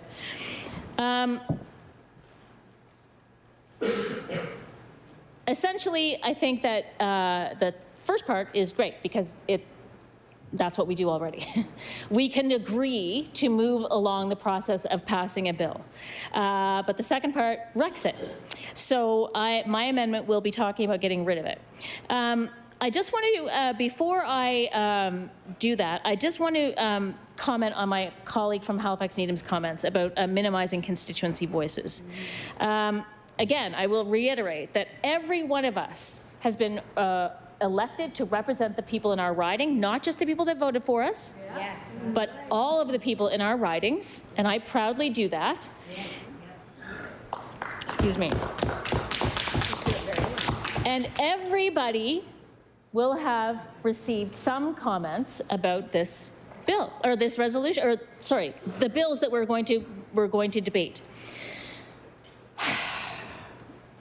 And the question I really have is also, why have we not heard anything about why the government feels that this is necessary to make these changes? You know, when you table a bill that changes something dramatically, the minister gets up, the minister who's tabling the bill gets up, does second reading, we hear what the sort of rationale is, we hear about the process, often there's debate, and then the minister closes second reading and we hear some comments by the minister about the concerns that have been heard. All of that process happens. With a resolution, the House leader gets up, reads the resolution, and then expects it to be voted on. And so we except for my colleague here, the Minister of Opportunities and Social Development, who spoke just a few words, haven't not heard a thing from the government about the rationale behind this. So, you know, I'm saying that as sort of an invitation, Madam Speaker. It would be great to hear from the government. Maybe the government House leader will get up and talk about it. I do want to talk again about, and so this is going back to what the minister said earlier, about committee of the whole and the ability to propose amendments on a bill. Madam Speaker, the Premier of this province likes to characterize the opposition, and in particular, I would say, the leader of the official opposition, as a deeply negative person. I'm going to only say that once because I don't want to perpetuate that. I don't want to keep repeating his message. But this is a classic conservative playbook tactic. Doug Ford, the Premier of Ontario, who, by the way, our Premier has been recently campaigning with, does exactly the same thing to the leader of the official opposition in Ontario. We see it all over the place by conservative leaders across the country and, dare I say, the United States. So, the thing about it is that the Committee of the Whole House on Bills is the place where the pesky opposition, God, I wish they didn't have to speak all the time. We, the pesky opposition, get to propose things in the Committee of the Whole House. We bring amendments to bills that are suggestions for improvements. Sometimes the amendment will be a striking out of a clause or a renumbering or whatever, but they are suggestions for improvements. They are usually based on things that we have heard at law amendments or public bills, but we have that opportunity to bring amendments. And in that time, Madam Speaker, in that sort of section of the bill-making process, we get to say things like, yes, and.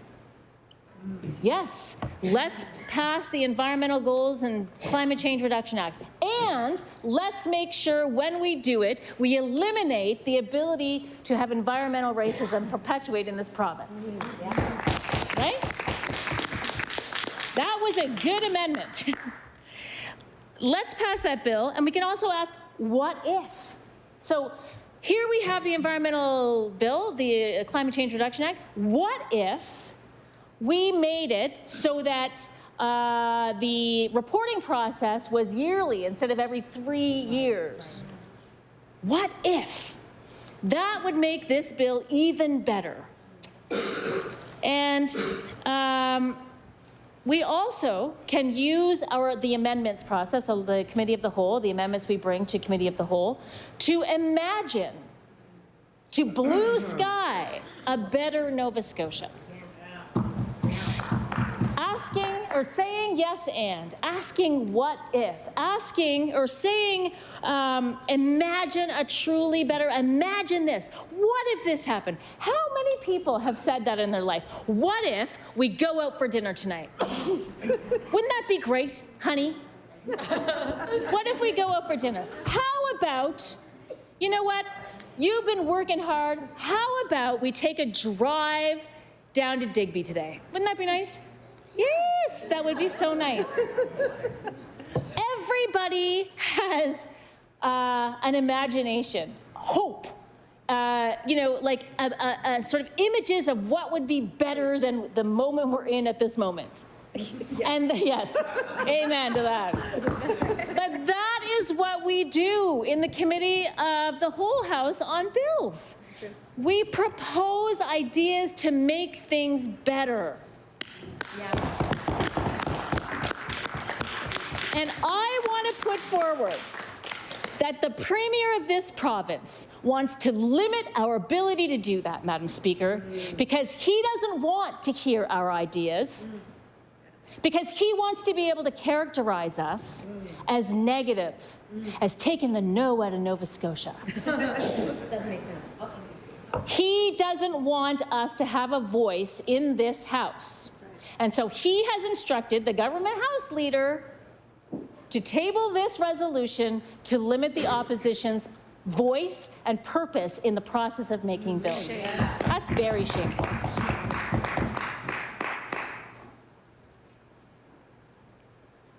It makes his job as the Premier of this province, getting things done faster and, getting to work for Nova Scotians and all of the little communications Nova Scotia, adages that all of the Premier's office communications, adages that have been created over the last little while. It makes his job easier to shut us up. Yep.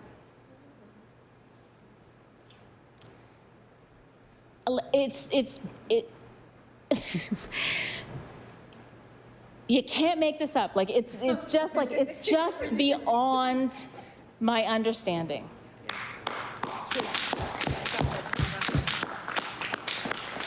No. So, getting back to my 10-year-old friend, whose brain is not fully developed, by the way. We can, no slight against my friend, but it's true. 10-year-olds' brains are not fully developed. You already told us he's your son. I didn't say that. Yeah, you did. No, I did not. I said he's 10. Okay. Oh my God. But like my 10-year-old friend, Madam Speaker, the Premier is afraid of losing the chess game. He's afraid of the opposition making a move that might topple one of his pawns. That's what this resolution is about. And so, as I draw my remarks to a close, I would just like to reiterate that the bill-making process is sort of the opportunity to be part of the bill-making process is a true privilege. Yes. We've heard this already tonight, that people have put us in these seats to represent Dartmouth North, Dartmouth South, Halifax, Citadel, Sable Island, Digby, Annapolis. Oh, Digby, Annapolis? Kings South, Kings North, all parts of the province.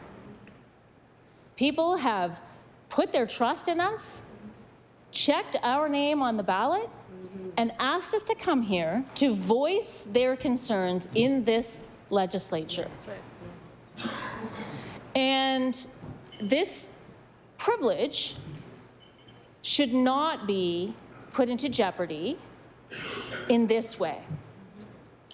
And I will remind everyone in this House. Now, it's not true for me yet. I have not been on that side yet, but many of those folks over there have been on this side. The election cycle changes, the governments change, and we have a duty in this House to protect democracy for future governments, for future politicians, for future representatives, for future generations. This is the House of the oldest responsible government in the country.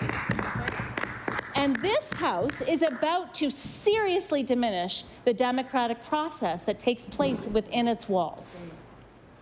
It is sad, it's deeply unfortunate, and the worst part is we actually can't do anything about it, except for stand on our feet and voice our concerns and remind each and every one of us here that we are no better or more special than any of the other people sitting in these seats. We all sacrifice things, we all work hard, we all represent a portion of the province, and we all represent voices, very diverse voices. Some people will probably think this resolution is A1, let's go, good on yous. Get in and out of that House and just get her done. Bigger, faster for Nova Scotians. Order.